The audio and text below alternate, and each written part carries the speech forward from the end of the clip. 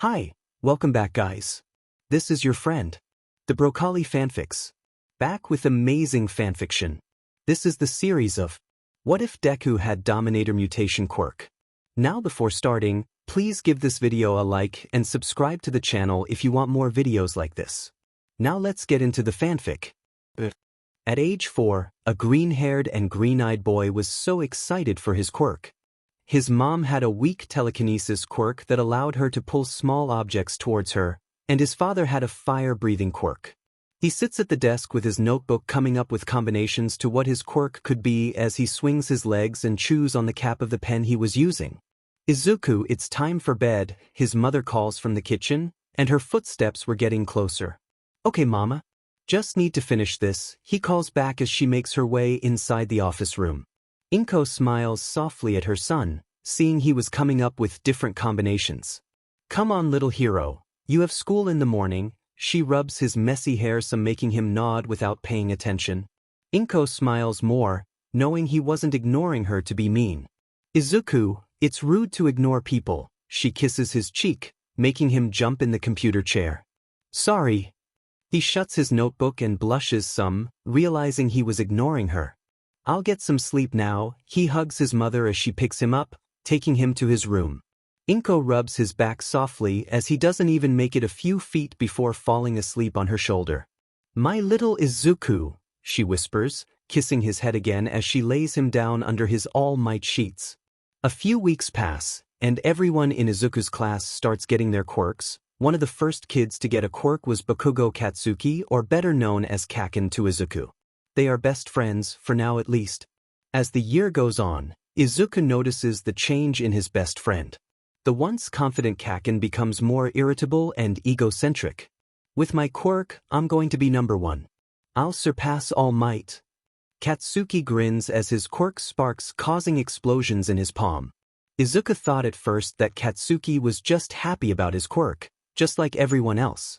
That was until numbers appear next to Katsuki's face. The numbers were getting higher than he could count and had to as his mom. Izuku sighs as he follows Katsuki to their hideout in the forest. Izuku mumbled to himself about the numbers. Maybe it's my quirk. Hey Kaken, we should head back. It's getting late, Izuku states softly and slightly shyly, not wanting to bring down the mood. Shut it, Deku, Katsuki glares. Izuku flinched slightly. Deku? Izuku asked softly. Yeah. It's how your name is spelled, Deku, Katsuki smirks. That's not my name though, Izuku challenged but flinched back as he watches the numbers next to Katsuki's head slowly start to climb from 50, getting higher as Katsuki's face turns into a scowl. Don't question me, Deku. It's your name now. You haven't gotten a quirk yet, so you're useless, Katsuki states, making their other two friends laugh. Izuku's hands clenched into fists. That's mean, Kaken, Izuku states lowly. Izuku backpedaled as a small explosion was sent his way. It was like little firecrackers that wouldn't do any damage. Izuku looked shocked as Katsuki used his quirk on him, but Izuku was paying attention at the number next to Katsuki's head. Stayed at Katsuki went on a rant yelling at name-calling, but the number stayed the same. Katsuki finished his rant as Izuku was staring at Katsuki. Fine, I'm heading home. Izuku just left before he made Katsuki matter. Once he got home, he told his mom about the numbers, and she would set up an appointment. Izuku started practicing counting the higher numbers that night and thinking about his quirk. Inko made an appointment for a quirk specialist. Izuku got to skip school the next day as he sits in the seat, looking at the doctor. His mother right next to him. Well, Ms. Midoriya, it looks like your son got a mutated quirk. These numbers are a mystery. Izuku would have to find out about his quirk through quirk therapy, and as he gets older. Sorry, I couldn't help more, but he does have a quirk, the doctor states, looking bored. So you can't figure out his quirk? She questions, somewhat dumbfounded at the doctor's statement. Well, he says he can only see numbers next to people's heads. We don't know what that could mean, the doctor explains, but Izuku looks at the doctor with an unsettled look. The doctor had a number with 3 numbers.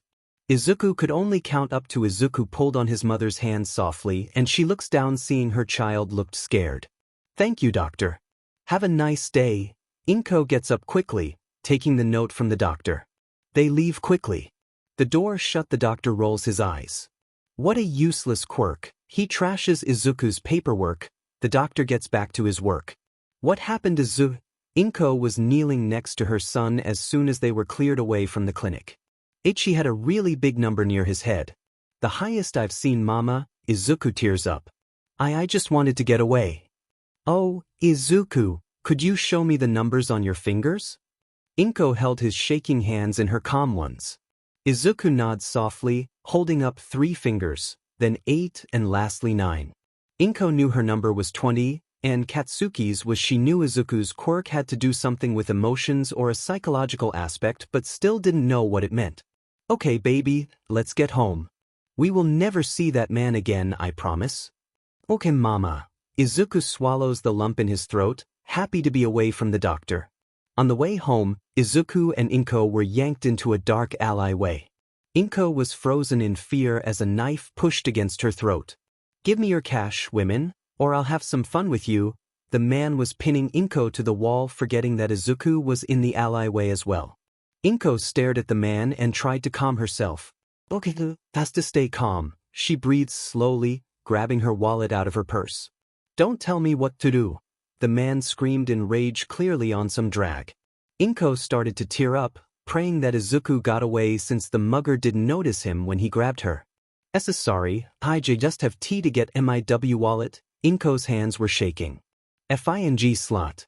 Just give me the demon purse. He tries to snatch the entire thing out of Inko's hands as the knife cut into Inko's skin some. She whimpers out, wanting to call for help.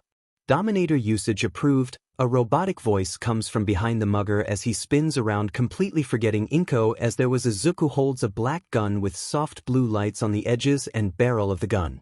Izuku was pointing it at the man's chest. Non-lethal paralyzer, trigger released. Calmly subdue the target.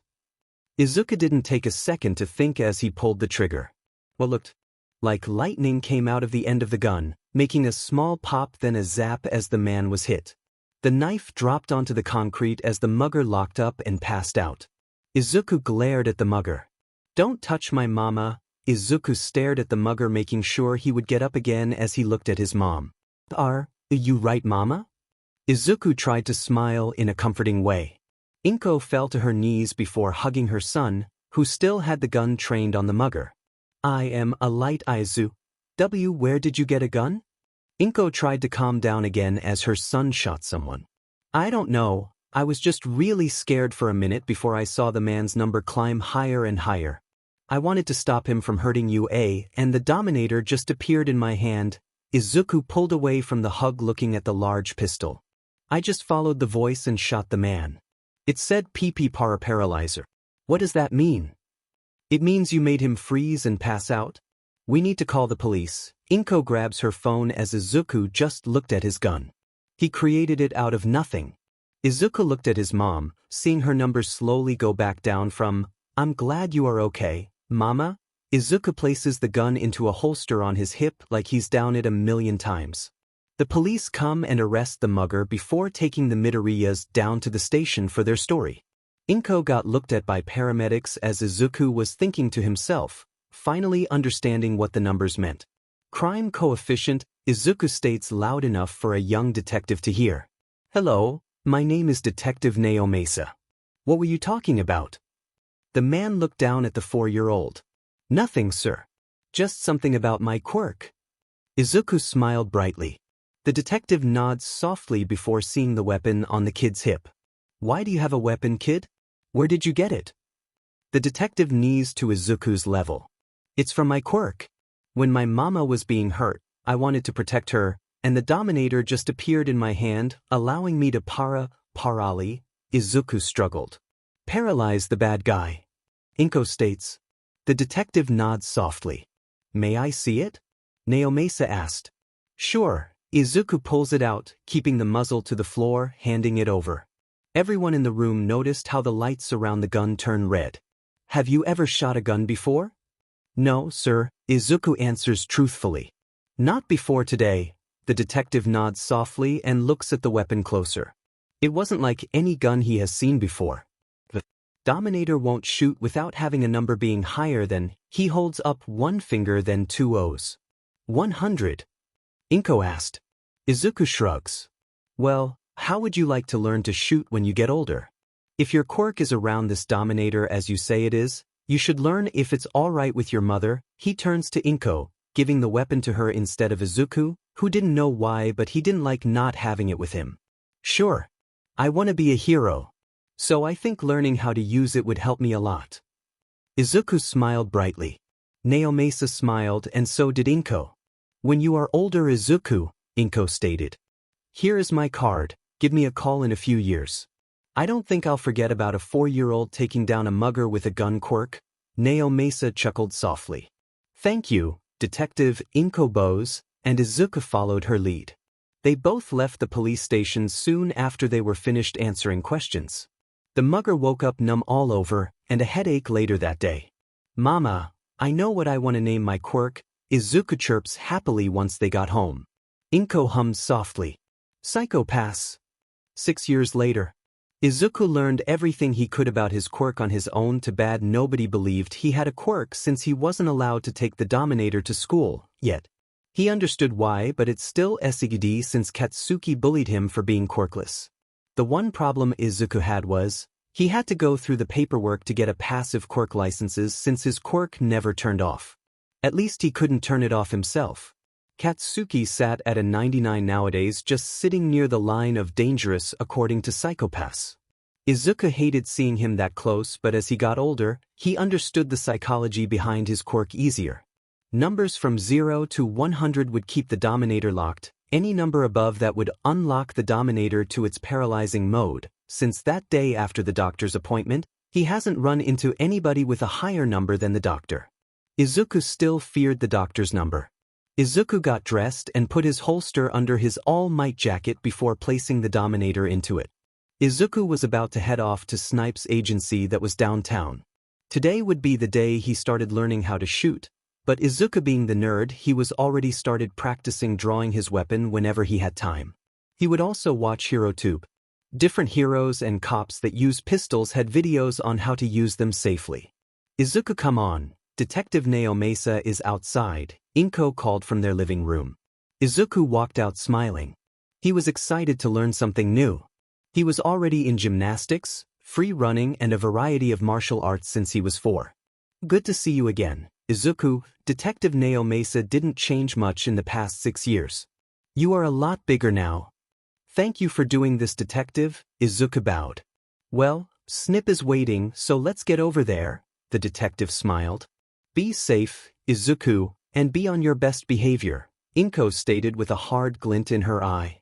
Of course, Mama, Izuku states sweetly, getting a chuckle from Inko. The detective and Izuku head out. So, learn anything in the past 6 years about your quirk? The detective asked as he started to drive through the city.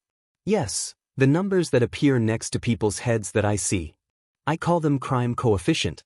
They depend on a person's psychological state they are in. Most civilians are between 0 and 100, no threat. Police and heroes are always above that. I believe it's caused by stress or other psychological factors since usually, you guys are always around villains or criminals. Then villains? Where have you met villains before? Naomasa asked loudly. Villain fights. Izuku chuckled, pulling out a notebook with the number 8 on it. I like to watch fights, plus it helps me practice my quirk. Don't worry, it's not like I jump into fights, Detective. Most villains are like heroes staying between 100 and I haven't seen someone's number above 300 besides the doctor I went to when I was little. I tried to track him down, but he fell. Off the face of the earth.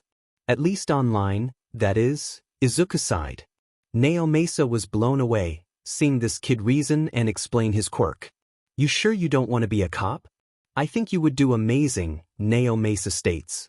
It's a fallback definitely, but you guys can't use your quirks, right? Izuku asked. We can, but we have to get a special license kind of like heroes but a lot more paperwork, Naomasa states. Like mine. Right, what is your quirk anyways? I forgot to ask when I was younger. Izuku opened his notebook, and Naomasa side-eyed it seeing a different language. It's kind of a secret, but just don't tell anyone, Naomasa sees Izuku nod. Human lie detector. I can tell when someone is lying or telling the truth by asking them questions. That is an awesome quirk to have as a police officer, Izuku states, writing it down in his own code. Only he had the key to unlock what was written. They continue to talk, mostly Izuku asking the detective on the different people he has worked with or cases he has been on. Izuku soaked knowledge up quickly and always listened to advice. Soon they pull up to the agency, and they walk inside greeted by a receptionist. Good morning, Midoriya and detective.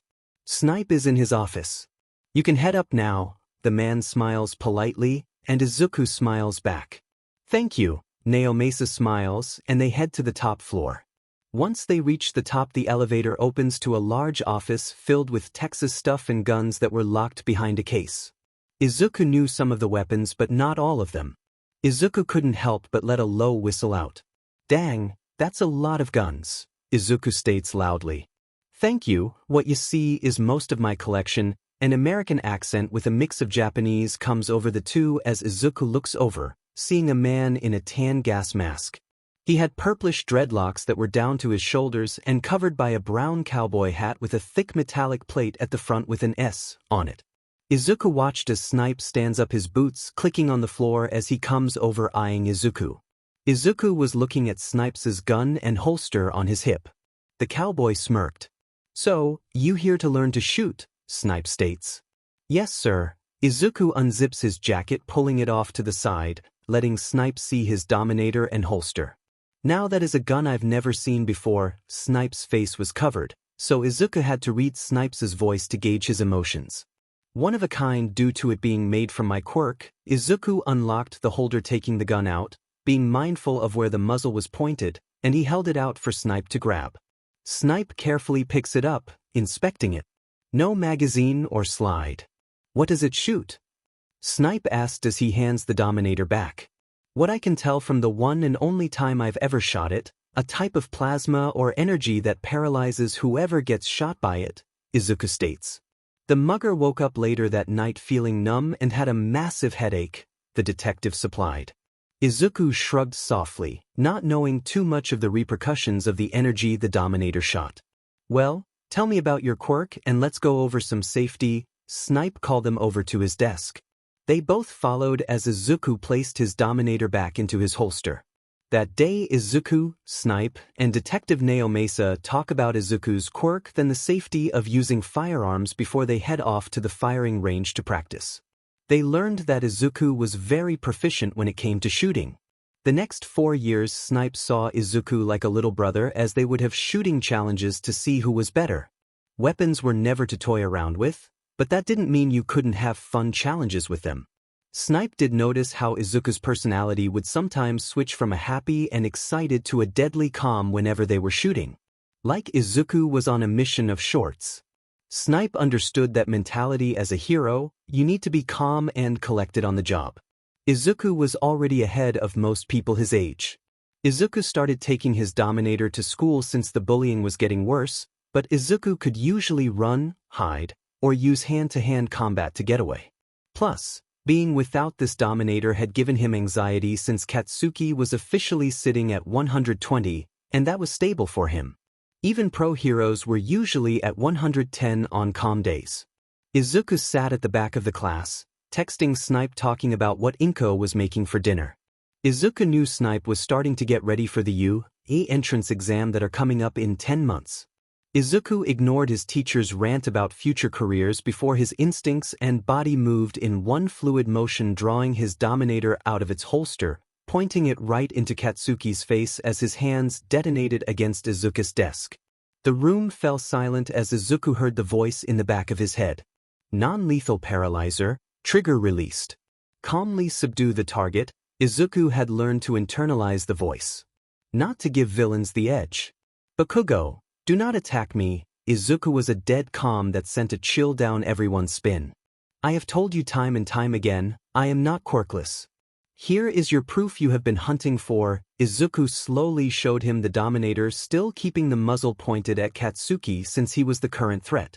My quirk is called Psychopass, as I can read numbers and your mental state that are connected to this, Izuku stated, clearly showing off the Dominator. It allows me to discharge a paralyze shot to shut down attackers. I made this with my quirk just like how you create sparks with your palms. Now that explanation is over, shall we get back to the lesion? Izuku holstered the Dominator and buttoned up his jacket. Katsuki just stumbled back to his seat sitting down. The teacher swallowed roughly, knowing Izuku's quirk and the weapon that came with it, since Snipe came with him to explain to the principal and teacher. The teachers knew if Izuku wanted to destroy their lives, he had the backing of a very well-known hero to do it. Izuku simply went back to his phone. Izuku let out a soft sigh, feeling like this would be a very long day for him. Izuku rubs his temples in frustration, sometimes wishing his instincts didn't immediately go for his Dominator. All day he was asked questions. How do you have a gun in school? Easy, paperwork, a mental health check once a year, and pro-hero signature. What is your quirk? Psychopath, allows me to gauge a person's psyche to see if they are stressed, anxious, or psychotic. The higher the number, the more dangerous. Someone is according to my quirk. Also, the gun is a product of my quirk. What hero do you know? Snipe. He taught me how to handle weapons safely since I was 10. When did you get a quirk? Like the rest of you at age 4. And the day goes from there. The bell rings, making Izuku take a long breath, packing up his notebooks, making sure to pack his coded book first since all day he has watched Katsuki's crime coefficient climb from his usual 120 to, what a pain. Izuku closed his eyes and waited. Why did you hide your quirk from me, Deku? Katsuki growled like a dog and used that stupid nickname. I didn't. I used to tell you I had a quirk till I was blue in the face. Izuku stands up. You just didn't listen. Izuku threw his bag over his shoulder, looking at the blonde. And please stop calling me that, Katsuki, Izuku pleaded. You're still a useless Deku, Katsuki sneered, making Izuku's headache spike. Whatever. Izuku sighed and tried to walk away. You aren't dismissed. I am the only one from this pathetic school that is going to you. So, don't even try. Katsuki yanked Izuku back where he was standing before Katsuki pushed him against the wall that was opposite of the door. Unless you literally kill me, you will not stop me from taking the UA entrance exam, Izuku states with determination and somewhat of a challenge for his ex-best friend. If Katsuki knew one thing about Izuku is when he is determined, you can't stop him. Have a nice day, Katsuki. Izuku dodged Katsuki's next attempt to grab him before jumping over the 2 lackeys Katsuki kept around. Izuku hit the floor running and didn't stop till he couldn't hear the swearing from the blonde's mouth. Just one day without dealing with him, please. Izuku prayed to whoever or whatever was watching as he walks through a tunnel. Izuku stopped in the middle and sniffed softly. Sewer line must be backed up. Izuku walked past the manhole, feeling the hair on the back of his neck stand up. Sheet. Izuku lunged forward, dodging green slime. A medium-sized body to hide in. The slime was panting as Izuku slowly unbuttoned his jacket. You're a villain, correct? Izuku's hand went under his jacket as he watched the villain's number. 145. That's not good. Don't worry, the villain smiled, unsettling. I just need your body to hide. The villain lunged again as Izuku flipped over the tentacle of slime. Okay, I'm not much for tentacle-tie dude, Izuku quipped softly. The villain growled. Maybe Miss Joke would have laughed at that. Izuku mentally shrugged as he dodged another tentacle before tripping on his own bag. Sheet! Izuku yelled. Finally got you. The slime pounced and covered Izuku's body, blocking Izuku's hand from getting to the Dominator. Don't worry, it will only take 45 seconds. The sludge went up Izuku's nose and down his throat. Don't panic, Izuku yelled in his own mind. Good job, he thought sarcastically as he yanked on the slime to get it away from his mouth and nose. I can't get to the Dominator. I can't breathe. Izuku's mind ran through a million different strategies as Izuku locks eyes with the slime. Izuku reached up to grab at the eyes and mouth but was stopped by a voice. Fear not, kid. The villain looked behind them as Izuku was curious as well. No one else has that tagline, but I am here. All Might shot out of the manhole and moved faster than Izuku could follow. Texas smash. Izuku slams against the floor, rolling a few times as the slime was scattered across the pavement. Izuku coughs and clears his lungs of the slime. Fing disgusting. Language young man. All Might chastised. Language my butt, he just tried to kill me. Izuku sits up, rubbing the shoulder he landed on before realizing who he was talking to. All Might. Izuku squeaked out some before blushing. Sorry, I just didn't realize you were in town. Wait, why are you in town? Isn't your headquarters in Tokyo? Slow down kid, I am glad you're okay. All Might was still smiling. Define, okay?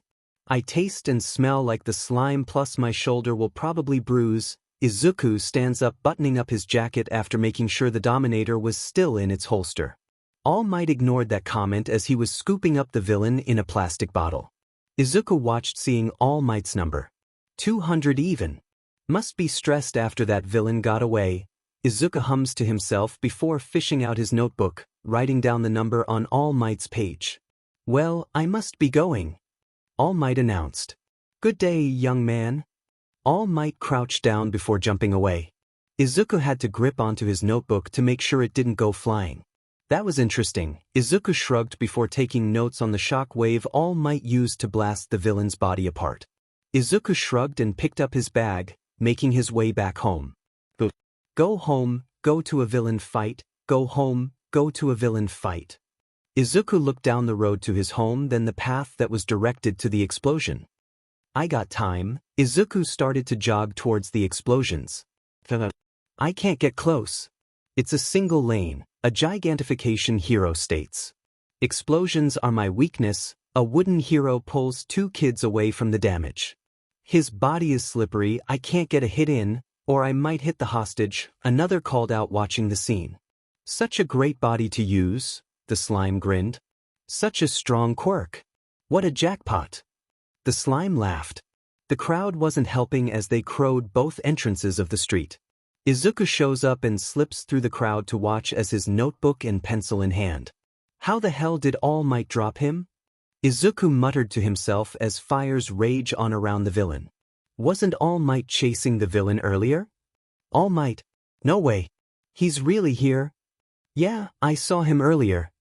The citizens talk, and Izuku couldn't believe it. Seriously? Izuku sighed and looked closer. Death Arms, Ini Lady, Backdraft and Kamui Woods. Could use Backdraft to put out the fires, MT Lady could maybe make a shockwave to copy All Might's shockwave. The hostage has been in there for 3 minutes. Izuku perked up at Death Arm's comment.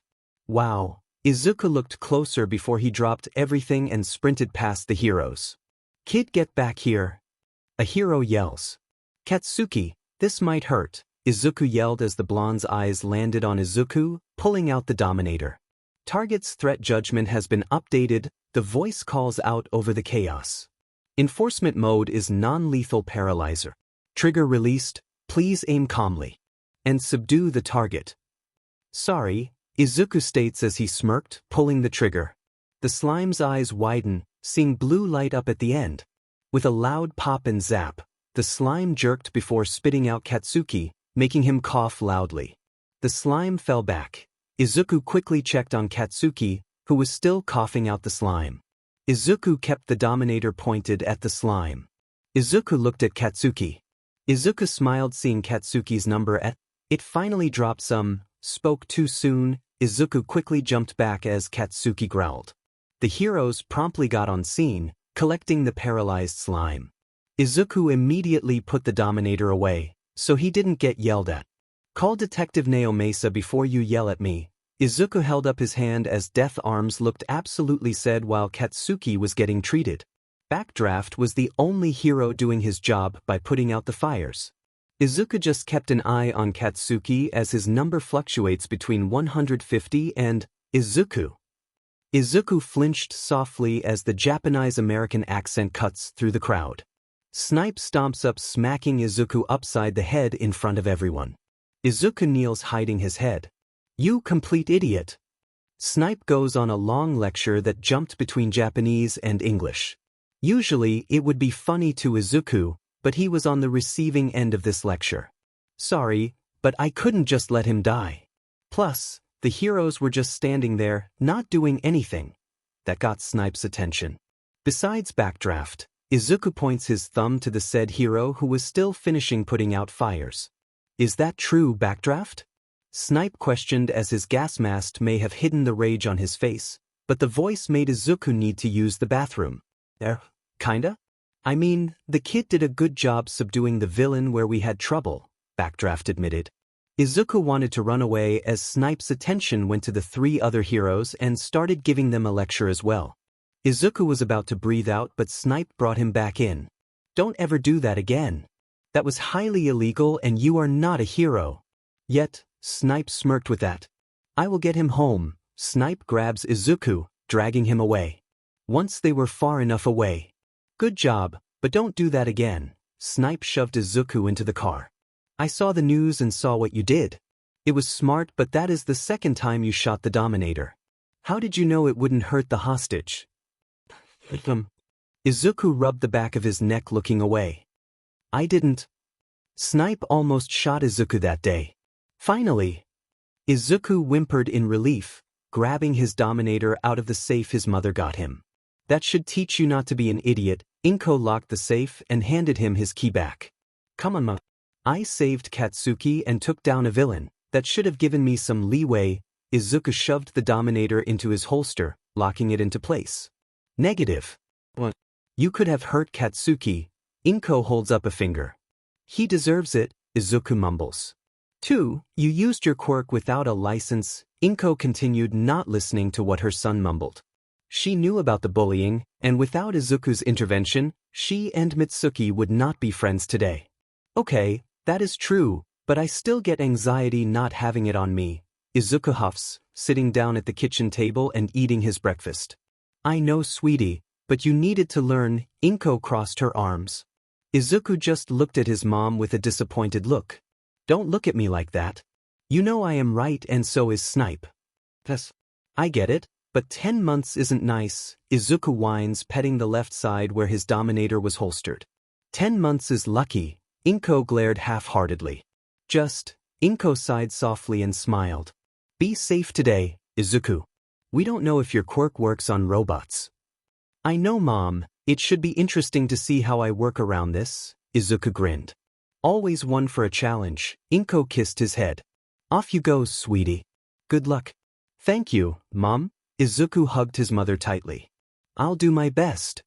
I know you will. Inko hugged him back before they broke off, and Izuku grabs his bag, making a dash for you. Today was the entrance exam, and he was ready. Izuku walked through the gates of U. Smiling brightly. He was ready. He worked out for the past 10 months. Since Izuku couldn't touch his Dominator, he worked on his body and mind. Snipe was busy doing paperwork for the upcoming school year, so he didn't have a firing range to practice. Also, part of his punishment, but Snipe did let him come once a month, so he didn't lose his accuracy. Today, Izuku started to mumble out plans to himself. Move aside, Deku. Katsuki's voice came from behind Izuku, but Izuku kept walking, completely spacing out while walking. Katsuki just huffed, getting more irritated. Katsuki pushed Izuku aside, making Izuku break out of his muttering. That wasn't nice, Katsuki, Izuku deadpanned. Shut it, nerd. Katsuki walked inside without another word. What in but? A tired voice speaks beside Izuku, making Izuku jump slightly. That is an understatement, Izuku sighed while looking at the taller teen. Izuku could see the bags under the teen's eyes, but what was eye-catching was the purple hair. Good luck today. Izuku smiled and walked inside. The purple teen just shook his head and followed. Too bright, he mumbled. Izuku sat down in his assigned seat. God or whoever, do you hate me? Katsuki was next to him with his arms on the desk, scowling down at the stage. Who knows, Katsuki huffed. Izuku rolled his eyes, crossing his arms, feeling comfort in feeling the Dominator in the right spot again. Welcome to today's live performance. A very loud blonde walk onto the stage. Everybody say, hey! Not a single sound until Izuku coughs into his hand, hiding his chuckle. Well, that's cool, my examinee listeners. The hero continues. Izuku smiled as Present Mike starts talking. You'll be experiencing 10-minute-long mock cityscape maneuvers. The projector showed 7 different locations marked with the alphabet. After the presentation, you'll each be headed to your assigned testing location. So people that know each other can't help each other, Katsuki grunted. You get to live another day. Each site is filled with 3 kinds of faux villains. Points awarded for defeating each according to their individual difficulty levels. Mike continued to speak as Izuku accidentally started muttering strategies if the Dominator won't unlock the trigger for him. Attacking other examinees is prohibited, Mike calls out, making Katsuki TSK. May I ask a question? A boy with blue hair and straight shoulders raises his hand holding the paper every examinee was handed. There appear to be no fewer than 4 varieties of faux villains on this handout. Such a blatant error, if it is one, is highly unbecoming for you today. Izuku was impressed the kid could project his voice so loudly and for so long. And you? The kid pointed at Izuku. Izuku just looked behind him and to the side of him before pointing to himself with a raised eyebrow. Yes, you have been muttering this entire time. It's distracting. If this is some sort of game to you, then please leave immediately, the boy called him in front of everyone. Izuku took a deep breath and looked at the boy.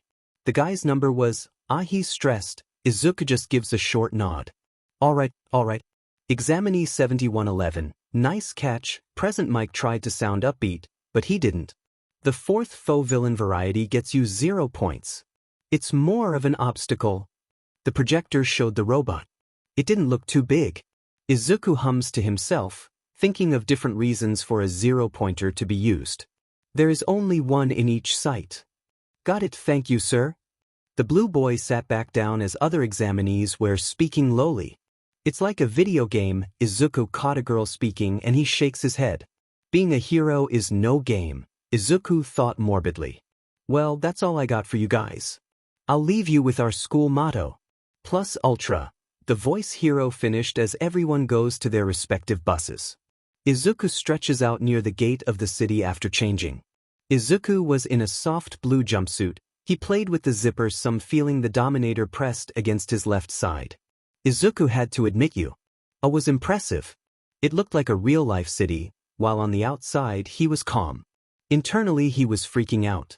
What if the Dominator locks the trigger? What happens if I accidentally shoot another student? Izuku stopped mid-freakout, feeling a heavy hand on his shoulder. You are a distraction. The blue boy from the auditorium called him out again. Izuku felt the sweat drop from his brow as he saw the boy's mouth open, but Izuku cut him off. Thanks, I was freaking out a little. Thanks for pulling me out of it. Izuku smiled and walked away only to run into a girl with brunette hair. Izuku started to freak out before seeing her number. 210.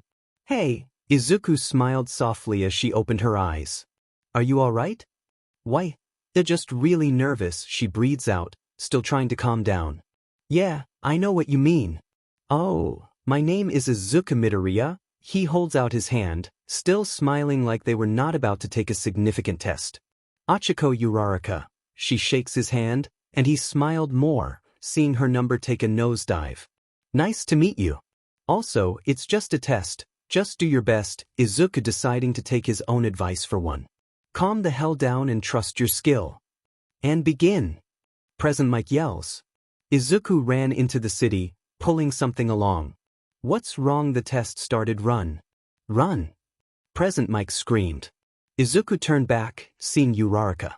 He looks at her in question before noticing. He was still holding her hand. Sorry. Izuku cried out. Good luck. Izuku let her hand go before dashing into the alleyways.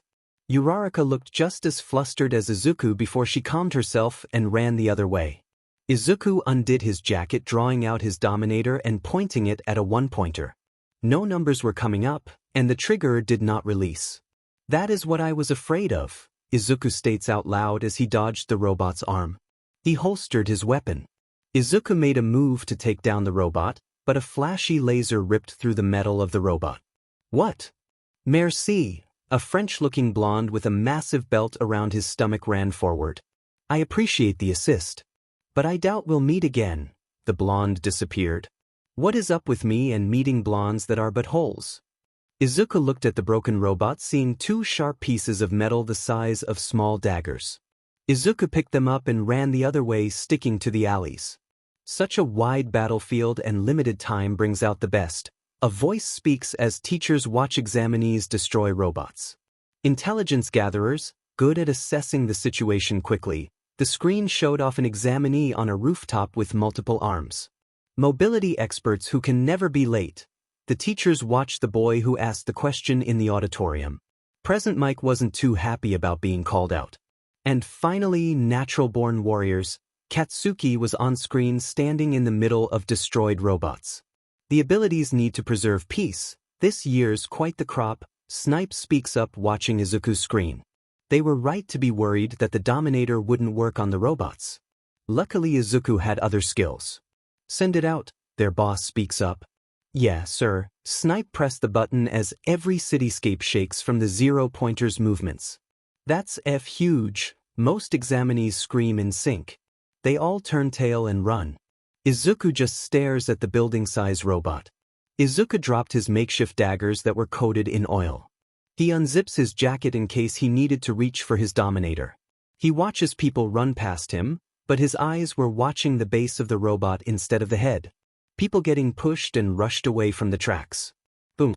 The explosion rocks the streets of the city. Izuku stumbles some but was able to keep his feet under himself. They always show their true colors when facing something unbeatable. The principal smiles at the screen. Snipe tried not to watch Izuku's sight since he knew the stubborn boy would do something stupid. Ow! Izuku closed his eyes, taking a deep breath before opening them. He saw Uraraka pinned down by rubble. The zero-pointer was getting closer. Don't let me down. Izuku hit himself in the chest before running towards Uraraka.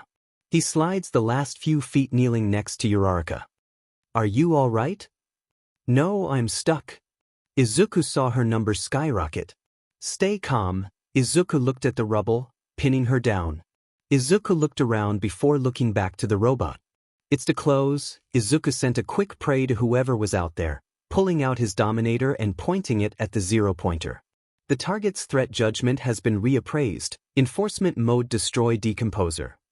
The Dominator started to glow bright blue as the muzzle of the gun quickly opened, showing a hidden mechanism within, and the material morphed covering Izuku's shooting hand. Target will be completely annihilated. Please proceed with maximum caution. Izuku kept his eyes on the zero-pointers as it got closer. Blue energy seemed to spiral around the gun and Izuku's arm as it circles around the Dominator quickly. Aim carefully and eliminate the target. The energy collected into a giant blue ball at the tip of the Dominator. Izuku smiled. Goodbye. Izuku pulled the trigger as the all of the blue bullet shot forward, hitting the zero-pointer in the chest. Izuku grabbed his forearm quickly, feeling the recoil of the shot almost break his arm. Uraraka, the examinees and the teachers watch as the energy acted like a small black hole completely shredding the zero-pointer till the robot simply didn't exist anymore. Sweat rolls off Izuku's chin as the Dominator morphed back into paralyzer mode, hiding the mechanism within. Izuku slowly stood up with the weapon pointed at the floor. A sheet. Izuku fell backward, passing out. It's all over. Present Mike yelled from on top of the observation tower. In other sites, people calmed down as they see the zero-pointer come to a stop. At Site B, everyone just stared at Izuku, who was still gripping his Dominator while he was unconscious. Izuku stared at his notebook contemplating his actions during the entrance exam. His Dominator sitting in its holster on the desk. Why did my quirk push me that hard? Izuku questioned himself out loud. He grabs the weapon kicking back, so his chair slides in front of the body mirror. He pulls the Dominator out, pointing it at his reflection, trying to will it to modify like in the exam. He pulls the trigger, but the trigger was locked like always. Ugh! Izuku hits himself with the top of the Dominator. What changed? Why did it change? It's never caused that much destruction. I mean he has tried everything to make the weapon open again. Izuku even tried pulling it apart, nothing worked. Psychopass was like one giant safety lock to Izuku. He could see anyone's crime coefficient, but if the coefficient didn't exceed 100, the trigger remained locked. A coefficient above 100 would release the trigger but shot a paralyzing shot that caused the target to seize up and pass out shortly afterward. The 0-pointer did not have a coefficient, though. Neither did the 1, 2, or 3 pointers. Izuku always knew his quirk was weird and more of a pain to work around, but now he was just stumped. What changed? Izuku closed his eyes, trying to remember the last minutes of the exam. The target's threat judgment has been reappraised. Enforcement mode destroy decomposer. Izuku sat up, remembering those words. Threat judgment. So anything that would be a threat to me is calculated, but by what? Izuku looked at himself in the mirror, noticing his hair had gotten a lot longer, and he had eye bags. Stress, he thought in a self-deprecating way.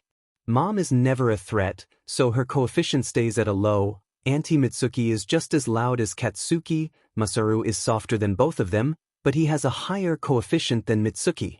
They both have numbers under, so why is Katsuki so FING high? Also, the other examinees were above 100 as well. Because they want to be heroes or the stress of what is around them. I mean, Mom had a high coefficient when the mugger had her. Is that an effect? Coefficients change depending on the surroundings and stress. Holy shit, I'm stupid. Izuku hit himself up the head again. Stress around people cause coefficients to change. That's why cops, heroes, and villains always have higher numbers. Crowds never seem to change during villain fights since they are not stressed, Izuku mumbled. They trust that the heroes will capture the villains. Hostages, on the other hand, are put under ungodly stress, causing the number to climb.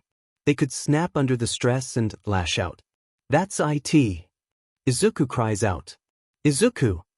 His mom called out. It's here. She holds it out. It was a white envelope with the U. crest on it. Izuku grabbed it, almost dropping his Dominator, but catches it with his foot as he spins around, kicking it up and catching it with his free hand. Thanks, Mom. He puts the Dominator on the desk before ripping the envelope open. He knew he did pretty well on the written exam, but the practical was another story. The Dominator didn't help him till the very end.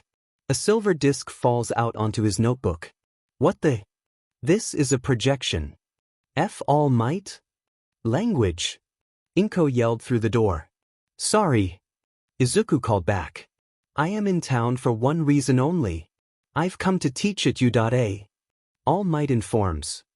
You did well on the written exam, young Midoriya. But you only got 25 villain points during the practical. Naturally results in failure. Izuku leaned back in his chair and let out a sigh. Good thing I put in for general education, Izuku hums.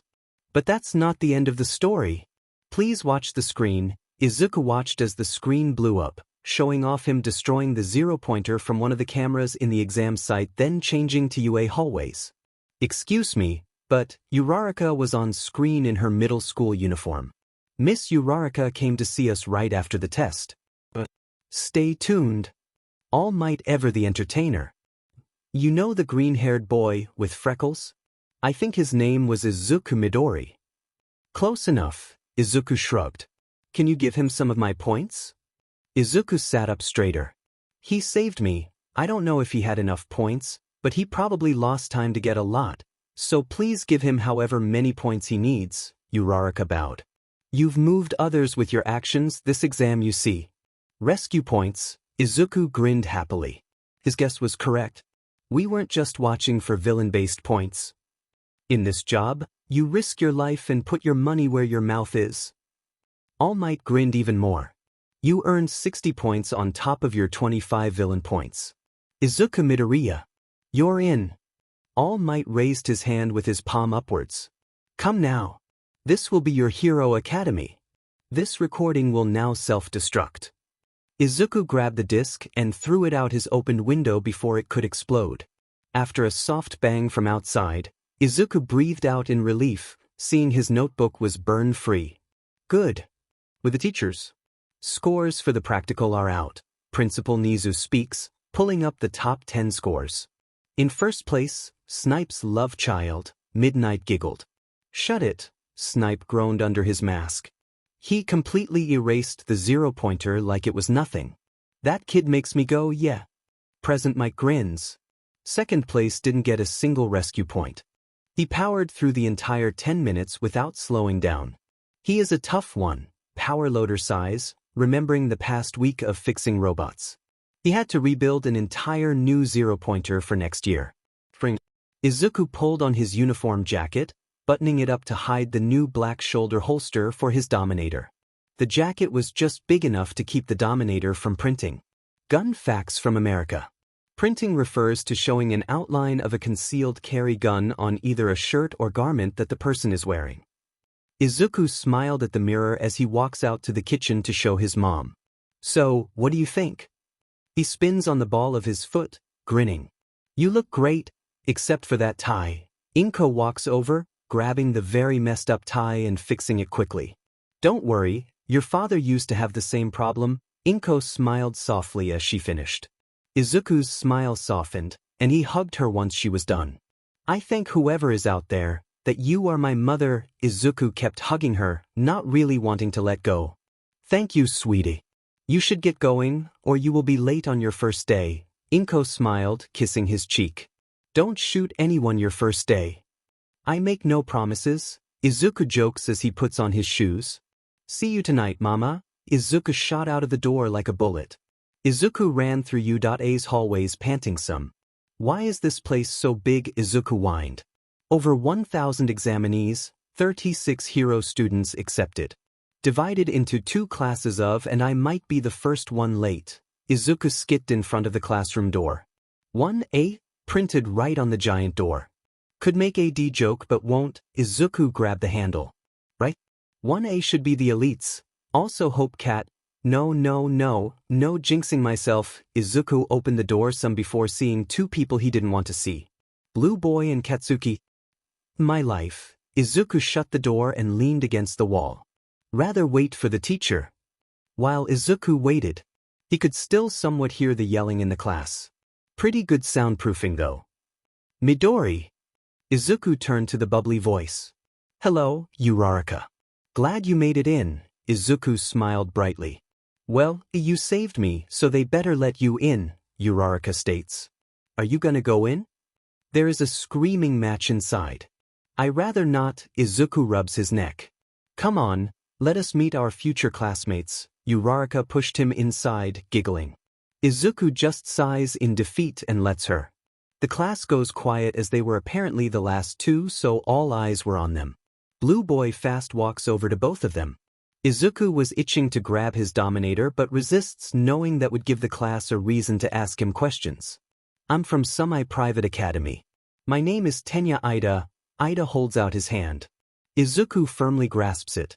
Izuku Midoriya. Izuku side-eyed Uraraka, who blushed. And the middle school I went to doesn't deserve the recognition to be said inside this building, Izuku states with a small amount of malice in his voice. Katsuki kept glaring as Izuku, who had his right hand near the opening of his jacket. Katsuki knew what was under the jacket.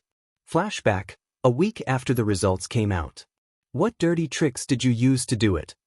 Katsuki went to grab Izuku's uniform only to have the muzzle of Izuku's Dominator pressed against Katsuki's cheek. I told you, you would have to kill me to stop me from taking the exam. I didn't even want first place. I just got it. Izuku shrugged his shoulders. I don't care if you become better than All Might Kaken. Izuku pushed the muzzle against Katsuki's cheek, pushing him away. I am just going to be a hero, so learn to deal with it. Back to the present. So, we got our entrance ceremony and guidance sessions today, right? Uraraka states somewhat. Only to have Izuku spin around, pulling the long black pistol out, pointing it at the floor where what looked like a yellow caterpillar was laying. Izuku had his hand grabbing Uraraka's forearm, pulling her behind him. If you shoot me with that, you will get expelled, the caterpillar spoke. Izuku didn't move. Who are you? Izuku looked him side to side since the caterpillar was still laying in the hallway. The muzzle followed the man as he stood up at a much taller height than Izuku. His long black hair was down to his shoulders and scarves covered his neck. I am your homeroom teacher. Shoto Aizawa. Now stop pointing a gun at my face. Izuku quickly holstered the weapon and bowed politely. Pleasure to meet you, Aizawa-sensei. Izuku smiled and went to his seat. The class was dead silent as they saw a teenager just hold a gun to their teacher. Change into your gym clothes and head out to the grounds. Aizawa decided to just move on like nothing happened. Who knew I would have a hobo as a homeroom teacher? Izuku smirked as he left the classroom. Aizawa's coefficient was 190 chapter text. Izuku keeps his underarm shirt on as he gets dressed, putting his holster under his gym uniform. He was happy that I had zippers on the gym clothes. Hey, Midoriya. A redhead comes up to him somewhat nervous but still had a shark tooth grin on his face. I'm Eijiro Kirishima. Kirishima smiled, looking at where the Dominator Saturday. Some of the guys were wondering. He seemed to mull over the question. Why do you have a gun in school? Ida asked and chopped his arm a lot. It's a part of my quirk, Izuku states, merely zipping up the jacket. I created it when I was 4, and ever since then, I've kinda always had it on me, Izuku shrugged. Just a product of my quirk, that's all, Izuku smiled brightly. Don't worry, I don't go around shooting people. Izuku waved off and headed out the door.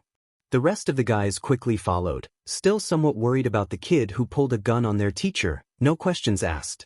The girls met up with the boys as they make their way out to the track and field where their teacher was waiting. We will have a quirk test, Aizawa states in his already iconic tired voice as Izuku just kept trying to guess the hero name of his teacher. What about the entrance ceremony or guidance sessions? Uraraka asked, very confused. No time to waste on that stuff. If you want to go, then go and don't come back, Aizawa waved off as he looked over his shoulder. No one left. Hewitt is known for its freestyle education system. That applies to teachers as well, Aizawa continues. You all did middle school physical tests, yes? Typically, you wouldn't be able to use your quirk on these tests. This country still insists on prohibiting quirks. When calculating averages, it's not rational. Aizawa just seemed like he was tired. Izuku felt somewhat bad for his teacher. Bakugo, how far did you throw in middle school? 67 meters. Bakugo caught a ball that Aizawa tossed to him. Great, try it with your quirk. Do whatever, just don't leave the circle, their teacher explained. Give it all you got. Got it. Bakugo stretched his arms some before stepping back and launching the ball with an explosion at the full pitch. Die. And the crowd goes wild, Izuku muttered to himself, getting a snicker from Uraraka since she was standing next to him. It's important for us to know our limits. That is the logical first step to figuring out what kind of heroes you'll be. Aizawa flipped his phone showing Bakugo's distance. 705.5 m. Whoa! This is awesome! Someone behind Izuku called out. Izuku's eyes snapped to his teacher, seeing the coefficient slowly climb 5 points. That's not good, Izuku whimpered to himself. Awesome, you say? You're hoping to become heroes in 3 years. Do you really think it will be all fun and games? Aizawa looked at the class with a face. You could only name death, right? The one with the lowest score across all 8 events will be judged hopeless and expelled. What? The class yelled, besides a few. Either out of thinking it was a lie, or they didn't think they had to worry. Izuku, on the other hand, knew his teacher wasn't lying. Snipe may have let it slip on one of his famous Japanese-American rants that a teacher named Aizawa expelled his entire class last year or expelled a multitude of students beforehand. Your fates are in our hands. Welcome to the hero course at Udata High. Aizawa grins. Use your strength to overcome all. So, bring it. Aizawa still had a smirk on his face. Trial by fire. Ida speaks softly to himself. The demonstration is over. Now it is for real. Aizawa turned. Let's begin. The first event was a 50-meter dash. Izuku pulled out a small notebook and pencil as his classmates line up. Ida was clearly the fastest coming from the Ida family. It was no surprise to Izuku. His quirk was like his older brother's except on his legs. Ida Tenya.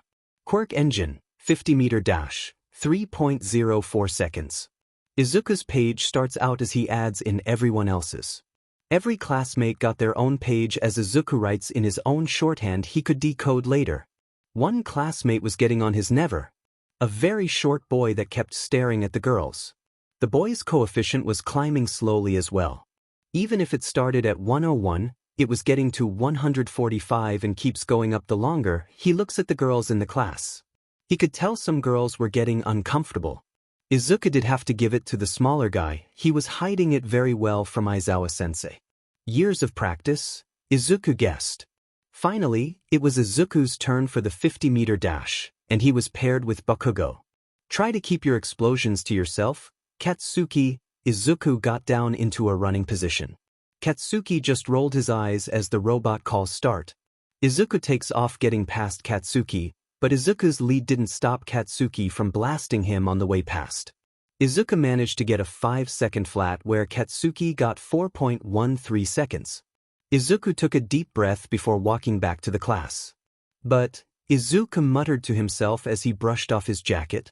The events continued as Aizawa paid attention to Izuku. Izuku paid attention to Mineta. I am going to shoot him, Izuku declared as his right hand twitched softly. Midoriya, pay attention, Aizawa called out. Sorry, Izuku muttered before picking up the grip strength device. He imagined Mineta's head and squeezed. 110 kilograms, that number surprised a lot of people. Aizawa stared at the figure before imputing it. Kid at least trained his body. Izuku wrote down the winner of that event. Mizo Shoji, Quirk, Replication Arm Grip Strength, 540 kilograms. Don't let him grab you in a fight. The final event was the ball throw, Uraraka winning first place with an infinity pitch. Everyone was impressed and distracted. Izuku heard a girly yelp and turned to Momo Yaoyorozu, looking at the floor with her hand covering her butt, and her face was bright red. Mineta was grinning like he got away with murder. That does it. Izuku unzipped his jacket about to shoot the little fucker, but as soon as his hand grabbed the handle of his Dominator as scarves wrap around him, stopping his quick draw. Izuku glared at the offending scarves, then his teacher. Eraserhead, let me go, Izuku seethed with anger. You will not be shooting anyone with your quirk. Aizawa's quirk was active, but it didn't affect Izuku's quirk at all. My quirk is mutant, good to know, Izuku thought quickly to himself, so shut yours off and let me shoot him. The effing you pervert has a coefficient of that is higher than some effing you villains I've seen. Izuku didn't notice how the entire class took multiple steps away from him, Mineta and Aizawa. Aizawa noticed how the girls quickly huddled together away from the shortest boy and behind the raging boy like he was a raging guardian angel. Aizawa read how Izuku's quirk worked. The information was spotty at best, but it was filled into the best of Midoriya's knowledge. The girls' coefficient have been going up as well. They are stressed by the test, but with effing pervert. He glared back at Mineta, who shrank like the little grape he was. Watching and drooling over the girls' every move, I am surprised they haven't lashed out yet, Izuku ranted. You have been watching me like a hawk that you failed to protect the girls from a future art. Izuku straight out calls Mineta out, and the class all look at Mineta to explain. You're lying. I haven't done a single thing, Mineta states. Yaoyorozu, did he or did he not just grab your butt? Izuku pronounced Momo's last name without messing up. She did, she looks down in shame. Aizawa let his scarves slip slightly as he felt Midoriya's arm jerky, getting the Dominator halfway out of its holster before the scarves tightened. She's lying. Mineta stated again. I didn't touch her. Aizawa. Izuku literally growled lowly. Did anyone else see it? Aizawa asked, needing more proof than a trigger-happy student who looked ready to rage a one-man war. I did, a set of floating clothes speaks up. Toru Hagakure. He's was looking at most of us the entire time we were doing the tests, Uraraka states while looking away. The girls nod and Izuku smirks. Let me shoot him. I need to get better with my aim. Izuku grinned like the devil himself. Girls, you will be coming with me to fill out harassment forms. Mineta, you will go straight to the principal's office. Aizawa still had a tight grip on Izuku. No. They're all lying. Mineta protests as he backs away from the class. I am letting Midoriya go in 5 seconds. You have 5 seconds to run to the principal's office. 5-inch Aizawa starts counting and the Grapius sprints faster than his 50-meter dash. Once Mineta was out of sight, Aizawa looked at Midoriya. If I let you go, will you chase him? No, sensei. Izuku was glaring at the door Mineta just ran through. The scarves released. You're the last throw. Then we can deal with the reports. Izuku locked his Dominator back into place before grabbing the ball, not bothering to zip his gym shirt back up and pitching the ball harder than he has ever pitched anything. 100 meters. Izuku felt a muscle snap in his arm when he threw the ball. We're done here. Midoriya and the girls with me. The rest of you get changed and go to the room. The syllabus is on my desk. Read over it. Izuku followed his teacher as he rubbed his arm, some feeling the muscle that gave way during his pitch. The girls were walking behind Izuku, whispering softly before Yaoyorozu speaks up. Thank you, Midoriya. She smiles softly, her face was still slightly red. Don't thank me. I should have shot him. Izuku was glad he couldn't read or see his own number. If you shoot anyone with your gun unprovoked, I will expel you then arrest you for murder, Aizawa states while glaring over his shoulder as they make it to the teacher lounge. You know that the Dominator only paralyzes, correct? Izuku looks at his teacher. Then what happened to the 0-pointer? Aizawa challenges. That I am still trying to figure out. But whenever I have shot someone, Izuku heard the girls SEK in a breath. I have only shot 2 people before.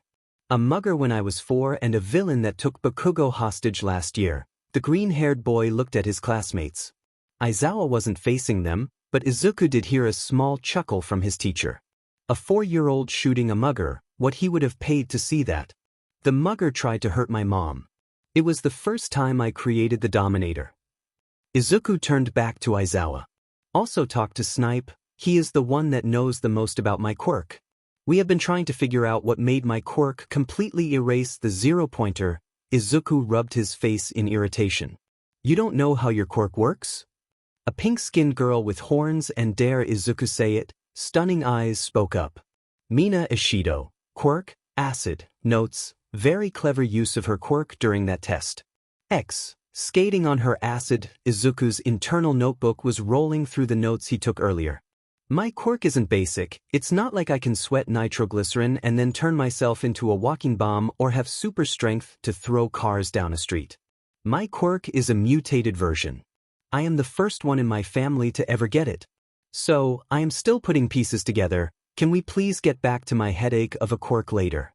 I want the grapest out of this school and in jail. Izuku turned back to his teacher half glaring, praying this wasn't another school like his middle school. Don't worry. The police have already been contacted. Aizawa sat at his desk, grabbing a stack of paperwork. Please fill out these and be specific. I am going to need a few more of these. Izuku waves the sheet as he opens his notebook sitting at Snipe's desk grinning. The girls all watch Izuku write a book on everything he saw today before handing the thing to Aizawa. The girls wrote their own point of view on what Mineta did today. Izuku, get away from my desk, Snipe grunts as soon as he walked in. The girls were sitting on the couches, writing their own reports. Izuku grabbed the Nerf gun that was tapped under Snipe's desk and shot the gas mask hero in the head.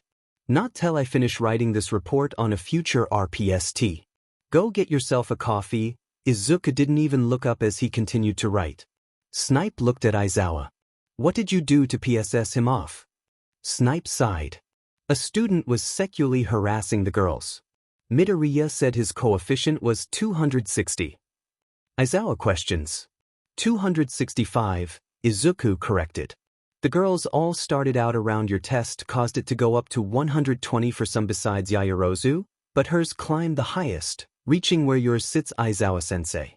He made each one of them stress out more than your test did. Izuku almost went on a rant, but Snipe shot him with his own Nerf gun, making Izuku shut up.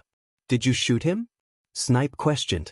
No, Aizawa-sensei stopped me. Also figured out my quirk is a mutant quirk, Izuku explained. Should have let Izuku shoot him Aizawa. Snipe sat down, looking at the report Izuku was writing before shaking his head. Would have been less paperwork. Aizawa groaned, realizing his mistake when he looked over, seeing a 50-page handwritten report. How does this kid write so much? Izuku rolled his arms some as he sits in class, very happy to find the desk behind him was devoid of a piece of sheet that was disguised as a human. Yesterday Snipe saw Izuku's draw was off. Izuku had to explain that he ripped a muscle in his arm when throwing the ball. That got him a one-way ticket to Recovery Girl. The second time he saw her in what she would say, short time, but she didn't look too mad. She even supporting Izuku to shoot the purple pervert.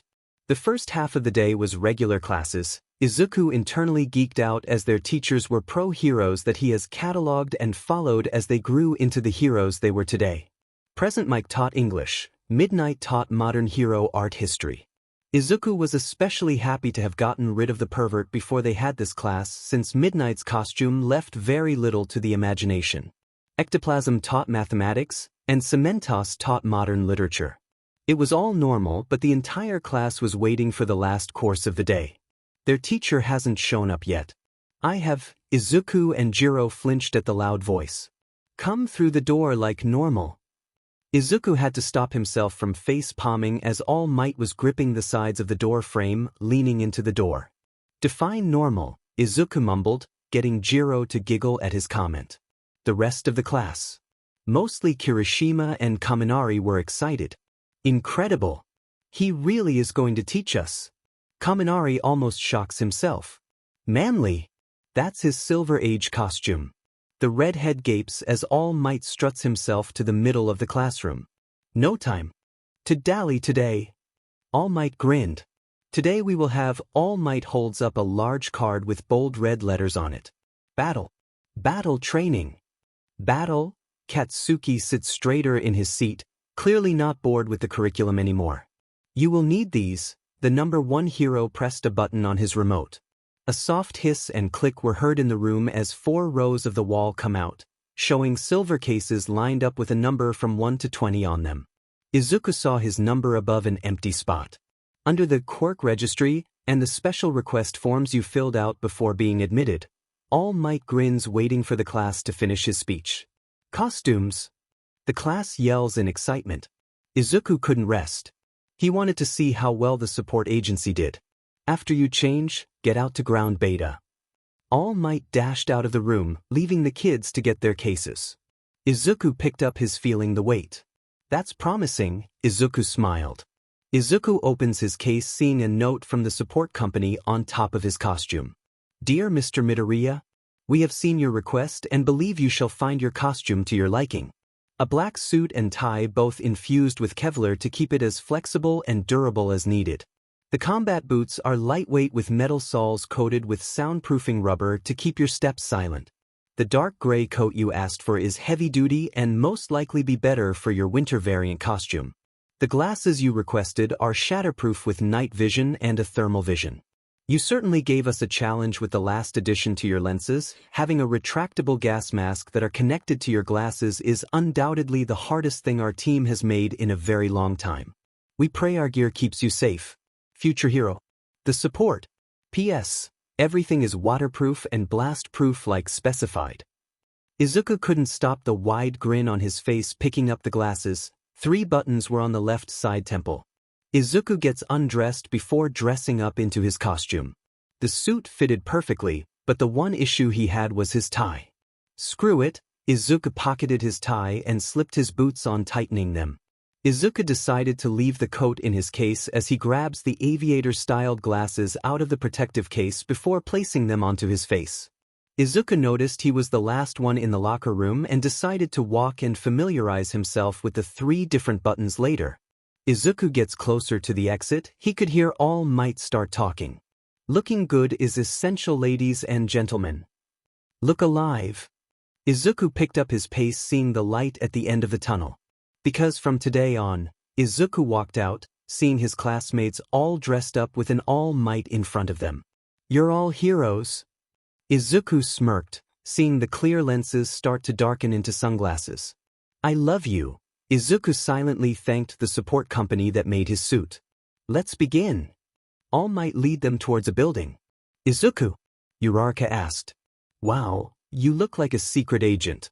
Izuku looked at Uraraka's costume. I wish I had been more specific on my request form. This suit is so tight and curvy. Izuku's eyes were looking at her wrists, wondering what the bracelets were used for. You look good, Uraraka. Were you going for a space theme? Izuku questioned while racking his brain for different space heroes. Yeah. I love 13. They are my favorite rescue hero. Uraraka smiled brightly, clearly off her embarrassing costume. Well, you look go dash. It's time for battle training. All Might cut off Izuku. Sensei, this seems to be the same field used in the entrance exam. Will we be performing cityscape maneuvers? Ida's voice comes out of what looked like a Transformers costume, but Izuku knew it was based around his brother's suit. It was a legacy, so Izuku could understand. Nope. We will be moving on to Step 2. Indoor anti-personnel battle training. Izuku perked up, not expecting indoor training this soon. Snipe told him they usually start off with quirk safety and damage control. All Might, you're going to get in trouble. Izuku covered his mouth to hide his sadistic grin. Villain battles are mostly seen outdoors, but statistically, the most dangerous villains are more likely to appear indoors. All Might made sense, so guess All Might was teaching them something. What will be the exercise? Izuku questioned, stopping All Might from going on a tangent. Yes. You will be split into villain teams and hero teams, then face off in 2-on-2 battles. All Might placed his hands on his hips, standing over the heroes in training. No basic training? Tsu Azui questions. Her green skin-tight costume was like most girls. They left nothing to the imagination. Izuku wanted to sigh at some of the designs but decided against it. We have 3 years till we face villains. They will learn. Izuku ran his fingers over the 3 buttons on his glasses. He could make out 3 letters. Night vision, thermal, and mask. Awesome. Izuku was officially excited. Izuku wasn't paying attention as the class asked a bunch of questions. The annoying blonde. No, not Katsuki. The other one asked if his cape was fabulous. Izuku wanted to smack the blonde. Yaoyorozu and Ida asked the only proper questions. What determines the victor? Yaoyorozu tilted her head some. How do we proceed to divide ourselves into teams? Ida had his hand risen high. One at a time. My quirk isn't super hearing. All Might looks like he was sweating. Izuku was happy he left his heavy coat in his case as the afternoon sun was beating down on them. Izuku unbuttoned his jacket, opening it up, letting some fresh air in. His Dominator locked in its holster, standing out against his white dress shirt. Can we? Is that a script? Izuku gaped at the number 1 hero. Well, we now know your quirk isn't super teaching, Izuku muttered in disbelief. Peef, the only girl dressed in something that wasn't skin-tight laughed softly. Izuku smiled, some side-eyeing Jiro. Her costume was a black leather jacket and black pants. Her boots looked like they had stereos in them. He appreciated the punk rock look but didn't vocalize it as All Might explains the simulation. 1 bomb, villains protect it, and heroes must grab it. Simple. How will be teamed up? Ida had to re-ask his question. Your battle partners will be decided by. All Might holds up 2 boxes. Is that really wise? Ida gasped. It makes sense. Izuku cut off All Might. In most emergencies, you won't be able to find your best buddy.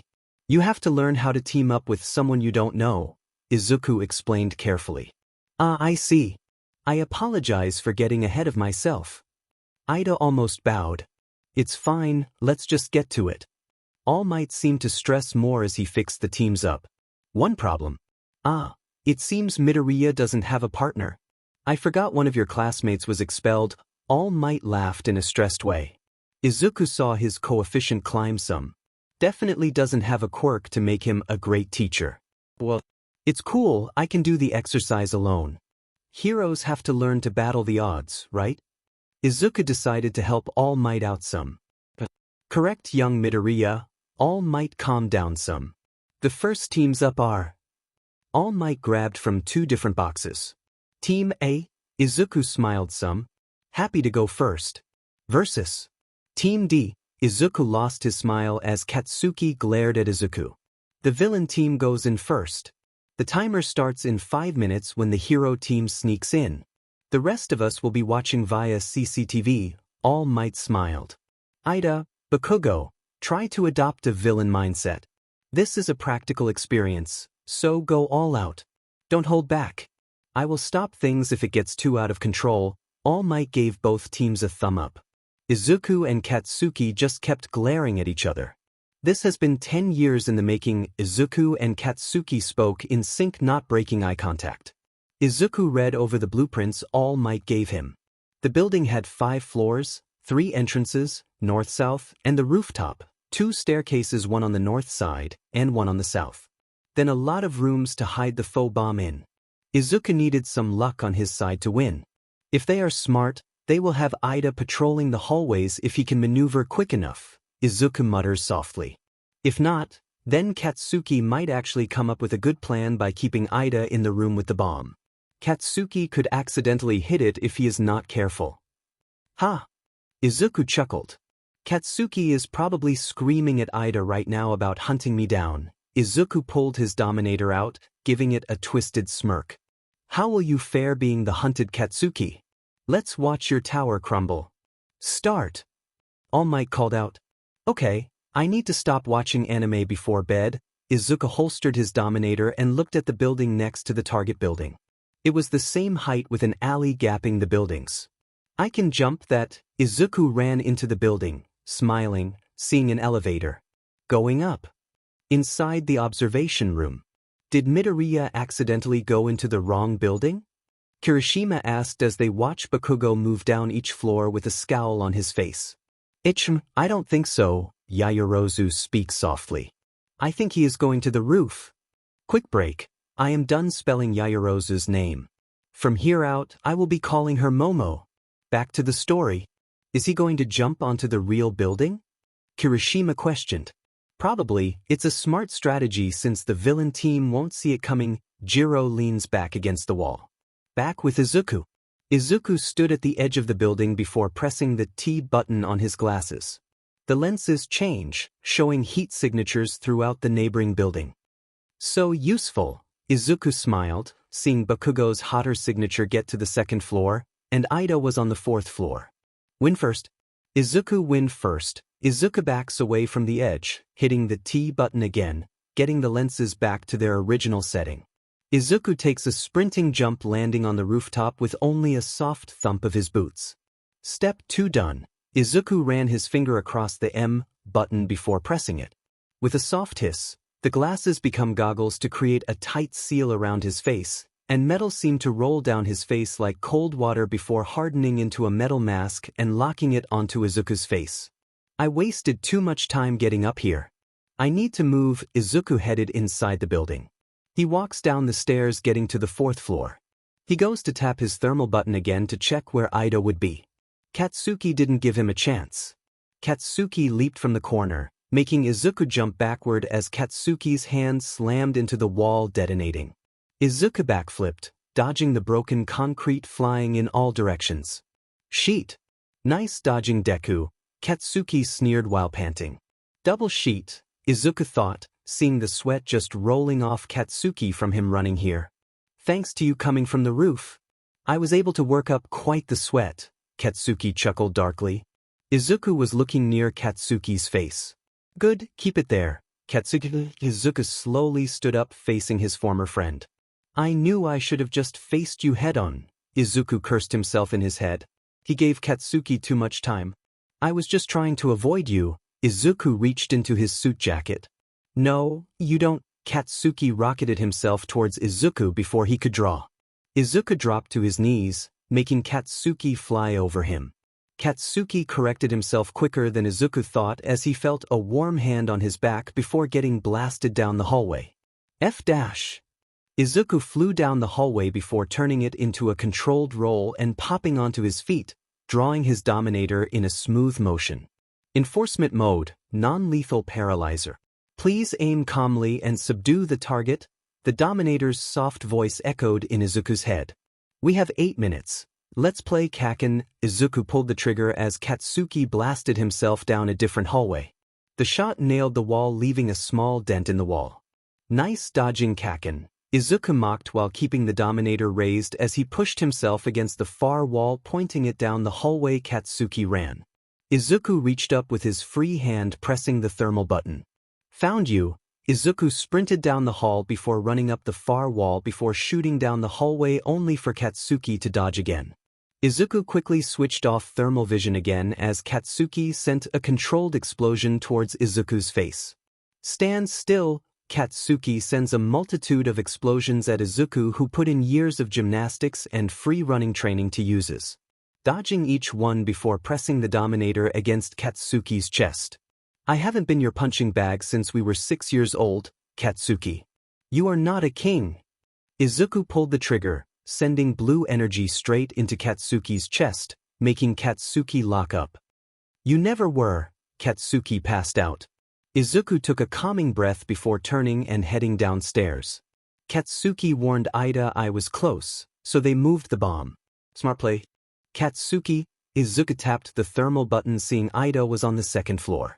Izuku sprinted down the stairwell getting to the second floor. Not slowing down, Izuku could hear Ida monologuing to himself. Izuku kicked down the door shooting Ida in the chest, making him crumple. Izuku dove at the bomb. Time's up. Villain team wins. All Might yelled through the earpieces and speakers just as Izuku's hand touched the bomb. Ding! Izuku panted roughly before standing up and checking on Ida. All Might, I need 2 medical bots here and some help, Izuku sighed, sitting down against the pillar. Right away, young Midoriya. Can you tell me their status? All Might's voice seemed like it was getting closer. They will be knocked out for an hour or so. Hopefully. Their coefficients were low enough not to need a harder shot.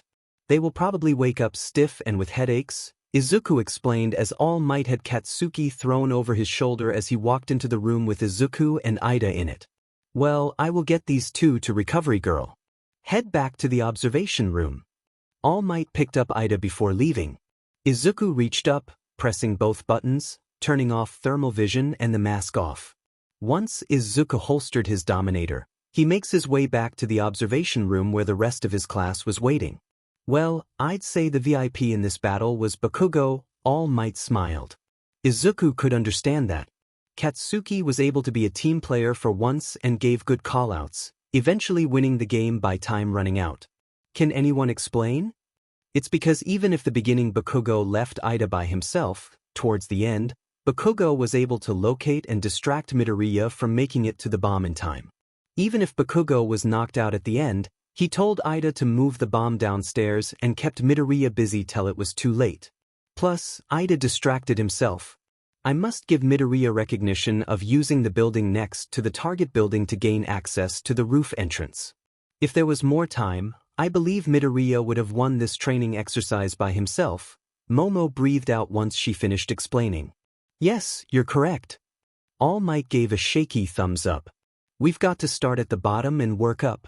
If we don't, we will never be top heroes, Momo finished. Izuku just gave a soft smile, knowing he wasted too much time. Izuku sat down on the floor, still bringing down his heartbeat as other teams get ready to start. Izuku pulled out his notebook to take notes. Todoroki and Shoji versus Ojiro and Hagakure. The fight was finished before All Might could get start out of his mouth. Izuku was impressed at the pure power of Todoroki's quirk as he froze the entire building and capturing the bomb quickly. The other teams went. Some were interesting to watch as different personalities meshed, getting a variety of results. Finally, the last group went, and everyone stood at the exit sans Bakugo and Ida, who were still knocked out. Well done, everyone. All Might smiled. No serious injuries. Great teamwork, and Midoriya, you did well fighting by yourself. All of you did splendidly considering this was your first training exercise. All Might smiled, but Izuku could tell it was strained. All Might's coefficient was slowly climbing. Change out of your costumes and head back to the classroom. All Might's coefficient spiked before disappearing through the exit, leaving the class alone once again. Izuku headed to the nurse's office before the locker room. Hey Recovery Girl, are they all right? Izuku looked down at his opponents that were in separate beds. Yes, sweetie, their vitals haven't changed at all. They will be waking up soon, so go change, you can talk to them later. Recovery Girl pushed him out of her office. Izuku just sighed and went to the locker room to change. Izuku checked over his costume, seeing there was no damage to the jacket where Katsuki hit. They did an amazing job, Izuku whispered to himself as he folds up his costume, carefully placing it back into his case. He slides off his glasses, putting them into the protective case and putting them on top of his jacket. His back felt slightly bruised, but he wasn't too surprised. Katsuki didn't hold back today. Izuku pulled on his school uniform as he left the locker room with his case in his hand. Once he got back to class, he saw his classmates putting their cases back into the correct spots. Izuku followed suit before sinking into his chair. Today was exhausting, Izuku thought to himself. Oh, Midoriya. That battle was wild. Kirishima smiled brightly. We were all super pumped after the first round. A larger classmate was talking. Shoto, if I remember correctly. Izuku smiled back softer. Thanks, guys, but I still have a lot to work on. You were really good at dodging. Ashido's smile and bubbly personality was pretty infectious. Thanks, Ashido. Izuku cracked his back softly as Ida walked inside. Hey Ida, are you alright? Yes, Midoriya. I must say, even though I did not get to see you much during the fight, I got my evaluation from All Might. I must work harder to stay here. Ida seemed somewhat down before bouncing back. Don't worry, Ida. You did well. Do you know if Katsuki is up? Midoriya looked out into the hallway. He already left, Ida spoke. Izuku grabbed his bag. I got to go, guys. See you tomorrow. Izuku ran out of class. No running. Ida calls after him, but Izuku didn't listen as he slides down the railing of the staircases before getting to Katsuki. Katsuki! Izuku called out. Katsuki looked over his shoulder, half glaring at Izuku. You did well, Katsuki. I hope you realize that I am not a Deku. I never was, Izuku stated firmly. Shut up, don't rub it in because you beat me, Katsuki growled. I didn't beat you guys today. I lost, Izuku stated, looked at the blonde. On a technicality of time. You won the fight against me, Katsuki pulled at his hair some. You still won, Katsuki. I am sorry for shooting you. I know my quirk probably doesn't feel pleasant, Izuku bowed some. Shut up. I have a FING headache. I lost, don't expect me to lose again, Katsuki stomped off out the gate. Izuku rubbed his temples before chuckling to himself. He was totally crying. Izuku smiled before heading off campus. The weekend passed with ease. Izuku made sure to check up on Ida the next day to make sure there was no side effect of his quirk. There was none, so Izuku could rest easy. Inko may or may not have high-fived her son for shooting Katsuki in the chest. She will deny it ever happened. Over the weekend, Izuku practiced tying his tie but giving up soon after, just letting his mother do it for him. Genetics, Izuku declared at his failure. Izuku quickly found himself in front of a bunch of cameras and microphones outside the U.A gates. Seriously? Asked out loud, getting a few looks from the reporters. Yes, what is All Might like as a teacher? Let's just say he is the #1 hero, not #1 teacher. Goodbye. Izuku dips through the gates before another question could be asked. Am I getting a headache already? Izuku pinched the bridge of his nose. Yes, I am, Izuku sighed, getting to class walking past Aizawa-sensei. A few minutes later, the loud clank of the gate locking someone out make Izuku smile. Dumbass. The bell finally rings for homeroom. Aizawa walks into his desk looking slightly less sad than earlier. Good work with yesterday's battle training. Aizawa lays down a stack of papers. I watched and graded the evaluations. Bakugo, rough start, but you did well near the end. Just watch your temper and stop wasting your talent. Got it, Katsuki grunted softly. Midoriya, be mindful of time limits. You never know when a few extra seconds can save lives or end lives, Aizawa finished. Yes, sensei, Izuku rubbed his neck some. Now on to homeroom business. Sorry for the sudden announcement, but today, Aizawa paused as their teacher enjoyed the tension in the room. You'll be picking a class president. Seriously? The class explodes. I want to be president. I'd like to do it. The position was made for me. I want to be a leader. Bakugo wasn't yelling, but he did have his hand raised almost the highest. Quiet down, everyone. Everyone looked over to Ida. Leading the many is a task of heavy responsibilities, but ambition does not equate to ability. Ida, your rich is showing, Izuku mumbled under his breath. This sacred office demands the trust of its constituents. We must hold a democracy vote. Ida finished raising his hand the highest. Will you allow this, sensei? Just get it down before homeroom ends, Aizawa was already zipped up in his cocoon. Izuku gave his vote to Momo. She was the smartest, plus her evaluations through the hero course yesterday rivaled Izuku's evaluations. I got 6 votes? Izuku jumped out of his seat. Who the hell voted for Deku? Bakugo growled, but Izuku slapped Katsuki upside the head. Don't call me that, Izuku sighed. 0 votes. Ida was gripping his desk. Fine, your presidents are Midoriya and Yaoyorozu. Aizawa climbed out of his bed. Fun, Izuku sighed, sitting back down. More paperwork.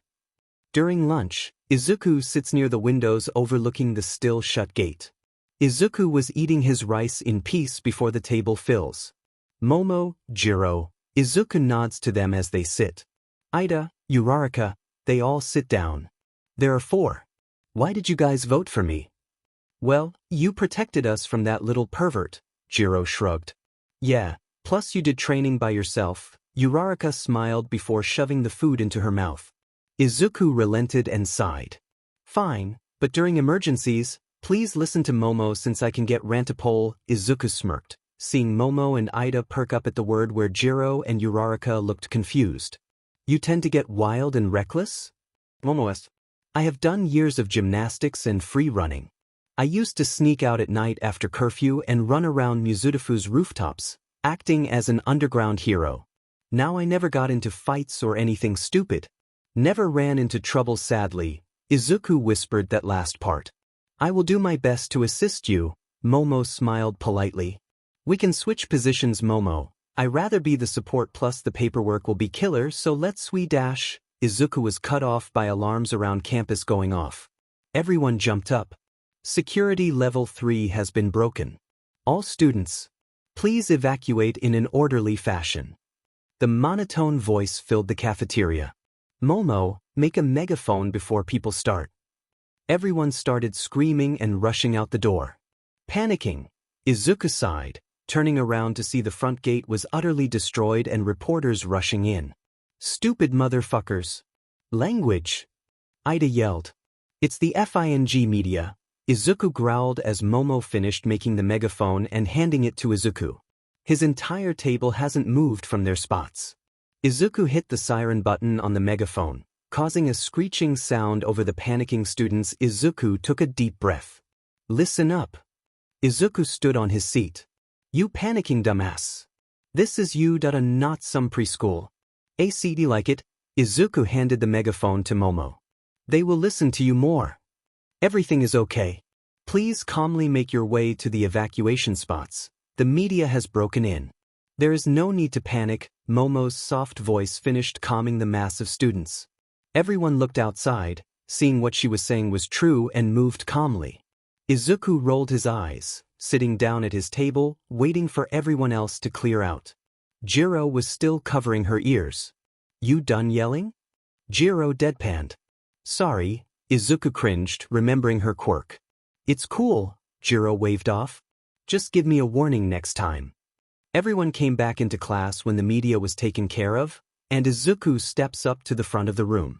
Let me just say, I don't want to deal with all the paperwork and I don't give the same level of sophistication that Momo can give 1A, so I will be stepping down to vice president and Momo will be president.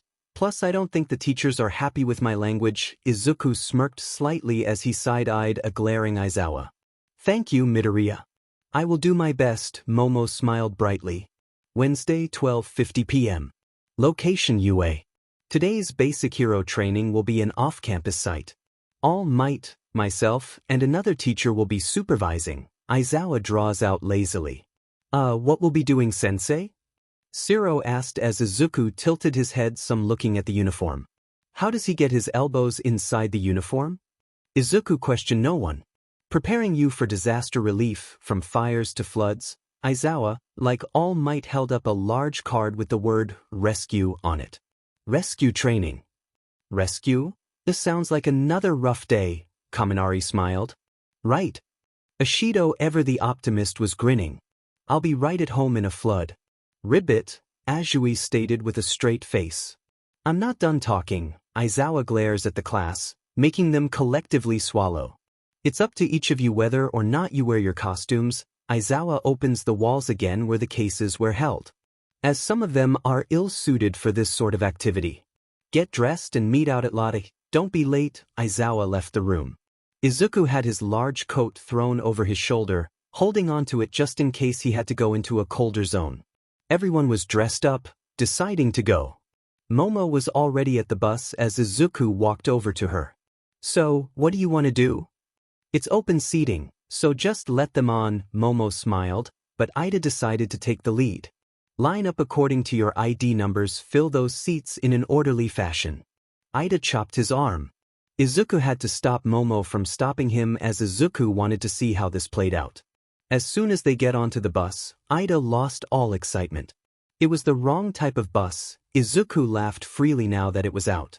All that for nothing, Ashido teased Ida. The bus pulled away as Aizawa was slumped in the front of the bus as Izuku sat next to Azui and Kirishima. I generally say what's on my mind, Midoriya. Azui started getting Izuku to perk up. Yes, Azui? Izuku turned to her as she was looking forward. Call me Tsu. Your quirk is interesting yet complicated. I heard you talking about it with Aizawa on the first day. What were the numbers you were talking about? Tsu finally looked at Izuku. The numbers I see are connected to people's psyche. If they are angry, stressed, or psychopathic, their numbers change. Children usually have 1 to 50 depending on their surroundings. Katsuki always had a higher coefficient when we were growing up. Civilians sit between 50 and 100 since the world can be stressful at times, I guess. Then there is us. We are above 100 since we are put into stressful situations like the entrance exam. Everyone had a number over 120. Izuku breaths out, seeing everyone was listening, even Katsuki. What about the mugger or villain you faced? Kirishima asked. The mugger, I can't remember his number since I was younger, and earlier, I meet a doctor with a number I couldn't count at the time. It is still the highest number I've seen to date. The slime villain from last year had 160 when I shot him. Aizawa has. Do not talk about my levels, Aizawa glared. Apparently, he was listening as well. Okay, All Might seems to always have 200, Izuku moves on. Most heroes on a calm day have 110 up to 290 depending on the fight I saw. Izuku let out a breath.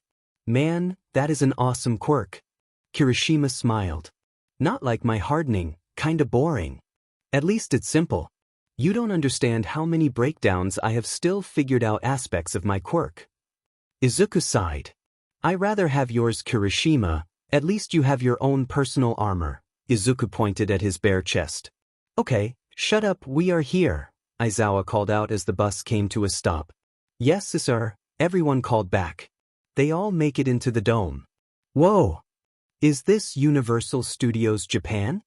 Kaminari asked. Izuku smacked him upside the head. Seriously? Izuku raised an eyebrow to the blonde. Sorry, Kaminari blushed some. Every disaster and accident you can imagine, I build this facility myself. A new voice joined the class. I call it the Unforeseen Simulation Joint. The Space Hero 13 stood in front of the class as Aizawa makes his way next to his coworker. I love 13. Uraraka grabbed Izuku's arm, shaking him. 13, where is All Might? I thought he was meeting us here. Aizawa kept his voice low, so the students didn't hear.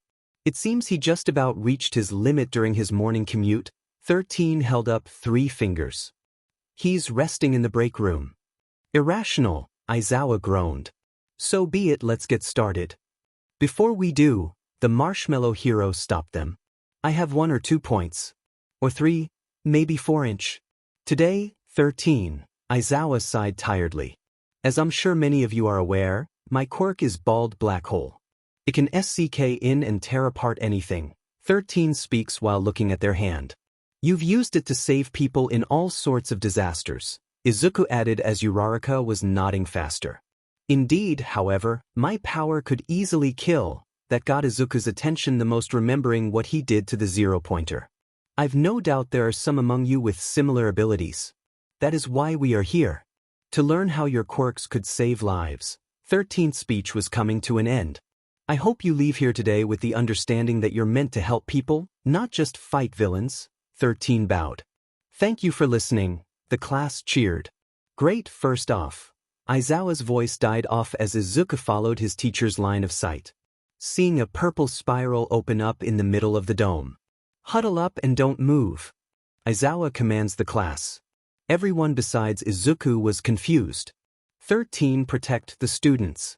What the heck is that? Kirishima moved to get a better look. More battle robots? Don't move. Those are villains. Aizawa put on his goggles. 13 Eraserhead. According to the staff schedule I received the other day, All Might is supposed to be here, the mist spoke calmly. Where is he?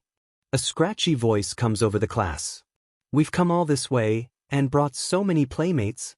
All Might, the symbol of peace. Is he here? The dry voice got louder and louder. I wonder if some dead kids will bring him here? Aizawa got ready to move. 13 Begin evacuation and try calling the school. One of these villains must be jamming the sensors. There's a good chance one of their electric types is causing the interference. Aizawa felt a tight grip on his arm, stopping him from jumping down the stairs. He turned, seeing Izuku's eyes full of fear. All color from his face was lost as his eyes haven't broken away from the villains who spoke. Don't, Izuku stuttered in fear. Aizawa connected the dots as he looked at Izuku. What are their numbers? The crowd is between 150 to 290. The mist eye is 440. The blue H-haired one is. Izuku closed his eyes tightly. Why you can't? Izuku strained himself, gripping onto his teacher's arm. 13. Take care of them. Aizawa got out of Izuku's death grip before jumping down the stairs into the primary battle. Izuku could hear the villains yell out commands as Izuku stared at the two main villains trying to suppress his fear and failing. Aizawa quickly takes out the lower-numbered villains with ease, but Izuku watched Aizawa's number fluctuating between different villains. Midoriya. Let's move. Ida yelled out, pulling Izuku by his heavy coat. We must evacuate. Izuku was being dragged when he saw the mist villain disappear. That sent Izuku's fear even higher. I won't allow that. Izuku stepped away from Ida and the crowd, his hand shaking worse than before. Greetings, we are the League of Villains. The mist speaks in a sophisticated tone. Forgive our audacity, but today we've come here to you at a high school, this bastion of heroism, to end the life of the symbol of peace. Everyone was frozen as the mist spoke. We were under the impression that All Might would be here today, but it seems his schedule was revised? Well, no matter, the purple mist surrounded the class. My role remains unchanged. Izuku couldn't move. He was frozen, just staring at the mist's number start climbing higher. Katsuki and Kirishima somewhat broke him out of it with a yell, then an explosion. Not if we end you first. Katsuki shook his hand lightly. That was close. Yes, students though you may be, you are the best of the best. The mist sounded condescending. Get back. 13 yelled. Begone. The mist exploded as some students were quick to move. Izuku was still frozen to his spot. Wither in torment until your last breath. Everyone. Izuku heard 13 screams as the mist separated the class. Izuku landed hard on his back with a loud grunt. The sky was pitch black as rain pours from above. I'm still eyeing the. Izuku slowly sat up, seeing an urban environment as the rain was coming down hard as the strong winds whipped through his large coat. He slowly stands up, feeling his back scream in pain from the rough landing. Izuku kneels, grabbing at his chest, trying to breathe. What? Ah, the little hero is having a panic attack. A snarky voice comes from the alleyway next to Izuku. Multiple villains come out onto the streets as Izuku pulled at his costume. Ah, and he's wearing a cute little suit. The female villain had wet brown hair with a metal baseball bat over her shoulder. Izuku felt the hair on the back of his neck stand up, snapping him out of his panic attack just enough to move. He lunges forward, drawing his Dominator. Enforcement mode, Paralyzer. Please aim calmly and subdue the targets. Izuku fired. Blue energy hit the villain that was about to hit him. The villain collapses. The other villains all look at their buddy before looking at the kid. Izuku was standing up with his right arm extended with his Dominator glowing. Izuku's hair was soaked, dripping water. His bangs covered his eyesight. Thank you. Izuku spoke lowly to his Dominator for breaking him out of his panic attack. Izuku reaches up, presses 2 buttons on his glasses. The hiss from the glasses made the villains back away some. The once clear lenses started to glow a toxic green color as Izuku felt the mask lock onto his face. "What did you just do?" The female villain pointed her bat at Izuku. Subdued the target calmly. Izuku deadpanned. Now, Izuku pointed the muzzle at the villain. "Surrender or you will be taken down." The villain stepped back as the kid that was just having a panic attack switched gears.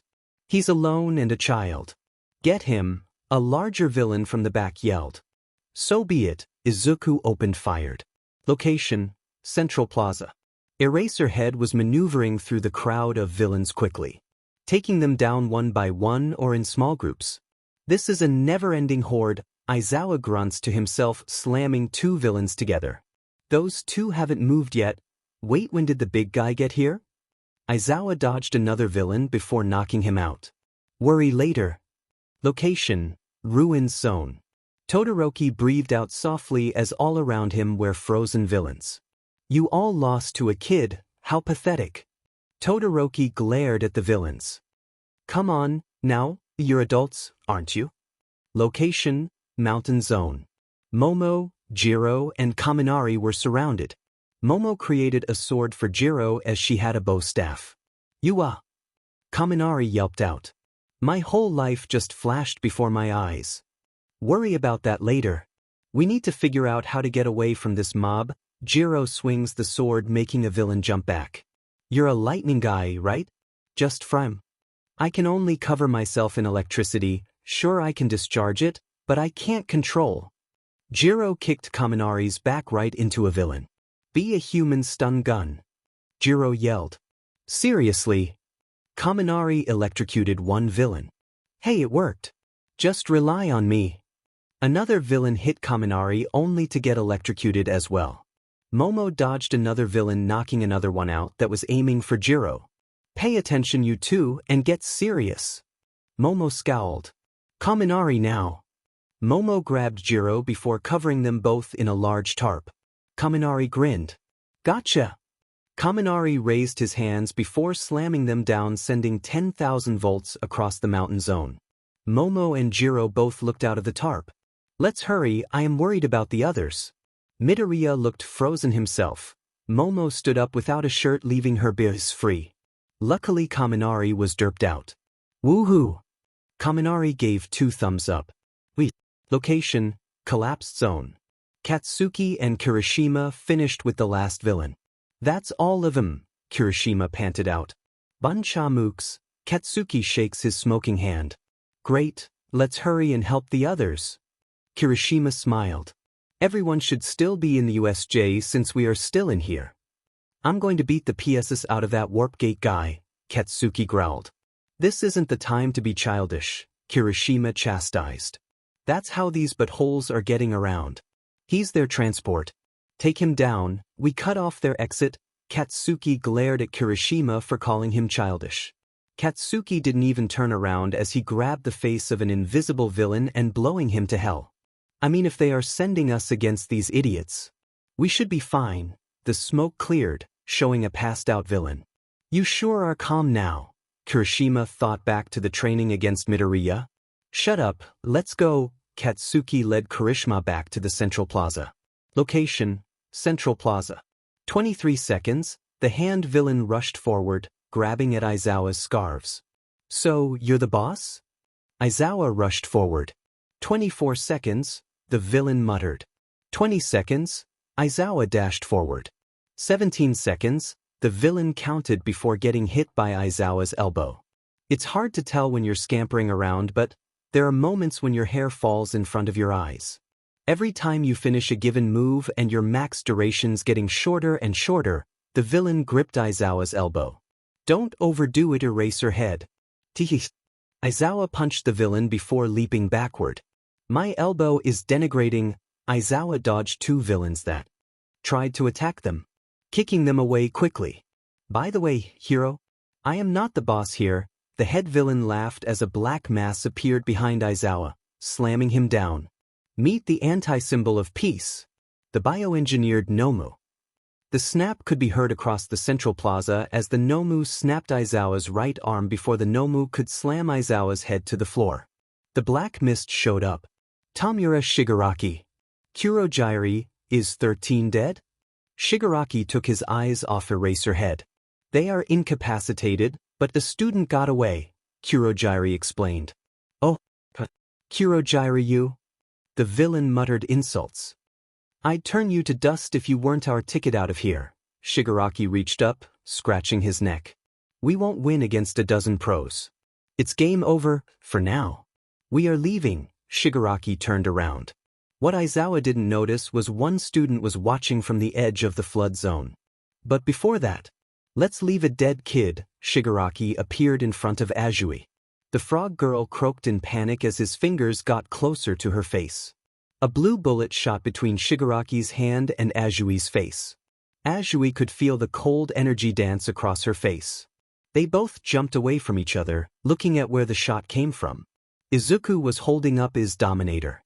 His jacket was soaked, and so was his hair. Water drips off the chin of the mask as the glass lenses were darkened to hide Izuku's line of sight. Away from her.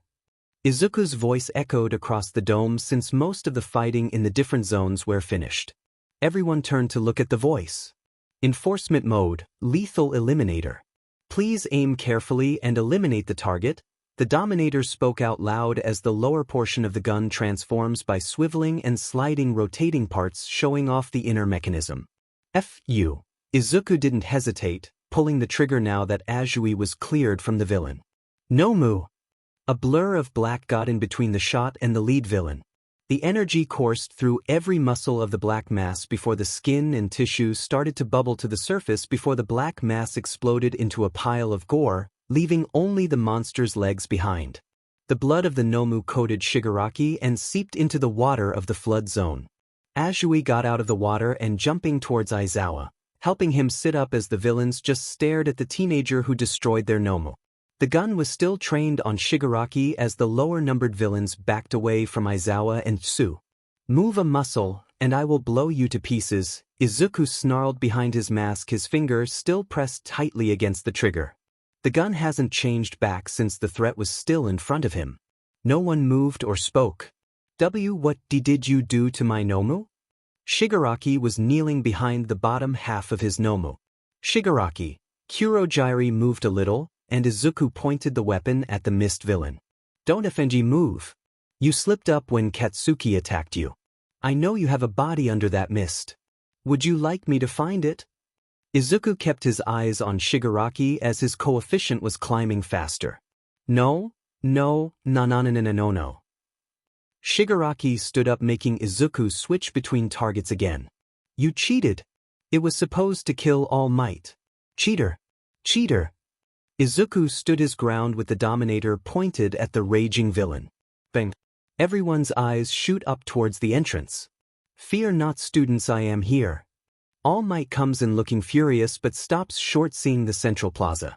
Shigaraki, we must leave. Kurogyari appeared in front of Shigaraki, making sure to create a portal in front of the child in case he shot again before taking leave with Shigaraki. Izuku turned back to see the two villains were gone. Izuku quickly shot three villains, getting too close to Aizawa and Azui, making them lock up and pass out. Izuku didn't know the Dominator had changed back into paralyzer mode.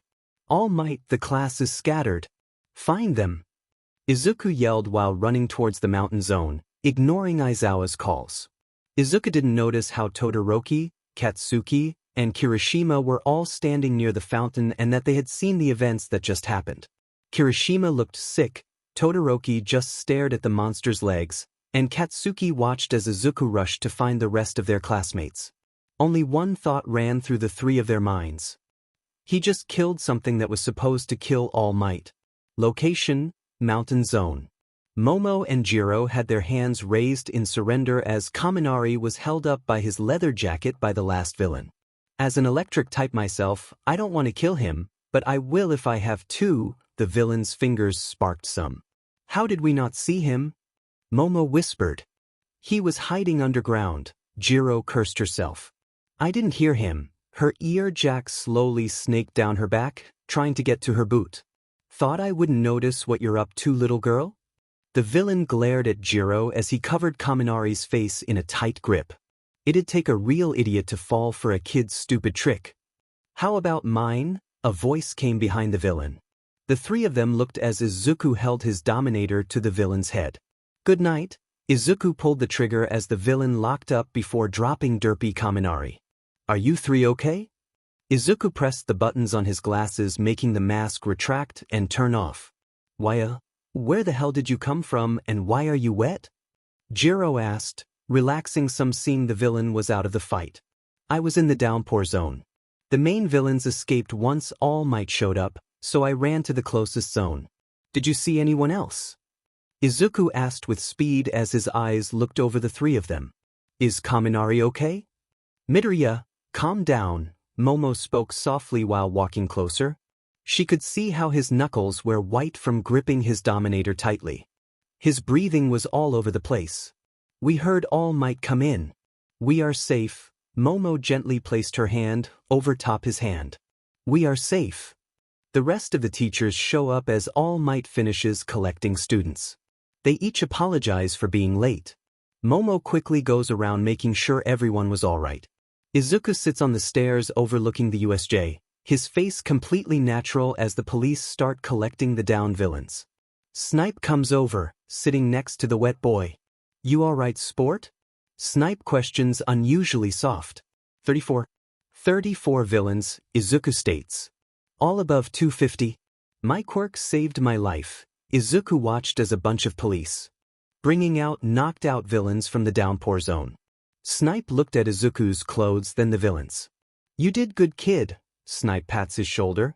No, I didn't, Snipe. Izuku snapped some. I completely froze. I saw the leader's numbers and I felt like I was the 4-year-old in that doctor's office. I don't understand how people get that bad. Izuku hung his head in defeat. Tell me what happened. Snipe turned on his recorder, so Izuku didn't have to talk to the police later. The class got here, and 13 made a speech about how we are going to learn to use our quirks to save people's lives. Aizawa was looking at something, so I looked as well. The mist showed up and warped a bunch of villains into the central plaza. Izuku took a deep breath. The warp user had a coefficient of 440, the other villain with hands all over his body had a coefficient of 600 even. How do people get that bad? Izuku looked at his mentor for an answer the hero didn't have. Izuku sighed, seeing he wouldn't get a response. The warper cut off our escape while I had a panic attack. He warped me to the downpour zone alone. A villain tried to attack me when I was panicking. The attack got me to at least move and draw my Dominator. After that, the Dominator came online telling me the usual. Aim calmly and subdue the targets. After those words rang out, I just fell into the zone, I guess. The villains were all loaded into a prisoner transport as Izuku was talking to Snipe. Once I made sure the villains were out of the fight, I went to the center. I saw the hand villain rushing towards Azui. His coefficient jumped to he was going to kill her. Izuku swallowed roughly. I just reacted and shot between them. After they broke away, I pointed the Dominator at the villain, and it said something new. Snipe perked up some. Something new? Yeah, it also opened up into something new as well. Izuku pulled out his Dominator. The bottom of it opened up like with the 0-pointer but different. I can't explain it. The words were, Enforcement Mode, Lethal Eliminator. Please aim carefully and eliminate the target. Izuku closed his eyes. I didn't hesitate. I listened to my quirk. I was aiming to kill Snipe. If whatever that Nomu was, if it didn't move as fast as it did, that villain would not be alive right now. Izuku placed the Dominator into Snipe's hand as Izuku took a deep breath. Please keep it safe. Izuku stood up. I want to go home. Izuku walked away from Snipe with his head down. Snipe looked down at the Dominator in his hand, seeing the lights around the gun turn from blue to the usual red when anyone other than Izuku holds it. Snipe always liked blue more. Is he all right, Snipe? Snipe's boss speaks up. I don't know, sir. Like the rest of the students will need psychological checks after today. Snipe stood up, placing the Dominator in his belt before covering it with his cloak. I believe he learned something most heroes never learn, till it's too late. HM? What would that be? Nizu looked up at Snipe. Not everyone can be saved, Snipe answered darkly while staring down at the bloody puddle near the flood zone. That night at the Midoriya apartment, Izuku unlocked the front door before closing it behind him, relocking it. Izuku kicked off his shoes before dropping his bag onto the floor. Izuku tossed his school jacket onto the couch before Inko came out of the kitchen, seeing her son. She had gotten a call from the school telling her what happened. She didn't know why, but after she saw her baby shoot a mugger to protect her, she wasn't too worried knowing he could defend himself. She saw his holster empty, and that scared her since he never leaves his Dominator anywhere unless she took it, or Snipe did. Izuku.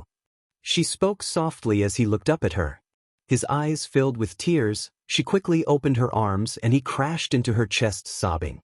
They both sank to the floor as Izuku gripped onto his mother's apron sobbing. "Shoo," she whispered softly. "You're safe, baby, you're safe," Inko whispered to her son while running her fingers through his hair and didn't stop till Izuku was asleep listening to her heartbeat. Inko gently ran her thumb across his wet cheek. Location, unknown. That cheater. I am calling hacks on that fucker. Shigaraki screamed as he destroyed another glass. "Please, Tamura," Kurogiri tried to calm his charge. "What happened?" A voice that caused fear and commanded respect comes from a corner of the bar. "Our cannon fodder was taken down by those kids. They were stronger than we anticipated, Sensei," Shigaraki growled lowly. What of All Might?" Sensei asked calmly. He didn't show. Kurogiri spoke this time before Shigaraki could rant. "Oh, the symbol of peace, a no-show. Where is our creation?" Sensei asked curiously. "Dead?" Kurogiri looked at the TV. The bar was silent besides the soft static of the TV. "Oh, what hero killed our All Might killer?" Sensei's voice sounded strained like he was stopping himself from destroying something. "A child," Shigaraki growled. "A cheater. He had a gun that looked like it was from a DMN anime. Next time I see him, I'll kill him." Shigaraki sat down at the bar glaring at the wood. If the Nomu didn't protect Tamura, then he would not be here. That child is very dangerous. The killing intent was very clear when he tried to shoot Tamura. The weapon said something about enforcement mode, lethal eliminator. "I do not know if it is the child's quirk or a support device." Kurogiri spoke softly, finding himself confused. "Did you get the child's name?" Sensei seemed interested now. No, he was wearing a black suit and a dark gray suit. He had a black mask that covered his face. The only thing really to identify him would be his green hair. It looked natural. Kurogiri thought back to what the kid looked like.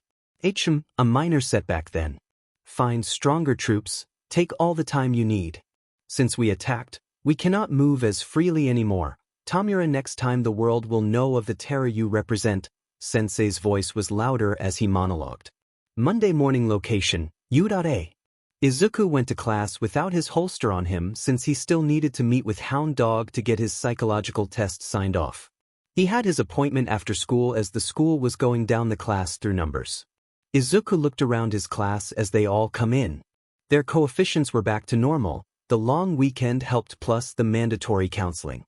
Izuku saw Kirishima and Katsuki having an actual conversation instead of Katsuki blowing up on. It seemed the groups have started. Katsuki had Kirishima, Siro, Ashido, and Kaminari. Ida, Azui, Hagakure, and Uraraka seemed to settle around down in their own group. Momo and Jiro were speaking softly to each other. Todoroki was mostly just looking at Izuku the entire time. Tokoyami and Shoji spoke about the USJ under their breaths, and Koda seemed to be sitting closer with them as well. Izuku felt like the odd man out, not that he wasn't used to that feeling. It just felt like another day to him. After his breakdown on his mother's chest, Izuku woke up in the middle of the night with a pillow under his head and blankets around him. He appreciated his mother for that. Izuku talked to his mother about the attack and she gave him the support he needed not to go into another breakdown. Izuku still didn't want to pick up his Dominator yet. He still had to come to terms with trying to murder someone. Snipe luckily had him covered on the police front so he wouldn't have to retell the events again. Snipe informed him that the Dominator would be in a safe place till Izuku was ready to carry it again. He just needed some time. The bell rang, breaking Izuku out of his thoughts as Aizawa walked in with bandages covering his neck down to his fingertips with a bandage under his right eye. Morning. You're back already? A few students yell out, confused. Glad to see you are doing well, sensei, Izuku states calmly, happy to see his teacher wasn't too beat up. My welfare isn't important, because your fight is far from over, Izuku tensed up, reaching for his Dominator before realizing it wasn't there. Unit A's sports festival is fast approaching, Aizawa finished his thought. That's so ordinary. Kirishima led the class at that time. Location: a conference room. The staff of UA sat as the detective Naomasa, who was leading the investigation, stands in the middle. The one called Shigaraki, his quirk allows him to disintegrate anything he touches. We couldn't find him in any quirk database, and neither did the warp gate user. They are undoubtedly members of the underworld, Detective Naomasa states. So, you're saying we know next to nothing? I reckon we learn fast. Snipe felt Izuku's Dominator pressing against his hip. The leader of those varmints, Shigaraki, he wasn't hurt, at least besides some bruises. We don't know if they will attack again. Leader? I don't think so, All Might states. From Aizawa's retelling and young Midoriya's, Shigaraki seemed childish, saying cheater when Midoriya defeated the Nomu. Some teachers cringed at the reminder of the leftover weapon. We have found something about the Nomu, Naomasa speaks up. There were 4 different sets of human DNA found inside the Nomu's body. Along with traces of 3 different quirks, Naomasa shoots All Might and Nizu a look. Well, we may have been lucky this last time, but our students will continue to grow. Hound Dog, you have your last counseling session for Class 1A after school, correct? Nizu looked across the room at the counselor only to receive an soft growl and a nod. I'm sorry. Are we going to ignore a student literally killed someone? Vlad King glared at Nizu. It was a high-stress environment, and the student is still grasping to understand his own quirk. Snipe glared at Vlad. Also keep your own class in check, or I will do it for you. Snipe clenched his fist tightly, already hearing the gossip around the school. Vlad stood up, turning his attention to Snipe. At least my students didn't try to kill a villain as soon as he ran into one, Vlad taunted. Why I ought to shoot you?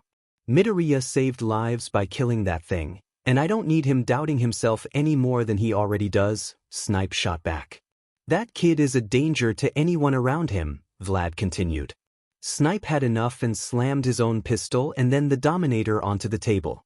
Tell me what you see right now? Snipe crossed his arms.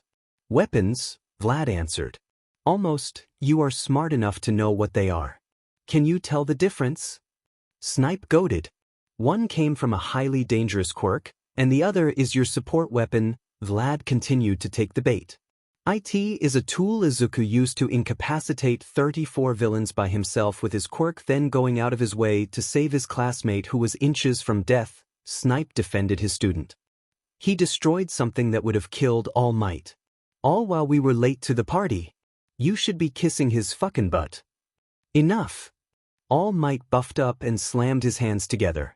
What young Midoriya did in the USJ was very brave. We all knew he had a very complex quirk on top of having a deadly quirk, just like anyone in this room. Young Midoriya is here to learn to control his quirk so he won't have to make that decision again. He saved his classmates and maybe even me by destroying the Nomu. If it had multiple quirks, then we know who might have created it. I rather have young Midoriya on our side with that power than in the hands of villains. All Might glared at both the teachers. Well said, Yagi. Nizu finally speaks up. Mr. Midoriya does have a dangerous quirk, and we cannot let it or him fall into the villain's hands. Snipe, you taught the young man. Will he continue on the path of being a hero? Nizu turned to Snipe. Damn straight, Snipe picked up the Dominator wishing it didn't have the trigger lock so he could shoot his coworker with it. He placed it back into his belt. Izuku always jumps headfirst when it comes to protecting anyone. Snipe sat back down. Back in 1A classroom. I will not be explaining the sports festival because I don't want to dump exposition. You all know if you have seen my hero anyways. Back to it. The lunch bell rang, and Cementos left the room. This has got me so freaking pumped. Kirishima grinned. We get to show off our stuff here. That's a huge step towards going pro, Shiro stretched some while smiling. Izuku just hummed in agreement. This is our chance to add our names to the ranks of heroes. Of course we're in high spirits. Ida added his own thoughts. Everyone is excited. Izuku closed his eyes, taking a deep breath, knowing he should be looking forward to it as well. Everyone. A soft yet dark voice comes from the back of the class. At this sports festival, let's do our best. Uraraka seemed to be taking Plus Ultra to a new level of personality changes as she grinned with determination. You're not looking very Uraraka, Ashido points out, making Izuku snort softly. Perfectly summed up, Izuku thought. Everyone, I'm gonna crush this, Uraraka yelled. Izuku sighed, and a small smile grew on his face. He heads towards the lunchroom needing food, only to get stopped by All Might. Young Midoriya. Izuku jumped out of his skin, almost falling on his butt, but he caught himself. Sheet All Might, Izuku muttered, holding his chest. Language young Midoriya. All Might smiled. Wanna eat lunch with me? The class was clearly listening in. Sure, Izuku quickly followed All Might. Wonder what that was about, Ida questioned, and Momo nods softly. Maybe he wanted to talk to Midoriya about the USJ? He did a lot by himself. Momo followed the class to the lunchroom. All Might and Izuku make it to the break room. What I am about to show you must stay a secret, young Midoriya. Izuku just nods while sitting down. All Might turned into a puff of smoke. Izuku just looked slightly bored as All Might turned into a very skinny-looking man. Most people freak out after seeing me change, All Might states while sitting down. Every person I see has a number next to their head. All Might, you have the same number you had 30 seconds ago. I am not a complete idiot. So, what happened? Izuku grabbed the extra lunch All Might supplied for him. I just wanted to speak to you about the USJ. Snipe, let me listen to your side of the events, and please call me Yagi in this form. Yagi smiled softly. Yes, sir. Izuku dug into his food. So, what did you want to know?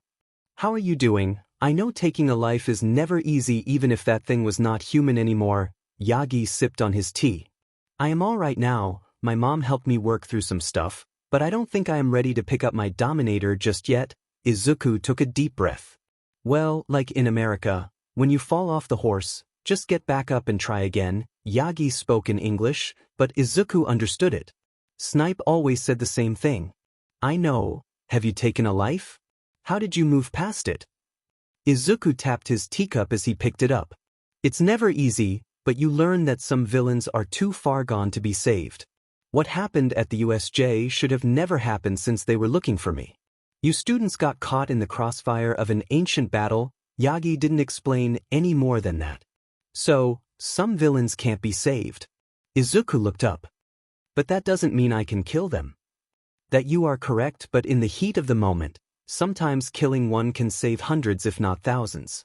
Killing the Nomu saved Aizawa, your classmates and me. All Might smile softly.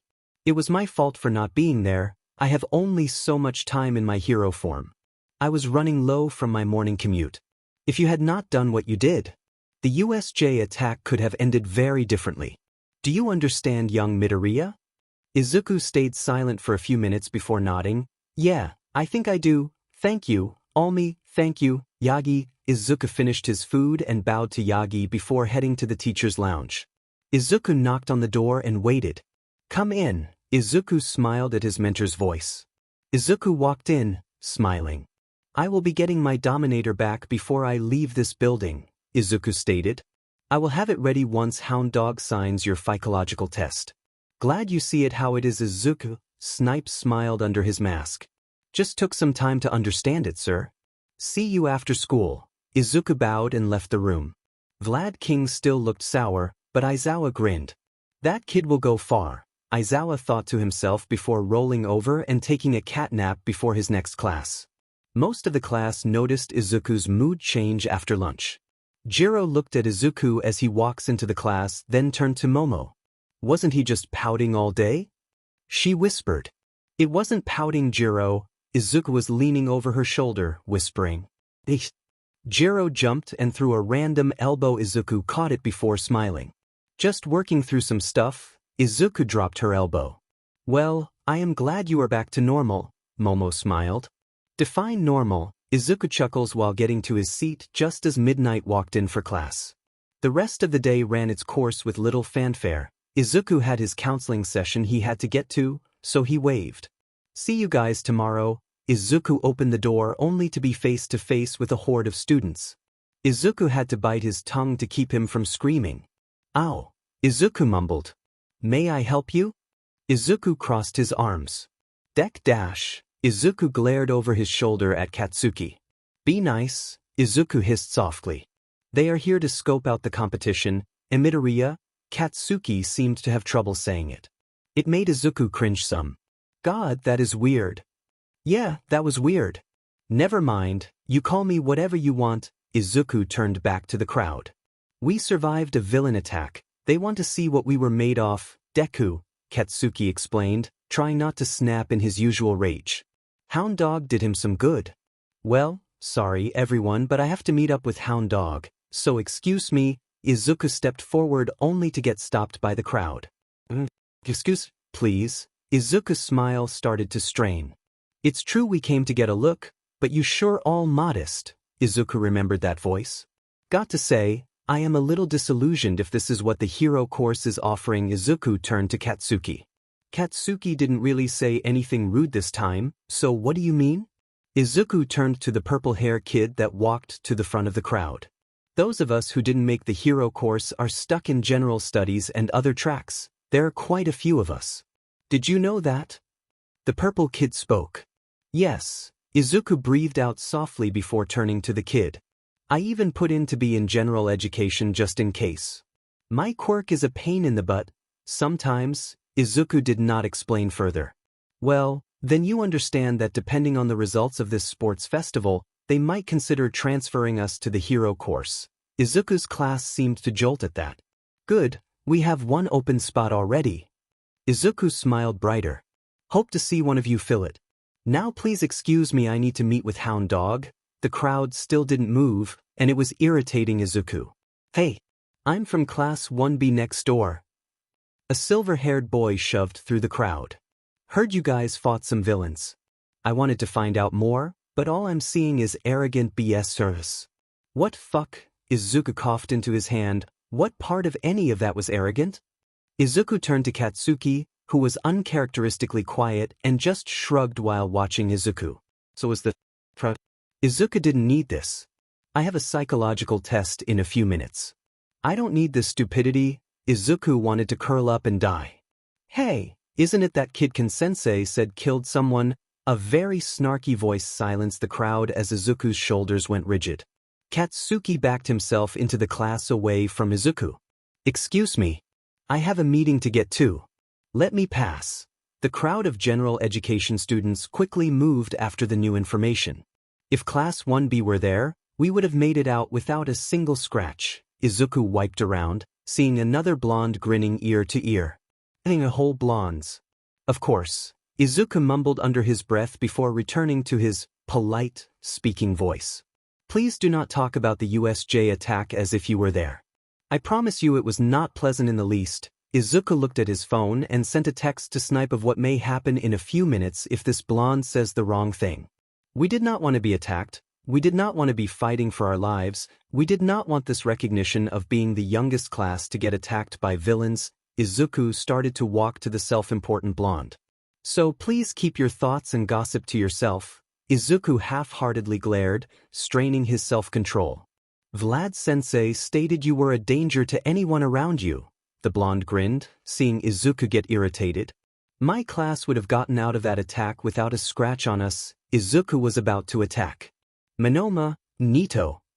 Izuku relaxed some as the spurs on the back of cowboy boots could be heard down the hall away. The crowd parted like the Red Sea as Snipe walked up looking down at Monoma, who shrank under the teacher's glare. I believe I specifically told Vlad to keep his class in check, Snipe mumbled. Midoriya, don't you have a meeting to be at? Snipe didn't turn to his student. Yes, sensei. Izuku took a deep breath. Thanks, Izuku whispered before leaving. Snipe was set at the blonde in front of him and the kids of 1A since they did not back Izuku up. but he understood not wanting to put a target on their backs. Izuku decided to take that burden as well.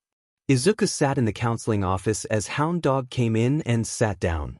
They spend the next 3 hours talking about the USJ event and different things in Izuku's life. At the end, Hound Dog signed off on Izuku and let him leave. "How are you?" Snipe was leaning against the wall across from Hound Dog's office. "Besides getting ambushed by the first-year classes, I am feeling calm." Izuku breathed out softly and smiled. What was up with that comment about Vlad King watching his class? Izuku leans against the wall across from his mentor. "The prick decided to mouth off about you." Snipe's voice was full of irritation. "And it was when you were in your self-deprecating mood, so I didn't need him or his class adding to your stress." Izuku just nodding in understanding. "And it's not self-deprecating," Izuku mumbled. "Yeah, it is, kid." Snipe chuckled before moving his cloak. "Here, I believe this is yours." Snipe held out Izuku's Dominator. Izuku looked at the black weapon before grabbing around the hand. The gun went online, the lights turned back to blue. Enforcement mode, non-lethal paralyzer. Izuku quickly internalized the voice as he pointed the gun at the floor. "Thank you for keeping it safe, sensei." Izuku took off his bag, placing it down before pulling out his shoulder holster out of his backpack. He slides off his jacket down, over top his bag as he puts his holster on and sliding the Dominator into it. "I always will, kid." Snipe looked his student up and down. "Glad to see it's back in the correct hands." Snipe ruffled Izuku's hand. "Get home. Your mom has been texting me for the past hour wondering where you are." "Yes, sensei." Izuku smiled, putting his jacket back on and then his bag before walking down the hallway. Izuku, I almost forgot." Snipe grinned under his mask, knowing Izuku hated public speaking for the most part. "You have to give the athlete's oath at the sports festival. Good luck." Snipe disappeared down the hall away, laughing as he heard Izuku's groans in protest. Everyone in 1A was determined to give it their all in the sports festival, so each one of them prepared in their own ways. Izuku may have run into Aizawa a few times on his nightly free runs around the city, much to his teacher's displeasure, but Aizawa would always correct his form if Izuku did mess up. The 2 weeks flew by quickly and today was the sports festival, and Izuku was going to do something idiotic. Inko could feel it in her bones. The crowds outside UA were getting larger as the start of the sports festival was getting closer. Heroes, students, civilians, and the media all ready. Location: 1A prep room. "Good morning, everyone." Momo smiled, getting everyone's attention. Everyone was dressed in their gym uniforms. "Is everyone ready? The festival is going to begin soon." "Yep." Ashido jumped up smiling. "I wish we coulda wore our costumes though," she whined softly. "What a puppy." Izuku chuckled to himself, zipping up his gym jacket. "They're not allowed since none of the non-heroic classes have their own," Oraho states as his tail whips back and forth, some due to him being excited. Izuku was in a corner rolling his shoulders and stretching, some listening to the conversations. "I really need to stop eavesdropping," Izuku sighed. "Midoriya." Todoroki's cold voice seemed to silence the room. "Yes, Todoroki?" Izuku didn't stop stretching as he moved to his legs. "Objectively speaking, I am stronger than you." Todoroki's cold personality got colder. Sure?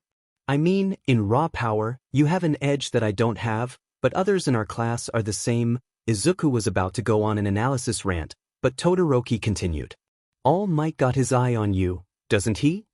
That got Izuku to cough hard. No, God no. He just wanted to help me get through what happened at the USJ." He saw some of his classmates cringe. "Snipe is my mentor, not All Might, so whatever cold beef you got with him, leave me out of it." Izuku held up his arms in a giant X. "It doesn't matter. I will beat you," Todoroki declared. "Ooh, a declaration of war from the one of the strongest." Kaminari chuckled with a sweat drop. "Icy Hot saw what I saw. Izuku could kill us in second," Katsuki muttered to himself. "Hey man, why pick a fight now? We are just about to go on." Kirishima seemed to want to play mediator. "I really don't care. I'm not pretending to be anyone's friend here." Todoroki didn't break eye contact with Izuku.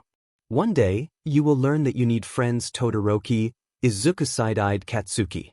They will be the ones willing to jump into battle with you to protect your back. I hope you learn that before it's too late.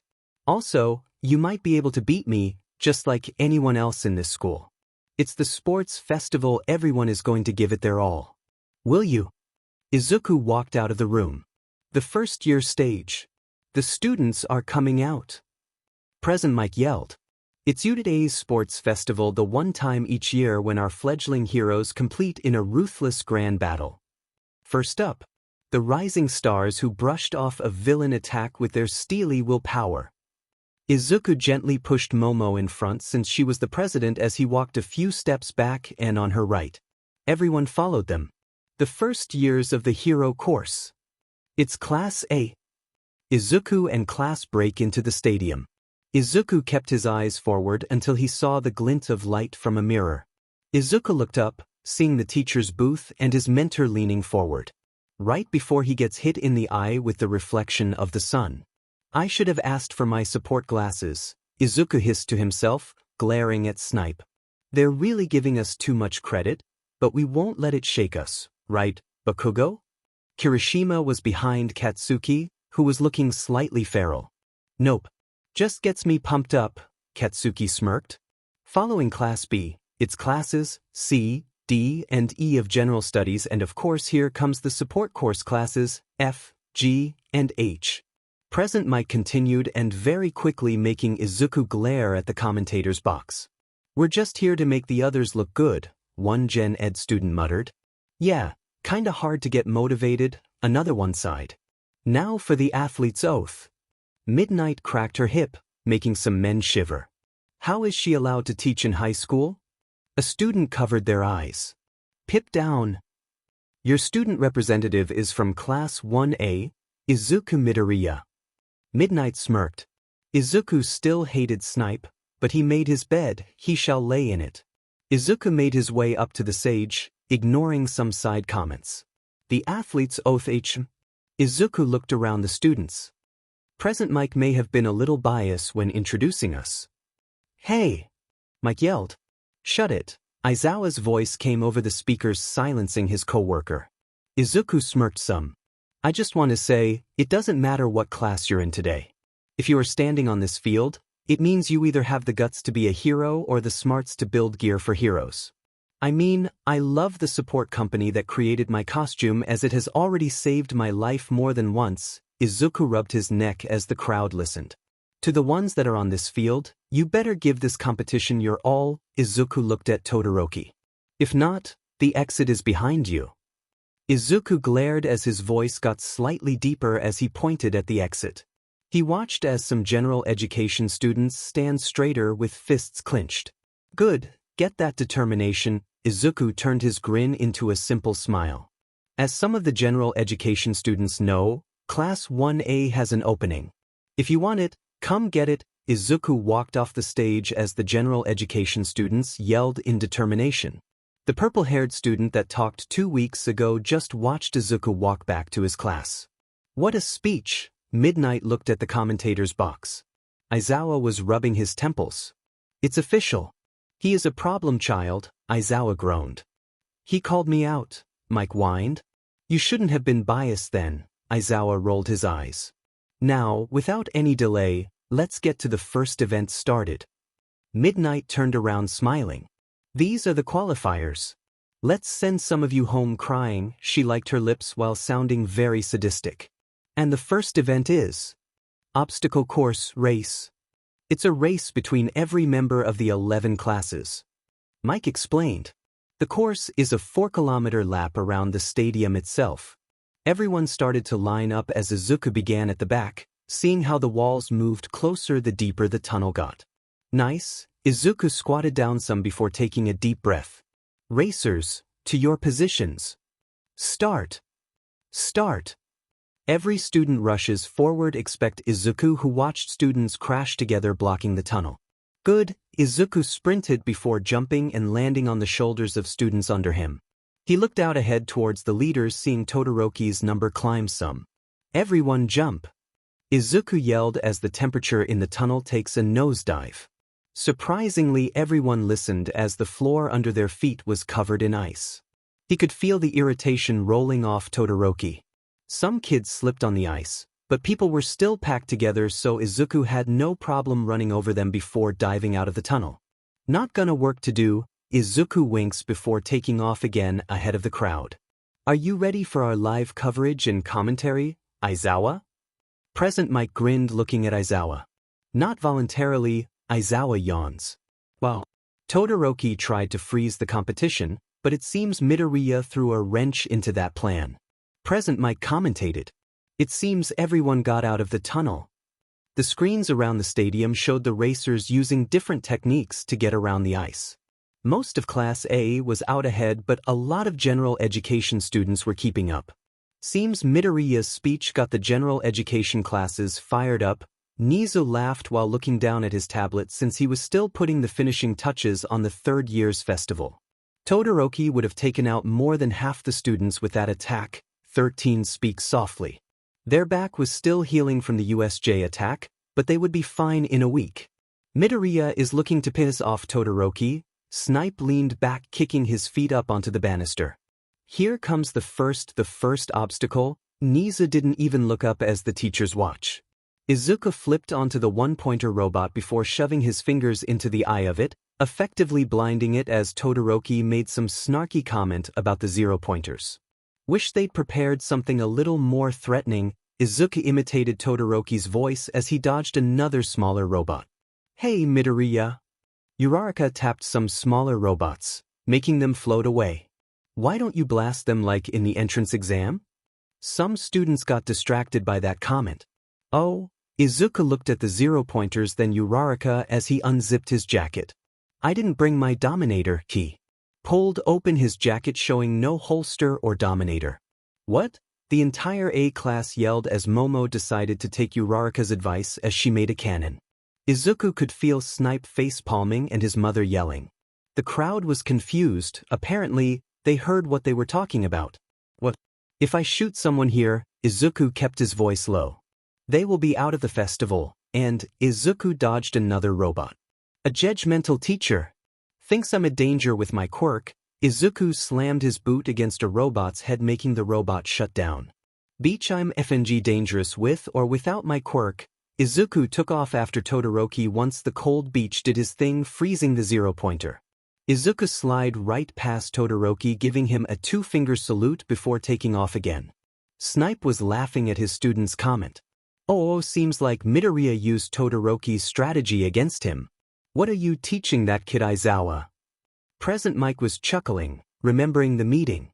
Midoriya can be very strategic and he analyzes people in his free time. He also has a decade of gymnastics, free running and hand-to-hand combat under his belt. In all honesty, Midoriya proves that quirks are not everything. Aizawa ran his hand down his face, remembering some of the late-night talks they would have when Aizawa was on patrol. Problem child, Aizawa smirked, hearing Snipe laughing in the teacher's booth near him. Oh, it seems two students have gotten trapped under the zero-pointer. Mike gets back to the other contestants as the leaders run to the next obstacle. 1. As Kirishima was crushed. Dead. As if Kirishima, like an alien from the movie franchise, bursts out of the zero-points body. That BSRD Todoroki. I'm glad Midoriya is using that BS to Kirishima glares ahead. Class G. Another man that looked like a silver copy of Kirishima bursts out next to Kirishima. Seems Class B's Tetsu was also caught in Todoroki's crossfire. Mike smirked some. Copycat. Kirishima ran ahead, trying not to cry. Izuku could hear mixed commentary before Kirishima's cry. Ah, the poor baby. Izuku turned the corner only to find himself almost falling off a cavern with different platforms with looked like cables connecting them. DMN power loader, how long did this take to dig? Izuku quickly lowered himself before running across the cables. Izuku smiled, keeping his balance even as he ran. The second obstacle, the fall. If you fall, you're out. Mike continued doing his job perfectly. Aizawa just leaned back, sighing, seeing some of the general education students stuck at the first obstacle. He did notice one student keeping up with the hero course. The kid looked like he needed a nap. I need a nap as well, Aizawa yawned but kept his eyes on the purple-haired teen. An insane laugh rocks through the crowd at the edge of the pit. Time for my support items to get the spotlight. A girl with pink dreadlocks and a bunch of gear on was laughing. She shoots off a harpoon before diving off the cliff, easily maneuvering from one section to another. Heh, cool, the purple-haired Gen Ed student chuckled before moving himself.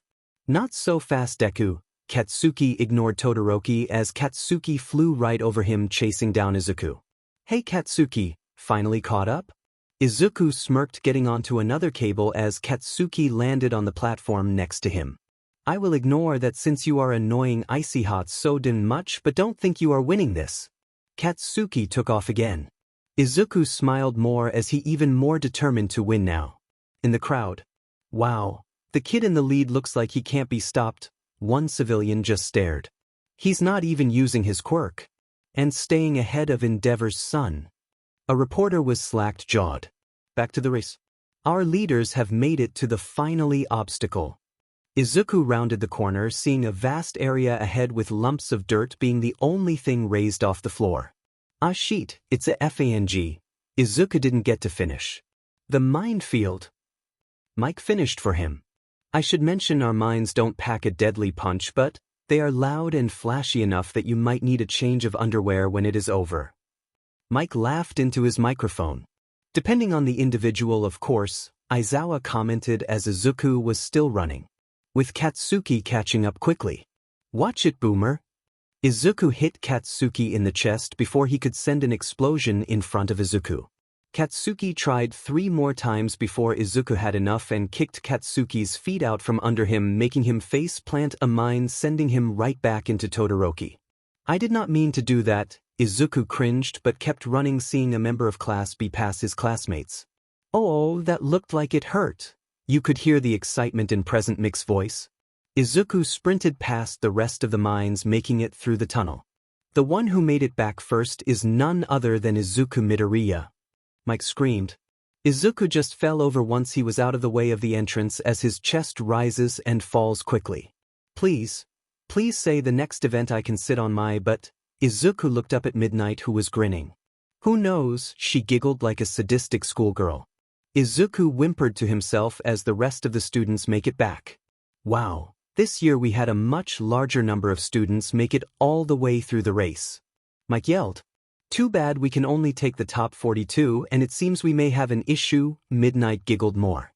Third place was a tie. Izuku sat up, glaring at Midnight like she killed his entire family. We have reviewed the tapes and they have finished at the exact time. Izuku glared harder. Meaning we will be taking 43 students to the second event this year. The results showed up on the screens around the stadium and Izuku wanted to punch himself. Katsuki and Todoroki tied for third. Izuku realized he made a huge mistake. The results are the same besides Katsuki, Todoroki and Ibrashozuki, Vine Girl Class B. A lot of firsts for the first years, Mike commented. Izuku swore he heard Nizu's crazy laughter. Well, no rest for the wicked, the second event will be. Midnight cracked her whip. This. Free for all, presented on the board. Oh, well now I need our resident cowboy hero to come down here and explain the rules of this one. Midnight giggled as Izuku slowly stood up. Snipe comes down onto the field and grabs the microphone from Midnight. In a few minutes, each of you will pick a paint marker and a wristband. Izuku covered his face, knowing what was about to happen. Then you will be moved to a small cityscape that is set up with cameras. Once you students get there, you will have 3 minutes to split up, then present Mike. It will announce start. It will be a free-for-all, and when you get hit, we will pull you from the game. The last 16 standing will move on to the last event of the festival. Please remember to grab a mask before leaving. Snipe handed the microphone as Izuku went into the tent first, since he was placed first. Did you have anything to do with the events in this festival? Izuku accused him. If you did, I will drop out right now. Kid, if I did, I would have let them team up so they at least have a shot at hitting you. Snipe smirks under his gas mask. This was all luck of the draw. Well, I did ask Midnight if I could sit on my butt this next round. Give me the MK11-inch. Izuku picked up the mask and then the wristband, placing it on his left wrist as he grabbed the sniper rifle and enough ammo for it. See you later. Izuku left the tent and headed towards the buses. We are so effed, Jiro cursed before hanging her head. Class A couldn't help but agree, where everyone else was confused. 30 minutes later. The students were standing at the entrance of a small cityscape. Small being relative since it was not as large as the entrance exam but still spread enough to fit all 43 students. Izuku noticed B class seemed to stick together even though it was free for all people could call a truce.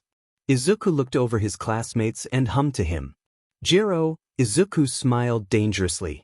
She couldn't help but shiver. Yes, Midoriya? She swallowed. Wanna call a truce since I need a friend to watch my back and I know your quirk is the best for hearing if someone is getting close? Izuku held out his hand. Jiro looked around seeing some of her classmates teaming up. Momo looked like she was joining Todoroki. Where Ida, Uraraka and Azui team up. Katsuki's squad was already together. She turned back to Izuku and then his hand.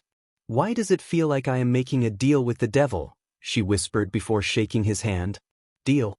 Cool, let's go. He didn't let go of her hand as he dragged her far away from other groups as the timer starts to spread out. Izuku quickly found the tallest building that had an overview of the entire city. Hope you don't mind climbing stairs. We have 70 seconds, Izuku looked at his wristband. If not, I will carry you if you need me to. Nope, not needed. I have a feeling we won't be moving too much. Jiro waved her arms, some as her cheeks got slightly red. They go into the building working their way up to the 30th floor. Izuku happily carried Jiro's weapon for her for the last few levels. They reached the roof. Izuku overlooked the city and chuckled. B class is my first target. There was only one Gen Ed student and one support student that finished the race and I want them in the final. Who do you want? I will play Overwatch for them. Izuku laid down near the edge of the roof. Jiro had her weapon pointed towards the only way onto the roof unless you can climb like Azui. Also, that flashy blonde in our class, I need to repay him for stealing my points in the entrance exam, Izuku growled under his breath. Ding, you hold a grudge. And watch over Momo and the girls, Jiro shrugged. Got it, do you know how to shoot that? Izuku tilted his head looking at Jiro with a raised eyebrow. Point and shoot, Jiro bit her lower lip as Izuku chuckled. Correct, just make sure the safety is off. Izuku put his extra ammo close to him as he hums lightly. The sun was behind him making this position the best. Jiro plugged her jack into the floor and watched the door. The second event is about to begin. Students get ready. Set. To. Present Mike yelled as all the wristbands lit up green. The teachers had the GPS so ectoplasm could go grab them once they were shot. Snipe sat between Aizawa and Present Mike. Okay, so we have our resident gun-loving hero with us to help us commentate. Say hello, Snipe. Howdy. Snipe was looking at his table watching the students team up. So far what we are seeing is a truce between people so they have a higher chance of making it to the finals. Sadly, the ones alone are usually the first ones picked off. Snipe sighed watching a few teams pick off the ones that could find a team. Is that legal? Mike knew it was, but he knew the crowd was wondered. There are no rules besides don't actually kill and don't get shot. Snipe cringed as a few Class B students get taken out by the fast-moving Bakugo squad. From what you are seeing now, who will get the most kills? Mike leans in watching the feeds of each makeshift teams. You don't want that answer, Snipe commented as Izuku started picking off B-class students all while protecting the only Gen Ed student. Aizawa noticed how Izuku was covering some of his own classmates as well. Aoyama just got taken out by his own classmate. The camera replayed a long shot from Izuku right to Aoyama's stomach. Mike covered his mic. Jesus, Snipe, could you make the kid any more deadly? Probably, Snipe chuckled seeing 43 students go down too in the city. Jesus Christ, where the F is Deku? Bakugo looked around a corner only to get shot at by a bunch of B-class students. We need to move, Baku bro. Kirishima pulled him into an alleyway away from the gunfight. Midoriya is hiding. Todoroki glared as he froze an entire team and Momo shot them before they move. I saw him take Jiro with him, so we won't be able to sneak up on him even if we did find him, Momo sighed reloading her MP5-styled paintball marker. We should have grabbed Shoji as well, Todoroki sighed before creating an ice dome protecting Momo and him from an onslaught of shots from the second team of Class B. Jiro looked over at Izuku, who was humming a soft melody to himself, only pausing once he pulled the trigger. 3 empty magazines were off to the side as he had 10 more, ready to be used. Jiro shook her head and looked over the city, seeing some people running between the buildings. Shoji is on top of the building with Tokoyami, Jiro pointed out. Thanks, Izuku shot twice, but Shoji body blocked the second one from hitting Tokoyami, and their bird-head classmate disappeared back into the building. The B-class team is coming down the main street right now. Jiro laid down near Izuku and plugged one of her ear jacks back into the building. No one has gotten close to the building yet. Self-important blonde is with them, she hummed, looking through her own scope. Want to shoot him? Izuku didn't come off his rifle as he spoke softly. Will I hit? Jiro questioned. Not sure the distance or anything that involved guns. You grabbed a rifle, Jiro. You can make the shot, Izuku chuckled. Just breathe, he is about 300 yards away and walking our way. Pretend you are walking next to him and follow his movements. Once you are ready, slowly pull the trigger, don't cheat. Jiro found herself easily following Izuku's instructions as she pulled the trigger, sending a paintball right into his neck. Oh, shit. She almost dropped the gun as the blonde dropped to his knees as he covers his throat with his hands, as Izuku laughed and quickly took out the rest of the team before reloading. Fantastic shot, Jiro. Izuku aimed at Ojiro, who was getting too close to the purple-haired Gen Ed kid, and Izuku took his shot only for the paint to splatter someone in front of him. Shit, I just shot Hagakure. You shot Toru? How? Jiro wanted to hit him for shooting one of the girls. An accident, I was aiming at Ojiro. I didn't know she was standing in the way. Izuku looked at his bracelet, seeing 20 students left. It's not like I can purposely shoot an invisible girl, Jiro. Izuku tried to find Todoroki to PSS him off again. Is anyone in our building? Jiro closed her eyes and listened carefully. Nope. Cool, I'm going to get Ojiro, he's getting close to my pet project. Izuku smiled. What do you mean pet project? She looked through her scope. Meet the guy before the entrance exam. Same guy who came to talk to our class 2 weeks ago. Purple hair, tall. Looks like he needs a nap and is possible Aizawa-sensei's love child. The kid got the determination to be a hero. Izuku took a soft breath before shooting Ojiro, who was sneaking up on Aizawa's love child. Izuku did not know that everyone in the stadium was now listening to their conversation. Aizawa wanted to go into the city to strangle his problem child. Mike and Snipe were laughing their butts off next to him. And lastly, I want to face him in the tournament. Izuku sent one last paintball towards Todoroki, but the bell rings before the paintball hits him. That's 16 finalist. Everyone come back to the bus. We will have an hour and 30 minutes break for lunch, Mike yelled.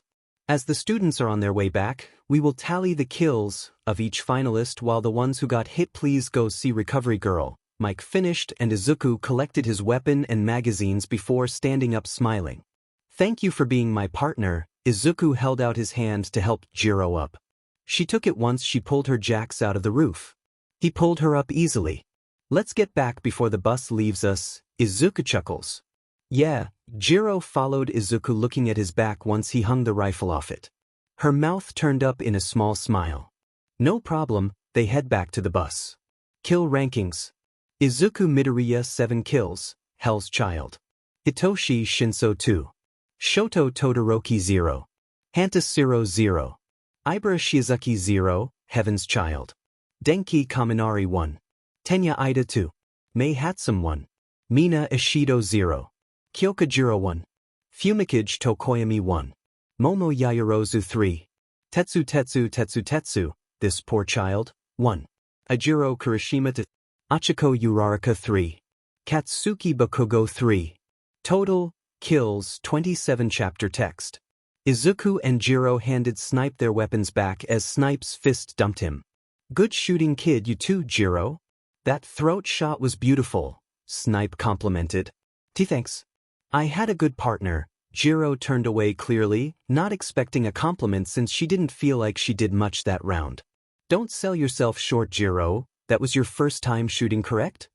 Izuku looked over at her once he placed his mask down. She nodded. When he started rifle training, he was so cocky since he was doing well with pistols. He couldn't shoot the side of a barn if he tried. Snipe quipped as Izuku blushed. We said we wouldn't talk about that. Izuku covered his face groaning. Talk about a reality check. Izuku mumbled softly before leaving the tent with Jiro, who was trying to keep a straight face. She broke and started giggling into her hand. Oh God, the way you were shooting today. She took a deep breath.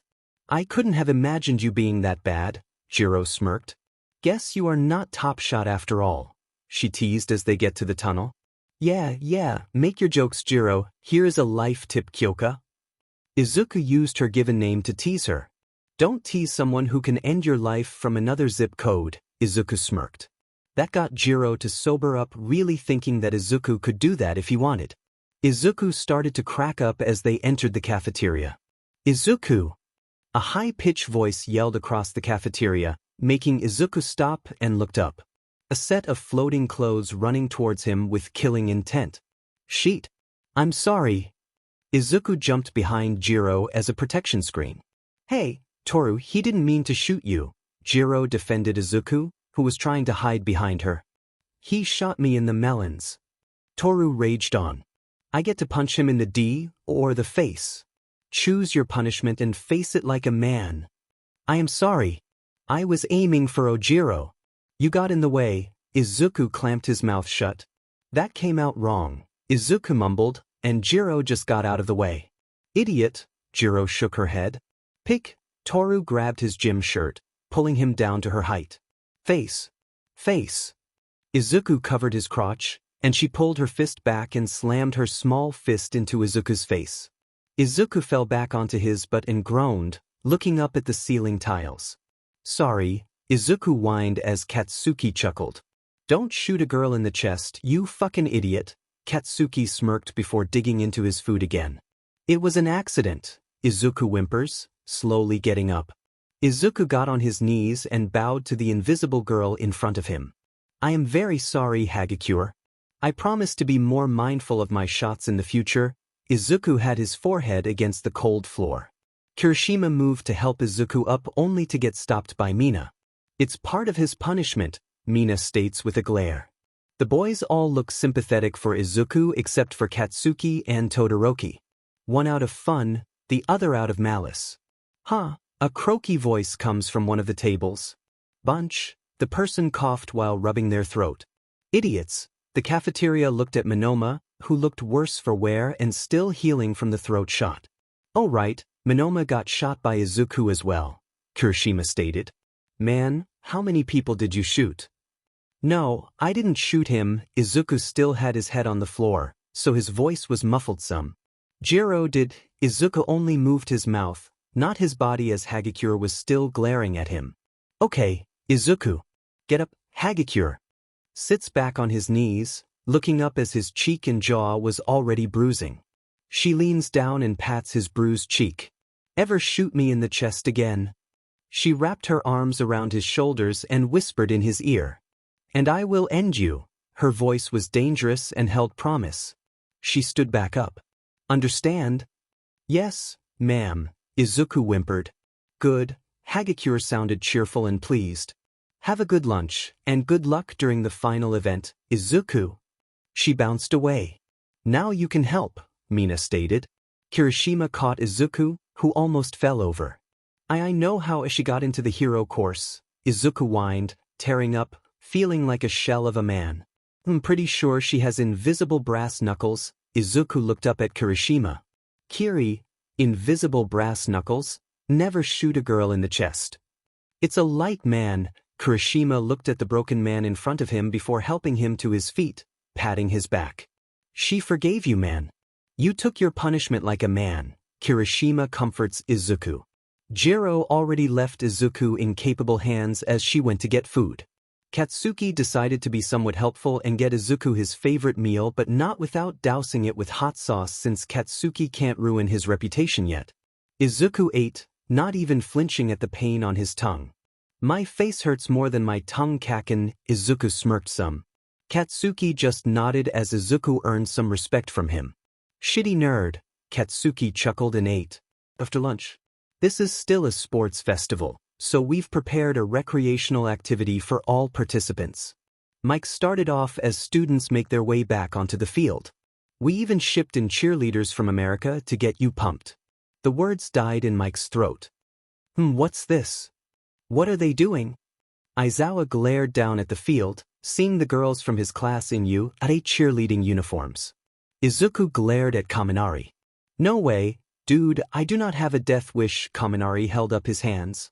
Plus, I rather see you in one of those, not the girls. Izuku raised a brow to the blonde before nodding and looking to where he was pointing. No way. Mineta! Izuku screamed. Sheet!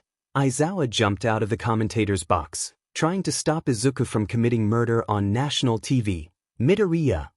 Aizawa threw his scarves at Izuku, who dodged them and ran after the grape F-. Izuku chased Mineta out of the stadium and into the U. Forests. Aizawa chased after them. How the hell did he trick us? Jiro covered her face while gritting her teeth. I'm sorry guys. I saw the note in the girls' locker room. Momo looked defeated. It was sighed, Aizawa-sensei. I was tricked. Well, Izuku will take care of him. I don't think Aizawa could stop him a second time, Toru states before shaking her pom-poms. We are already here, so let's just have fun. The invisible girl jumped up. 30 minutes later. Izuku walked into the stadium just before midnight, took the stage using a towel to clean his knuckles. He looked calm, like a zen calm. He smiled at the girls like nothing was wrong. The girls were redressed in their gym uniforms. Ladies, I am pleased to inform you that Mineta is no longer around to trouble you. Please enjoy the remainder of your time at Udata Sports Festival. Izuku bowed before standing next to Katsuki, who backed away from him. The girls looked at each other.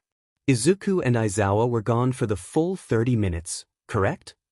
Uraraka asked. Momo nodded, seeing red on the towel. Ding dong, the grapist is dead, Jiro and Tsu deadpan. 10 minutes earlier. So, where do we hide the body? Izuku looked at his sensei. Okay, first what the F, problem child? Aizawa looked at the purple mush in front of him, then to his student who had blood coating his arms and face, who was smiling like the innocent little sheet he made people think he was. Secondly, I have contacts in the underground, we can make the body disappear.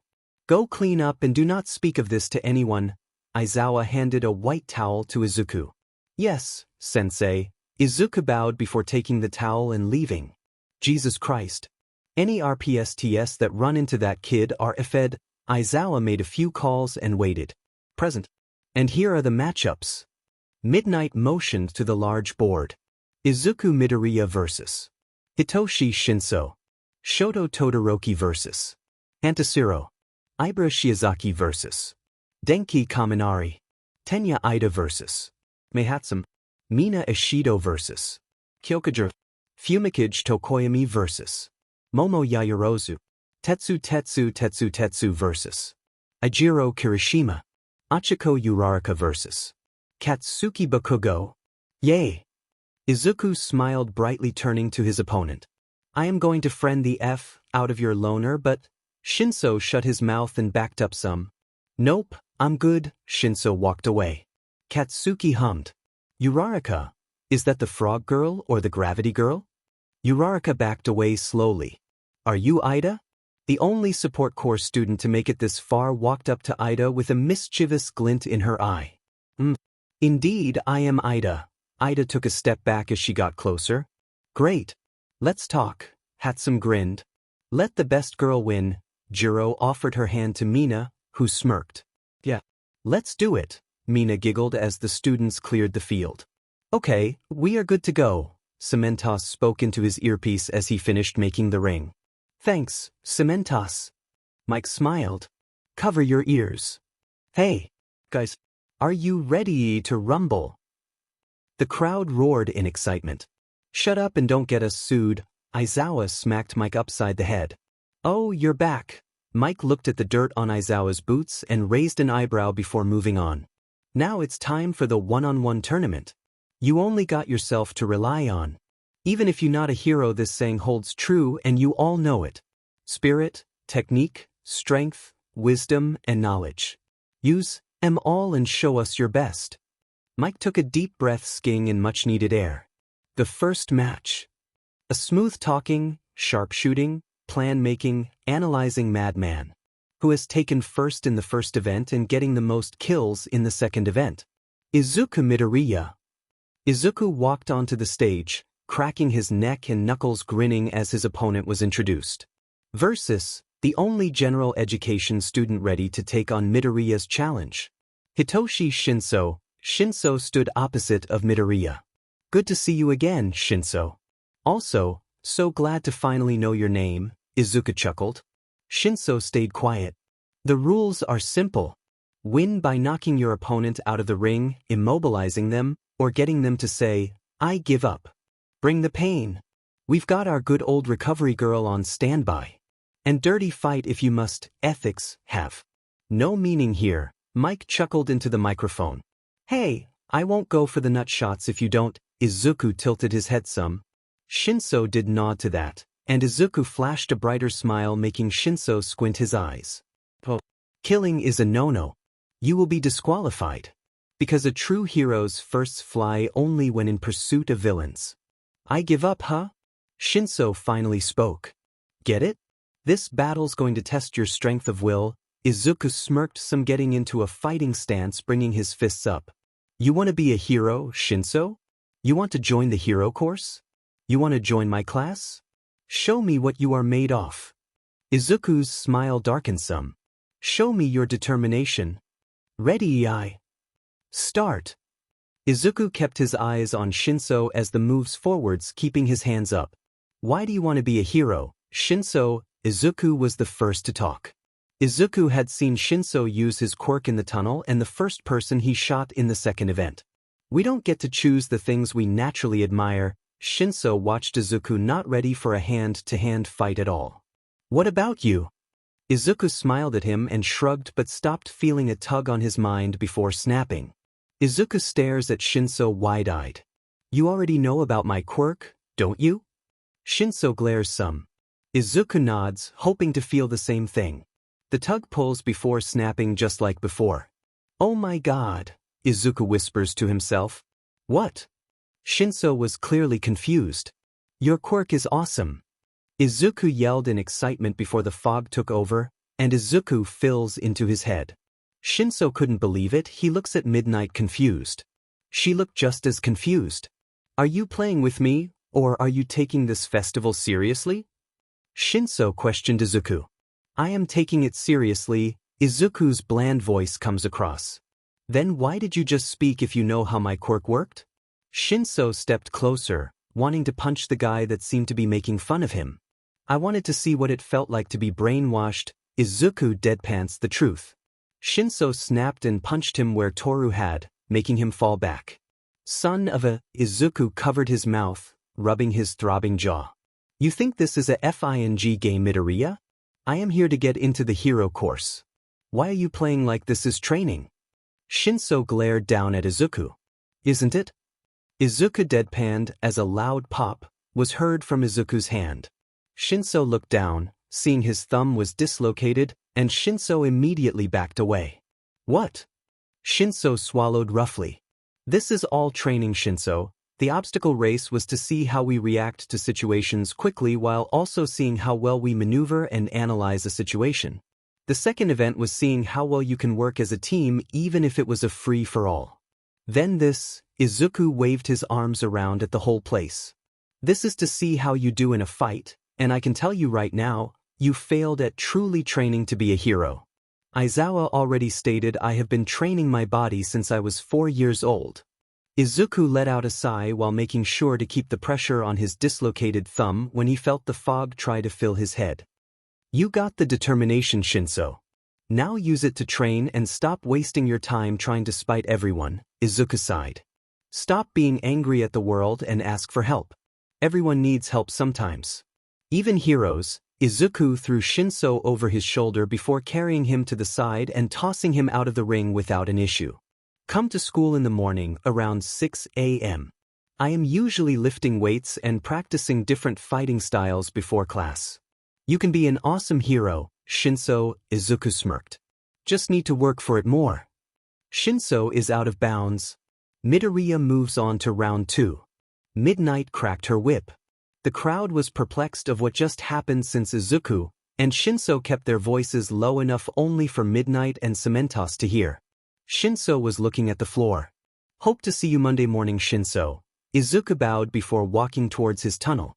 Shinszo looked at Izuku's back before Midnight told him to clear the ring. You were awesome, Shinszo. He looked up, seeing the general education class. You landed a hit on the strongest. Good job, man. His classmates all agreed. Shinszo chuckled to himself before going to join them. Midoriya is right, his quirk is amazing, a few teachers agreed. Brainwashing by verbal response, but if Midoriya already knew that, why did he talk? 13 asked. Seems Midoriya wanted to be brainwashed. If Shinszo didn't ask him questions and didn't get upset at the answers, then he might have moved on to the next round, and Midoriya would have lost in the first round. Nizu smiled at his tablet. I believe Aizawa will be very interested in Mr. Shinszo. Nizu smiled, always enjoyed seeing his students grow into better heroes and people overall. Izuku sat down in his section as his class just stared at his hand. What? Izuku questioned. Your thumb. Kaminari looked slightly green. Oh right, Izuku saw it was dislocated, he grabbed it and popped it back into place. Kaminari passed out against Kirishima, who caught him. Dude. Jiro covered her ears. Gross. She looked away. Sorry, had to do it so he couldn't brainwash me when I was talking. Izuku cracked his neck some and yawned. Such a cool but quirk. Kinda dangerous too, Sato admitted. Izuku raised a brow. Aren't all our quirks dangerous? I mean, Vlad King is apparently shaking in his baby seal leather boots because my quirk, Izuku sighed. Which is why I haven't used it all day besides making predictions on people's attacks. You can do that? Toru leaned over the seat, looking at Izuku. I did it to Todoroki during the race. His number climbed right before he attacked. Speaking of the Ice Princess, where is he? The wait is over. Moving on. The cream of the crop, yet this guy somehow still as plain as they come. Hanta Siro of the hero course. Ouch, Siro stretched his arms some. Verse the best of the best and probably the strongest in sheer power. Shoto Todoroki. Todoroki's face was covered with shadows, and his fists clenched. He's said, Izuku mumbled. When is he not? Plus he has a nasty welt on his chest where you shot him, Katsuki chuckled. Could have been you if you were not hiding in a building, Izuku smirked. Shut it. Start. The entire stadium behind Siro was encased in a glacier. Holy sheet, Izuku mumbled, leaning back in his seat. Izuku swallowed roughly and bit his lower lip, running through strategies to win against that. Tidia. A bit. Siro was at the base, shivering in the ice, frozen through. Siro. Midnight was half frozen on her stand. Can you move? You're kidding, right? Siro whined in pain. Ow, ow, ow. Siro is immobilized. Midnight ended the match. Good try. The crowd starts cheering. Izuku looked closer as Todoroki got closer to Siro. Izuku smirked. He does have a limit, Izuku whispered as Todoroki's arm was shaking some. Izuku sat back and sighed. Screw it, better have it and not need it. Then need it and not have it. Izuku stood up. I will be back in a little. Izuku left to go get his Dominator. Izuku got to the locker room only to overhear Todoroki and a very aggressive voice talking. You will use my power against Midoriya. Stop this childish tantrum. Izuku poked his head around the corner and frowned. Endeavor. I will not use your power. I am not some tool you can use. Shoto's eyes held conviction. Just the wrong type. Izuku looked at their numbers. Shoto, not good. Endeavor, double not good. Izuku pressed his back against the wall and let out a soft sigh as the two of them continued to argue. There you are, Shoto. Izuku walked around the corner and smiled brightly. I was looking for you after the match. Izuku ignored Endeavor's glare as he wraps his arm around Shoto's warm shoulder. Man, did anyone tell you your ice is beautiful? I mean, I've seen some ice sculptures that are not as clean as your ice. Boy. We were having a conversation, boy. Izuku didn't respond. I mean that power, you were completely correct. You win. Izuku laughed and smiled, some seeing Shoto's number start to lower. Oh, sorry old man. Who are you? Izuku smiled innocently. Shoto bit his tongue. Endeavor's flames flash blue before glaring at Izuku. I am Endeavor, the number 2 hero. I am here to talk to my son. Endeavor seemed to be straining something. Probably smacking Izuku into next year. Sorry, doesn't ring a bell. I know All Might is number 1, and Hawks is number 3. Never really paid attention to second best. Izuku tapped his finger against his chin. Anyways, Shoto, the class is worried, plus Kaminari is about to fight. So let's go. Izuku dragged a shaking Shoto as Endeavor was stunned. Once they were away from Endeavor, Izuku let go of Shoto's shoulder. So, your daddy's a sheethead? Izuku deadpanned and Shoto tried not to laugh. That's one way to put it. Shoto looked back down the hallway. I can shoot him with my Dominator during the match if we line it up correctly, Izuku suggested. Shoto looked like he was contemplating the idea. Maybe. Shoto crossed his arms. Cool, also stop holding back. You could have won the first event, Shoto, Izuku sighed. Or at least gotten close. I won't use his power, Shoto glared. That is where you are wrong. It's not his power, Shoto. It's yours. You don't have Endeavor's hell flames. You have half and half. Shoto opened his mouth to object, but Izuku continued. Does he tell you to point and shoot? Does he have a switch that can turn off your fire? Izuku didn't wait for an answer. Look, I can't force you to use your flame. I don't have the raw power you have. I have numbers and a gun. Yes, that gun can do some crazy shit, but it's still just a tool I use. Just like your flames and ice. Now get your head out of your butt before you get yourself killed or worse, a civilian. Also, help me plan shooting your burning trash can of a parent while making it look like an accident. Izuku pulled Shoto into the locker room. Shoto himself thought about what Izuku said. Izuku created an internal battle inside Shoto's head. Izuku's argument was slowly winning. Back at the festival, the fights moved through the fighters. Kaminari lost to Shiozaki since he used too much energy right off the bat. Hatsum decided to make Ida a walking advertisement before she walked out of the ring and lost. That match had Izuku laughing in the locker room while Shoto was still thinking to himself. One fight he did watch intently was Jiro versus Mina. Mina won, but Jiro got a few good hits in before getting knocked out. Mina was the more agile of the two. Izuku made some notes to help both of them improve. Kirishima versus Tetsutetsu was a boring fight. Izuku needed to teach Kirishima how not to face everything head-to-head. Learn to work around an issue. Uraraka put up a much bigger fight than Izuku thought. Katsuki was not holding back at all, and she almost won. Izuku was going to tease Katsuki about that later, and fist bump Uraraka as well. We are up soon. Shoto's usual cold voice looked at Izuku. Your choice. Izuku asked while looking at his notebook. Soon, just not yet, Shoto admitted. Okay, I will forfeit after we shoot the sheethead. Hopefully, his number as lowered some. Izuku stood up. I can't win against your raw power in a one-on-one. I'm not stupid. Izuku held out his hand. I hope you get over whatever is blocking your way to being an amazing hero, Shoto. I just need to meet someone I haven't seen in a long time. Shoto touched his scar softly before shaking Izuku's hand. Thank you. Anytime. Now remember the plan. Izuku smiled when Shoto nodded. Shoto's coefficient has been the lowest Izuku's seen since meeting Shoto. Izuku smiled, feeling like his job was done. Let's have some fun.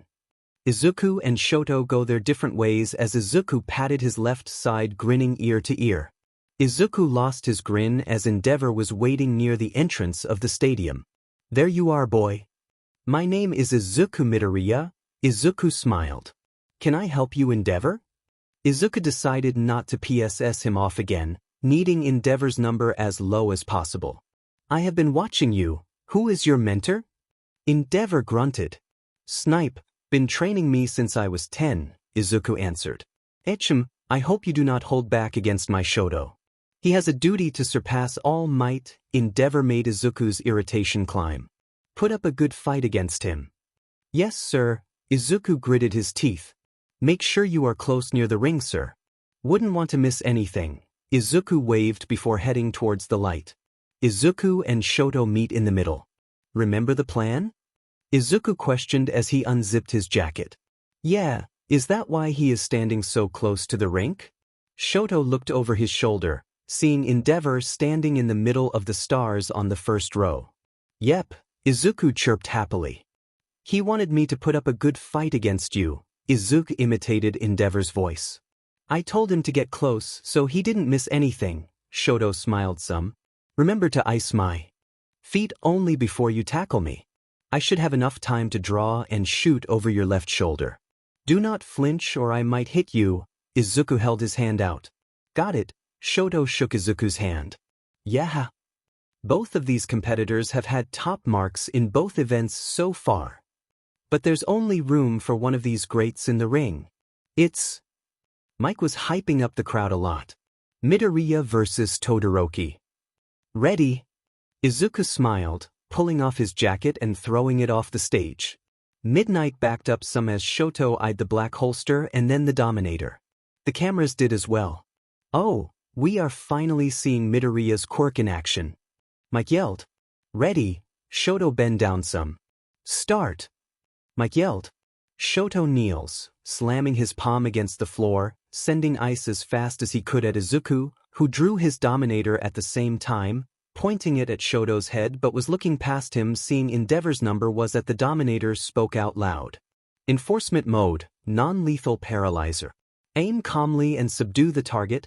Shoto took that as his cue and dove at Izuku as Izuku pulled the trigger. The Dominator let out a loud zap as the shot goes an inch over Shoto's shoulder and an inch next to his neck as Izuku grinned.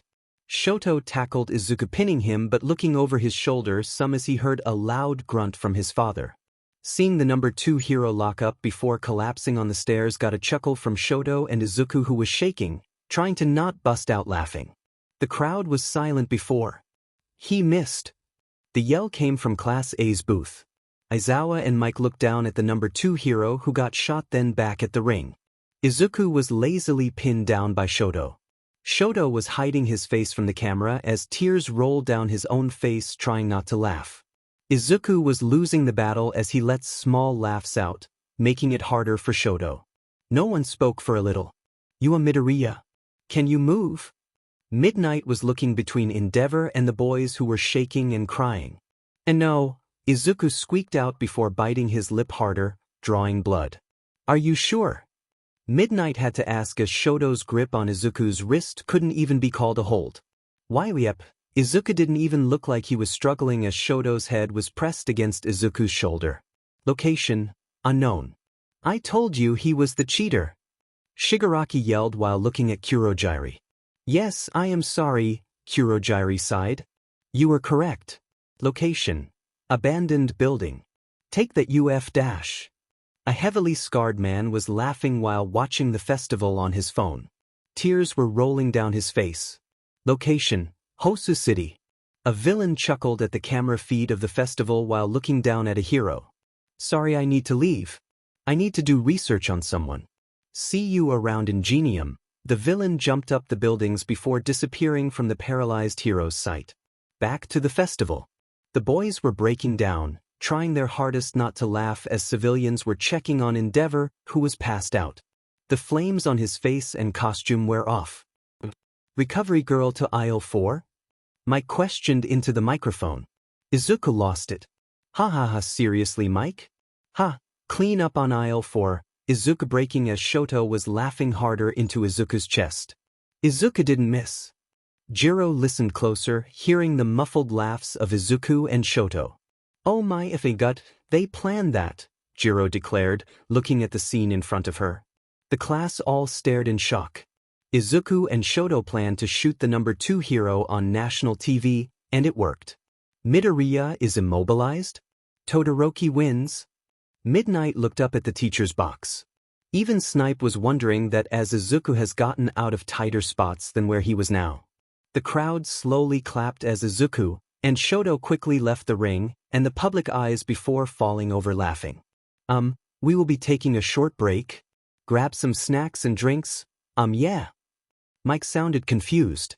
Aizawa already left to check on the 2 boys. Go dash, Shoto took a deep breath. Good shot.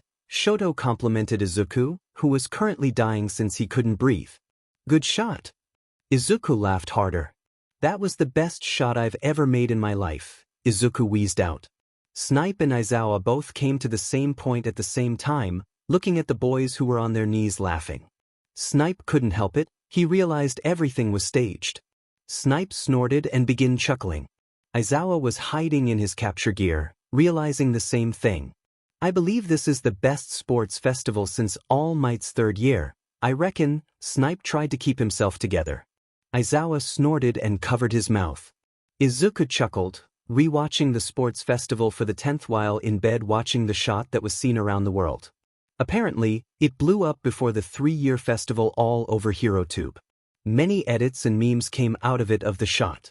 People quickly put together that the fight was staged, but Izuku and Shoto kept their mouths shut.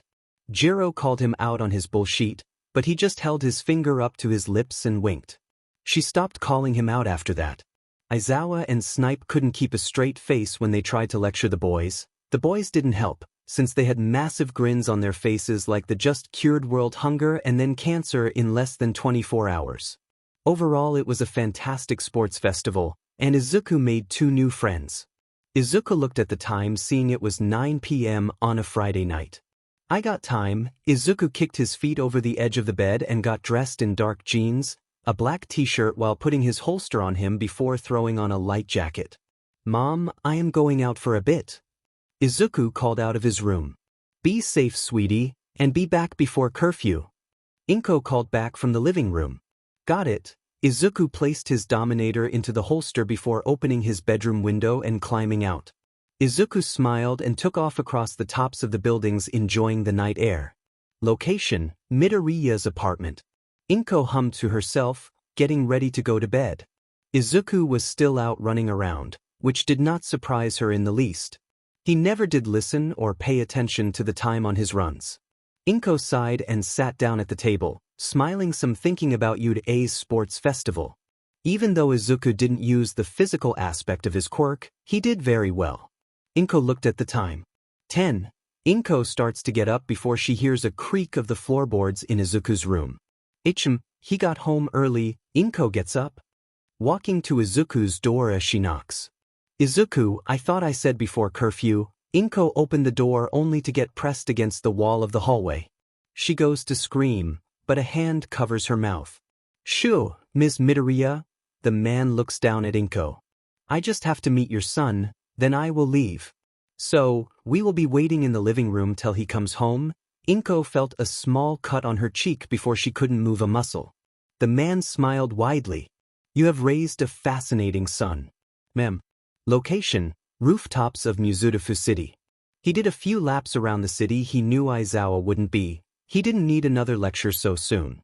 Izuku checked his phone, seeing it was 11 p.m.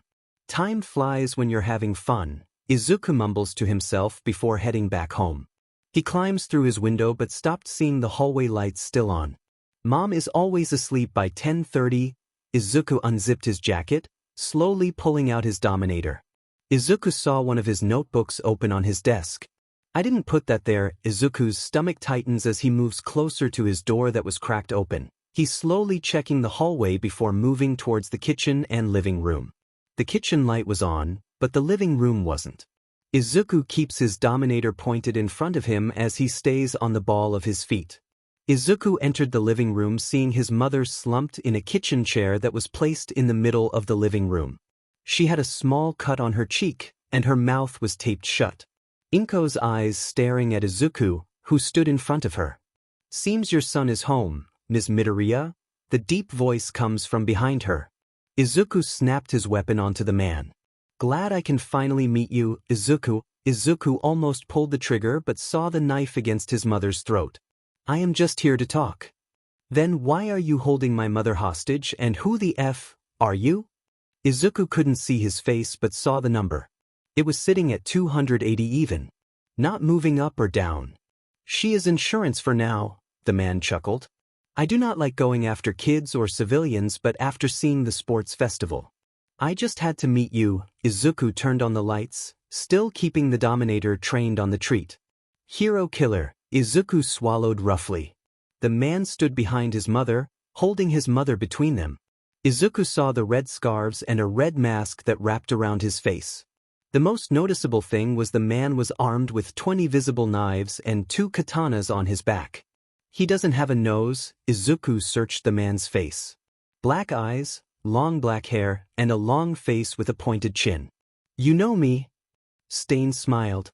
You have a body count of 8 that is known. At least 20 injured. Izuku stated the facts as his fingers added more pressure to the trigger. Why did you shoot Endeavor during the festival? Stain asked out of the blue while lowering himself behind Inko.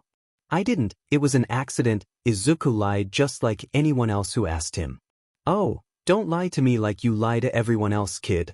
We both know that fight was staged, but here is the real question. Why is the son of Endeavor willing to stage a fight just to see his own father shot? Stain laughed softly. That is not my story to tell. Why do you kill heroes? What are your motives? Izuku kept glancing at the knife against his mother's neck and then Stain's numbers that still haven't moved up or down. Answer mine first, and I might give you my answer. Stain tilts his head. Fine. Endeavor shouldn't he have the title of hero after what he has done to his family? Also Izuku shut up, not wanting to give the killer details of his quirk. Oh, go on please. I am interested in your quirk as you only used it in that fight. Stain smiled. No. Izuku stepped forward. Get the knife away from my mother's neck, or I will shoot you, Izuku glared. I will find out later then. I find you interesting, kid. Stain shrugged while looking at the time. See you around, kid. Look forward to seeing what you can do. Stain threw the knife that was in his hand at Izuku, who dodged it. Stain took that time to run out of the apartment. Izuku ran after him but stopped at the door seeing the direction Stain was heading. Izuku ran back to his mom and pulled the tape off his mom's mouth. Are you okay? Izuku checked his mother's neck as she nods quickly. Izuku grabbed Inko's phone off the table and called Aizawa. As soon as it rings, Izuku puts it on his mother's lap. Tell Aizawa the hero killer, Stain was here.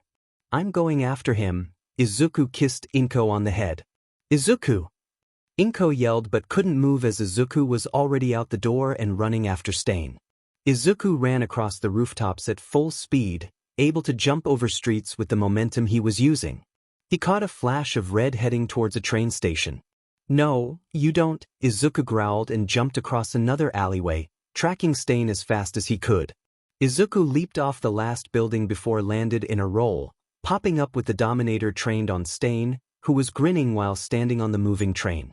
See you around, kid. Stain yelled as he disappeared from Izuku's sight. Demenit.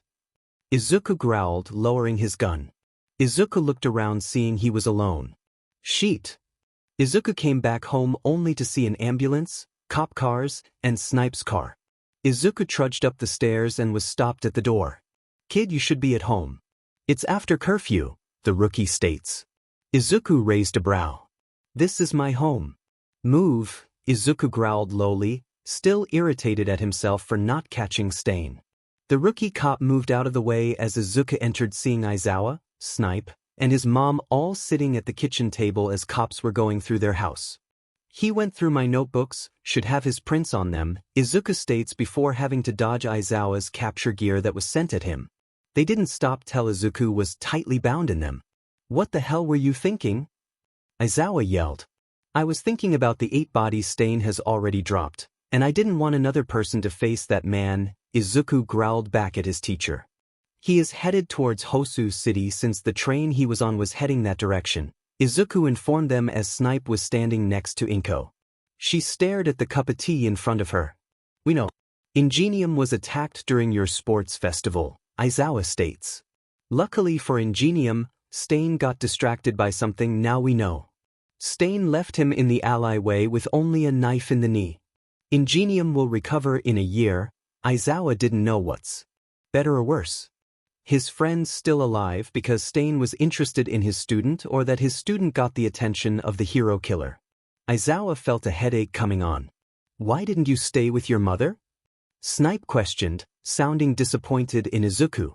The threat was out the door, and her coefficient was under she would be safe since I know Aizawa was already on his patrol route and would get here in under 120 seconds, Izuku deadpanned.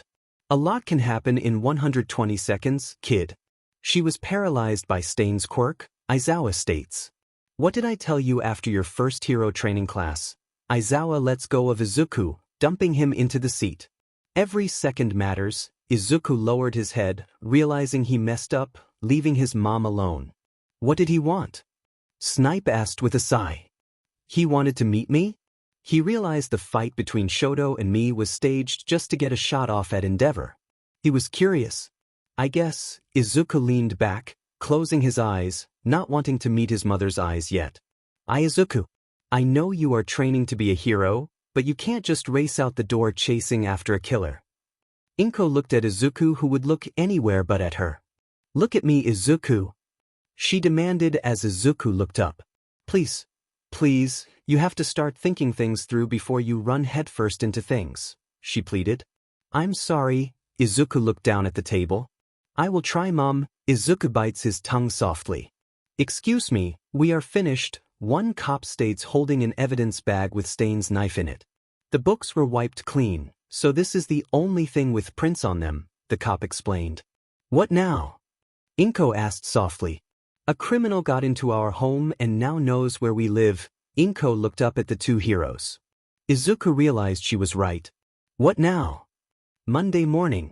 Snipe and Aizawa helped the Midoriyas find a new apartment closer to UA, even helping them move in over the weekend. Izuku was quiet for the most part while running strategies through his head if he ever ran into Stain again. Snipe saw what the kid was doing and tried to stop him. You will never see him again, was thrown around. Izuku knew that was a lie.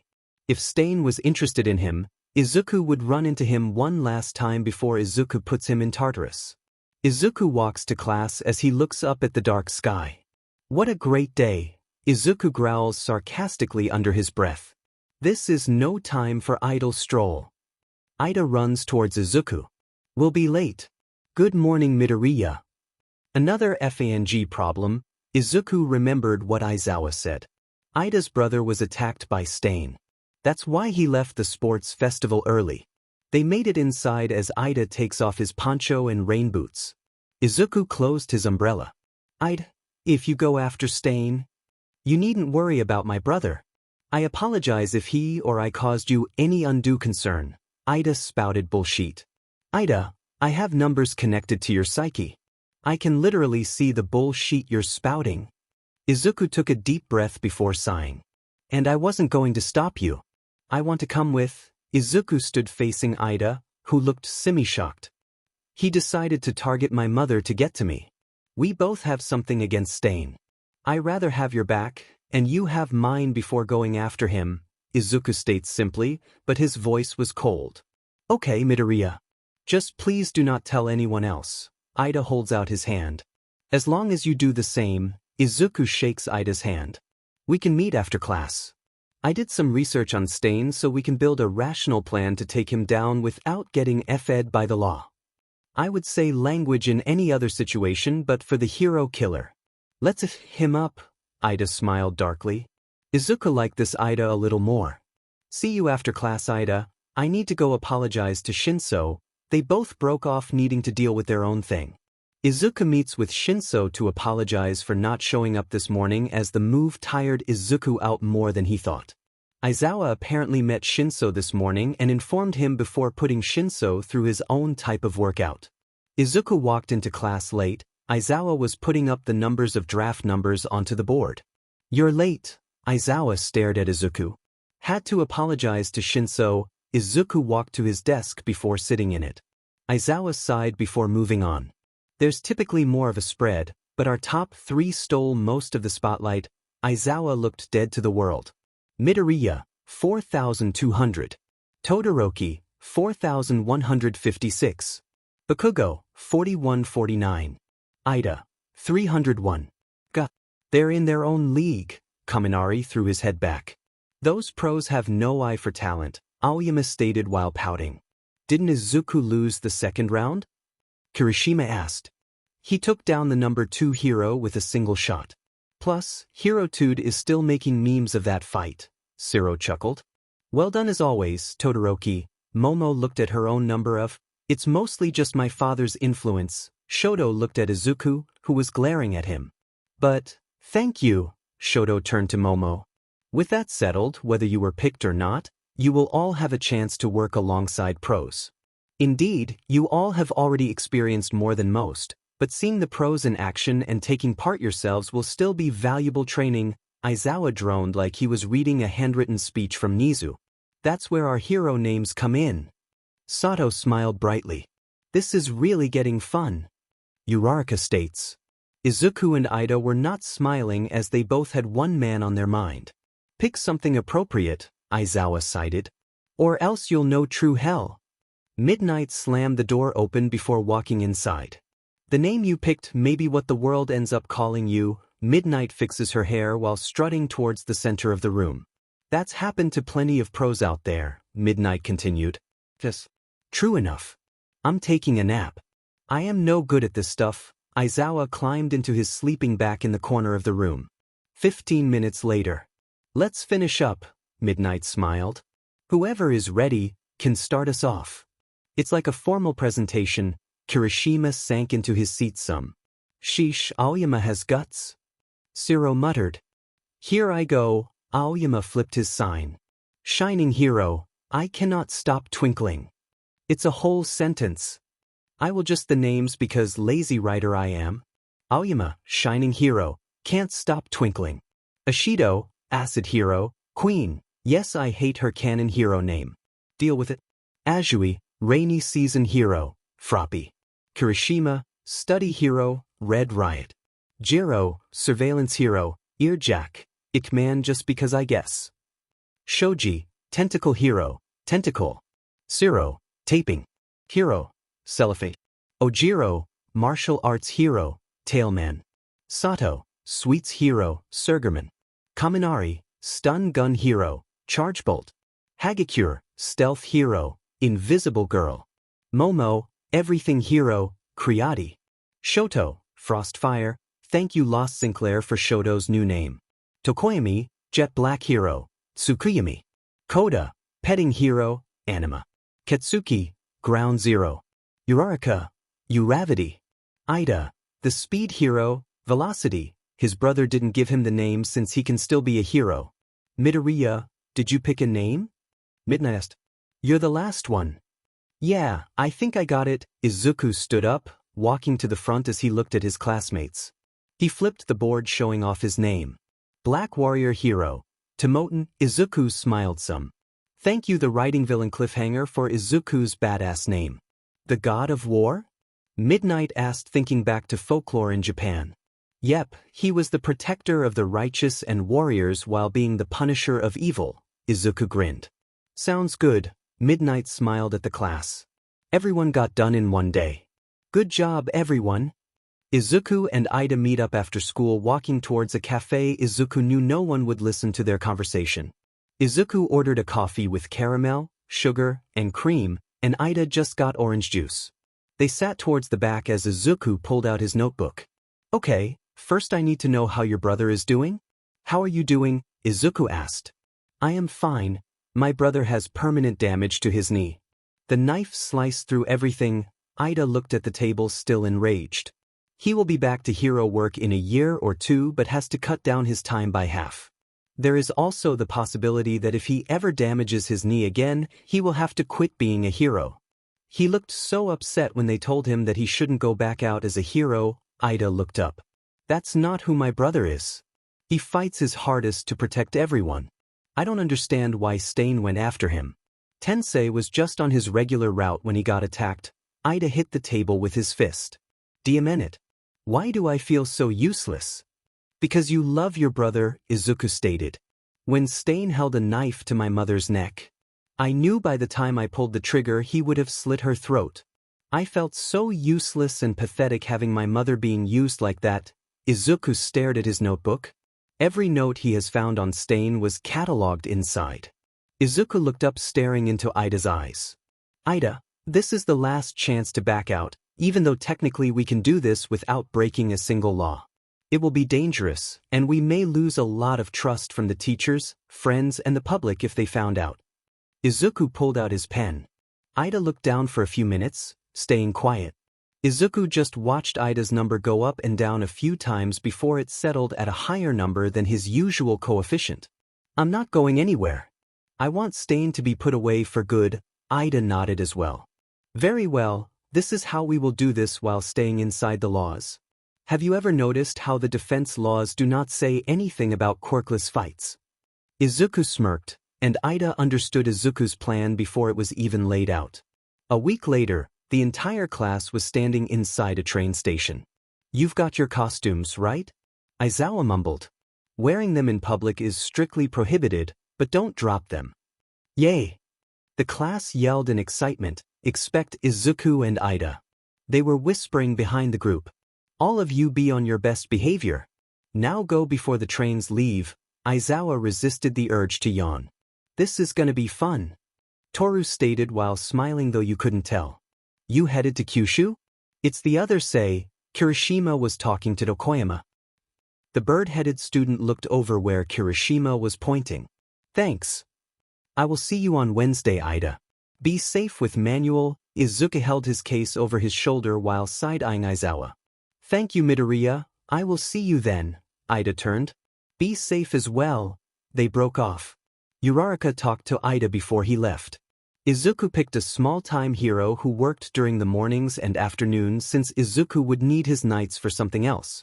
It surprised most of his classmates, but Izuku told them he wanted to start at the bottom then move up since internships happen every year. They bought the lie. Even Aizawa and Snipe. Izuku prayed his thanks to whoever was watching from above. He would be free to move at night. Izuku and Ida trained in the mornings with Shinszo, all fighting quirkless. Using Shinszo as a cover. Izuku added that to another apologize his owed later. Everyone else got to their internships around the same time. Uraraka went to Gunhead to learn how to fight. Jiro went to Death Arms. Bakugo got picked up by Best Jeanist. He gloated that he got picked by a top hero the entire week. Kirishima picked Fourth Kind. Momo went to Uebami's agency. Everyone settled in quickly. Location, unknown. Oh, I get it, Stan chuckled. You're the ones who assaulted you today and you want me to join your little gang? Stain raised a brow. I saw the footage. I must say that was a colossal failure, whatever your goal was. Stain rolled his neck some. Yeah, that is why we need you when it comes to being evil. You're a pro, Shigaraki states from his seat at the bar as Kurogyari cleans a glass. Okay, what are you after? Stain observed the two. Well, we want to kill All Might eventually, but also want to destroy the system I hate. Shigaraki leans against the bar. Like this cheater, he held up a photo of Izuku, who had his Dominator drawn. It's ridiculous that you really had my interest for a second there. Stain laughed. The type I hate the most. Stain glared at the two villains while pulling two knives out of the sheaths.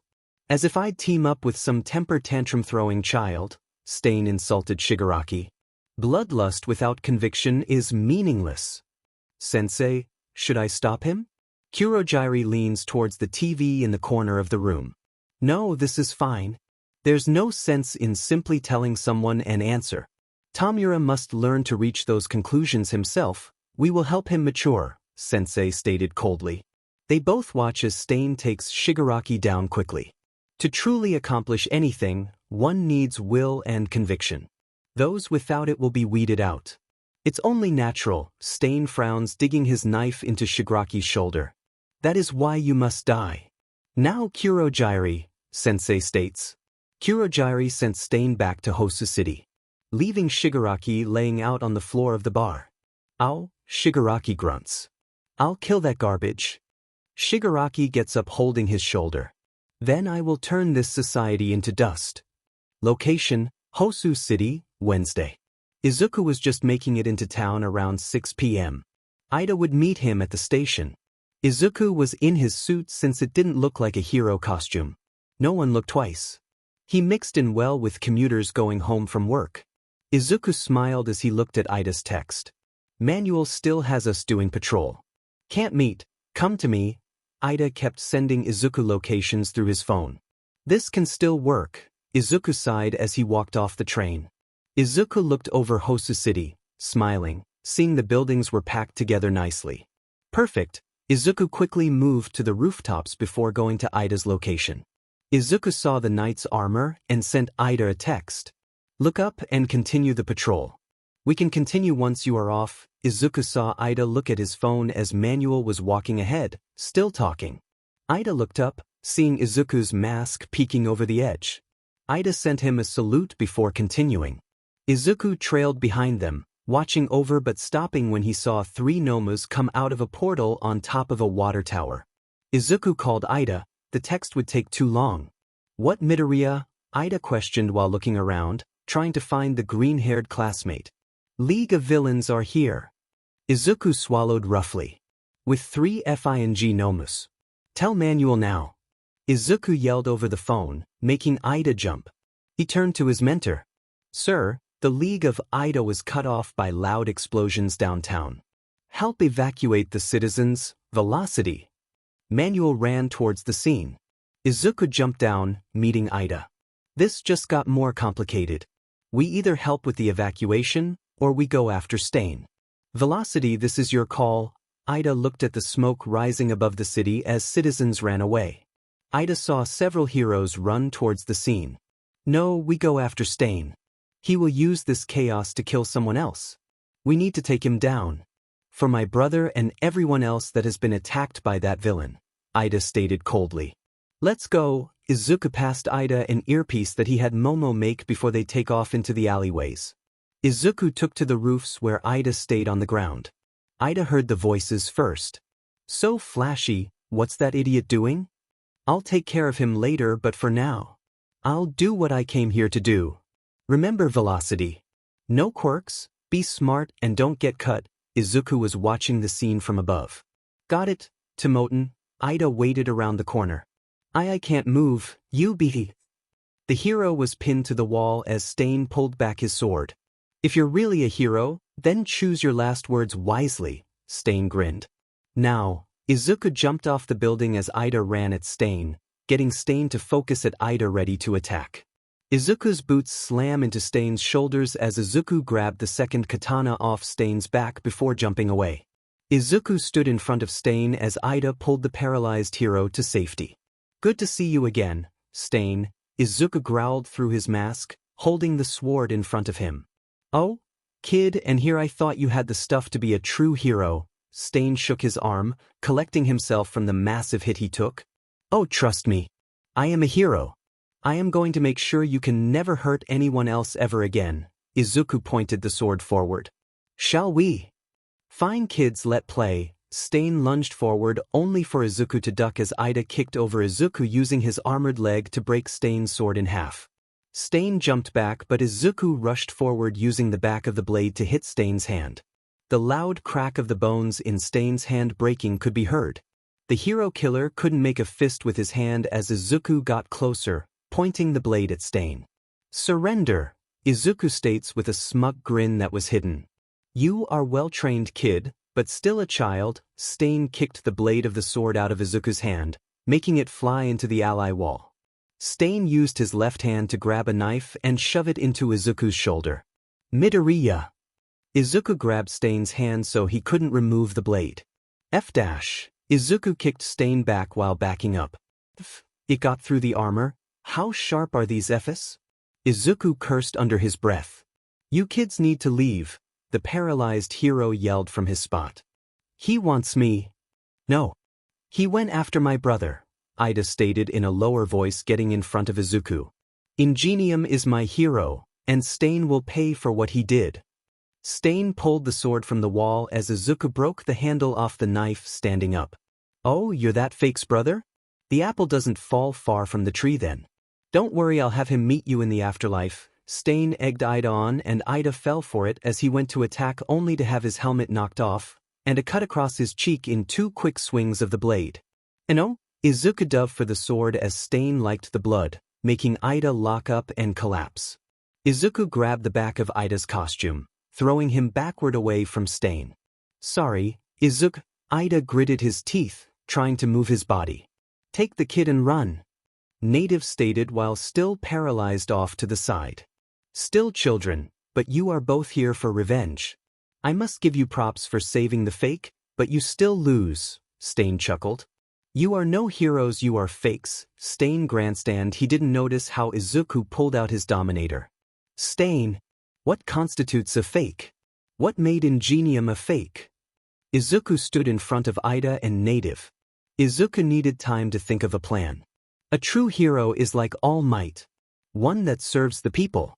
A symbol of peace. You and the other heroes don't want to be a symbol. You want money, fame and fortune. You let emotions blind you. Stain started to rant. Good, Izuku thought. You both came after me because of what I did to your family members. I can see the rage in your eyes. You will never be true heroes. Stain laughed and got ready to attack. He was done with talking. Izuku couldn't stop him, so why not distract the serial killer? Stain, you wanted to know about my quirk, right? Izuku stated while pointing the weapon at the villain. Stain shut up and watched. I can see these numbers. Those numbers are connected to someone's psyche. It lets me see if they're a danger to me and society. Congratulations while you played with us. Enforcement mode, non-lethal paralyzer. Trigger unlocked. Please aim carefully and subdue the target, the Dominator spoke. You are still considered a danger to society. Izuku rushed Stain, ready to get stabbed again just to get a clean shot. If Katsuki could dodge the shots at his speed, then Stain could do the same easily. I have to get closer, Izuku thought. And I will put you away. Izuku dodged a knife thrown at his head as the sword comes down. Izuku sidestepped it at the last second, using every muscle in his body to avoid the blade. Stain was impressed and distracted by Izuku's reflexes. He didn't see the kid's gun was in his face. Good night, Akaguro. Izuku pulled the trigger, sending energy right into his face, making Stain lock up and fall backward, effectively knocking him out.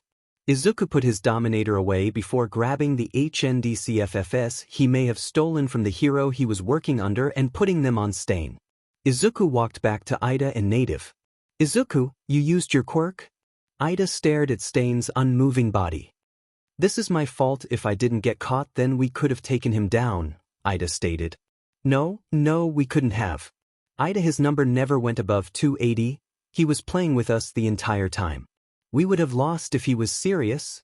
I had to use my quirk or we would be dead. I am sorry I dragged you into this. Izuku looked at the floor before getting an idea that could save them. He quickly turned to Native. You're going to tell the police that you gave us permission to use our quirks. We saved your life. You owe us. Izuku pressed bandages onto Native's wound. Could have been nicer, Izuku scolded himself in his head. Weiss. Thank you both. Native nodded some, just looking at Stain. You took him down like you did to Endeavor. The hero was still in shock from what he just witnessed. Yeah, hopefully, the press won't hear of this. Izuku sighed, knowing that would not be possible now. Izuku finished patching up Native. What are your hero names? Native questioned the boys. Velocity, brother of Ingenium. Ida stood up before checking Izuku's shoulder, seeing the blade was still in his shoulder. It helped slow the bleeding. We need to get you to the hospital. I know, and my hero name is Tomoten. Izuku helped Native up as Native called the police and some heroes. It seemed like the chaos died down in the city while fighting. As the heroes come up, they saw the hero killer in cuffs as Native looked slightly sheepish, where Ida put his helmet back on to hide his frown. Izuku was making sure Stain was completely disarmed. Is that the hero killer? One of the sidekicks asked. Yep, Native chuckled softly before rubbing his neck. These two saved my life, he motioned to the two teenagers. Watch out! Someone yelled as Izuku pulled his Dominator and pointed it at the sky as a Nomu's wings flapped harder as it was diving towards him. Izuku started backpedaling quickly, giving him some time and space. I hate these things. Izuku grunted as the voice in his head started talking as his Dominator opened. Enforcement mode, lethal eliminator. Izuku felt his hand start to shake some as the Nomu threw its claws out, coming for Izuku. Shoot! Izuku yelled in his head as the scene seemed to go slower. Izuku could see Ida running towards him as some heroes were ducking down. Others were just watching. Izuku, shoot! Ida yelled at him. Izuku steeled himself and shot. The Nomu crashed into the floor a foot in front of Izuku before exploded, coating his black suit red. Izuku tried not to GG as the smell. Gross. Izuku's hand was shaking as the Dominator changed back into paralyzer mode. Tomoten, are you okay? Ida questioned, clearly ignoring the gore as Izuku looked up. Izuku's black mask was wet with the blood of the Nomu. Why velocity? I'm okay, these things aren't human. They are not human, Izuku chanted to himself while taking the cloth Ida handed him, wiping his face clean. Izuku shook his head some and he went from remorseful to angry. The league is going down next. Izuku looked at the night sky. I swear, yelled as loudly as he could, praying that Shigaraki could hear him.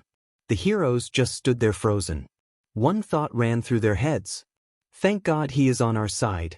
Even Endeavor, who only rounded the corner to see the shot that made the Nomu explode. Endeavor didn't say a single word to Izuku about Stain. Endeavor just faced one of the Nomus himself and had to produce his hottest fire just to stop it. Izuku took it out without breaking a sweat. Endeavor couldn't find his voice staring at the blood-covered teenager. The rest of the night was spent in the hospital, getting checked out and treated for the cut and stab wound. Luckily Stain kept his knives sharp as there was little damage to Izuku's shoulder. After Ida and Izuku were treated, the police stated questioning them. Izuku and Ida already had their bullshit story mapped out. How Izuku interned in the next city over, during the morning, and they were just going to meet up at a cafe to talk about their weeks once Ida was off duty. Ida explained how he got separated from Native and ran into Izuku before they found Native. Native explained to the police that he was paralyzed by Stain's quirk, and the boys didn't use their quirks till he gave them permission. The cops bought it, and no one was in trouble. For now. The next morning Native walks into their hospital room. Hey boys, Native waved softly as he shut the door. Good morning Native. How is your shoulder? Izuku rolled his own shoulder some grunting. I forgot I got stabbed last night. How do you forget that? Ida questioned. I was pretty hyped up on adrenaline during the fight Ida, Izuku chuckled. Native chucked softly some as well before sobering up. I am glad you are okay Midoriya, and you as well Ida. I just wanted to thank you guys for saving my life, but please do not do what you did last night again. You are not heroes yet and do not have your license. You guys are still kids. You shouldn't be chasing killers down at such an age, Native sighed rubbing his neck. I covered for you both since Stain needed to go down and you saved my life. Just don't go running headfirst into trouble without your license next time. Please, Native looked at Izuku a little more than he did Ida. Thank you for covering for us, Ida spoke and bowed. We both realized that it was a mistake to case down the hero killer. Ida stood up. We will be more careful, and I will keep Midoriya in check. Izuku rolled his eyes at his classmate's comment. I can take care of myself. But thank you Native for covering for us. I am sorry I somewhat threatened you. Izuku got out of bed and bowed. Please forgive me. You two are good kids, just be smart. I know you are both in UDA, so I know you have a brain. Also, no problem Midoriya. And you didn't want to get in trouble. It was a stressful situation that you both did well in. Just don't go around threatening heroes kid, Native bows some. Thank you for saving my life. I will be waiting to see you both grow into the heroes I know you can be. Native stood up and sent a small smile before leaving the boys alone. How are you doing Ida? Izuku turned to the speedster. I am okay? I know we were lucky that Stain wasn't taking the fight seriously. Also, call me Tenya. We got through this because of your plan, Tenya smiled. Thank you for having my back. Then call me Izuku, and I always have my friends' backs. Izuku held out his fist. Tenya gave him a fist bump as they both got dressed to go back to their internships. We need to get stronger, Stain was playing with us. If that was real, we would be dead right now, Izuku breathed out. God, my mother would kill me. I know, my brother would skin me alive. Let's leave the villains to the heroes from now on, yeah? Tenya turned to Izuku who was nodding. They both knew how lucky they were last night and how freaked out their families would be if they found out they were actively hunting the hero killer. Well, I'm going to take off. Please take care of your shoulder Izuku. I would hate for you to cause more damage. Of course, why do you think I went to a small-time hero? We mostly parole man. No villains or criminals. Izuku almost shrugged but stopped. Stay safe, Velocity. You too Tomoten, Tenya smiled and waved to Izuku, who waved back before heading to the train station. The media got the story. 2 Irata students during their internships saved Native by taking down the hero killer. A photo of Izuku and Ida standing next to Stain in their hero costumes was front-page news the next day. The media stations all agreed that showing the video of Izuku destroying the Nomu would stay off air as it was too graphic to show the public. Izuku appreciated the gore for once not seeing anything about the dead Nomu. Apparently, Endeavor also killed one. That one was publicized since it was a cleaner kill. After the Hosu City attack, Nomus were officially classified as bioweapons of the League of Villains by the Hero Commission and government. The orders were to capture if possible, kill on sight if needed. The rest of Izuku's and Tenya's internships were peaceful and stress-free. It was the calm before the raging storm waiting for the boys back home. Okay, I am going to get heated real quick. So I believe everyone has seen authors start locking their stories, right? Why would be the question? This FANG son of a where, beach, slot, CNT, FANG but whole who developed a little app called Fanfic Pocket Archive Library created by Sergei Packer. Sergei Packer is a stealing, conniving little beach who developed this app that connected to AO3 and took all the works and put them on the FING app. Now usually I would say F it. Cool, now there is an app, but there is a huge mother FING problem, people. This limpy motherfucker isn't working for or with AO3. This motherfucker man. He writes this in the description. The subscription price is 99 cents per month. Beach F you and F your app beach. Oh, almost forgot the FING but cherry on the top of this D-head.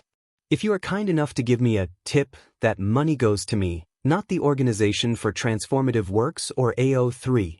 This motherfucker. AO3 is a free-to-use site, no FANG ads to get in our way of reading. Also asking for a tip while stealing other people's hard but F work. I swear if murder was legal on this earth, I would come to find you, motherfucker. This guy and if this app. I swear to God if someone knows how to report an app or something to get this burning of pile dog shit out of the app store, please help. I won't be locking my story and God hopes he find this chapter become F you dude. F you. I am done. Let me know what you think about what is going on, and also I think I got some ideas for my new chapter.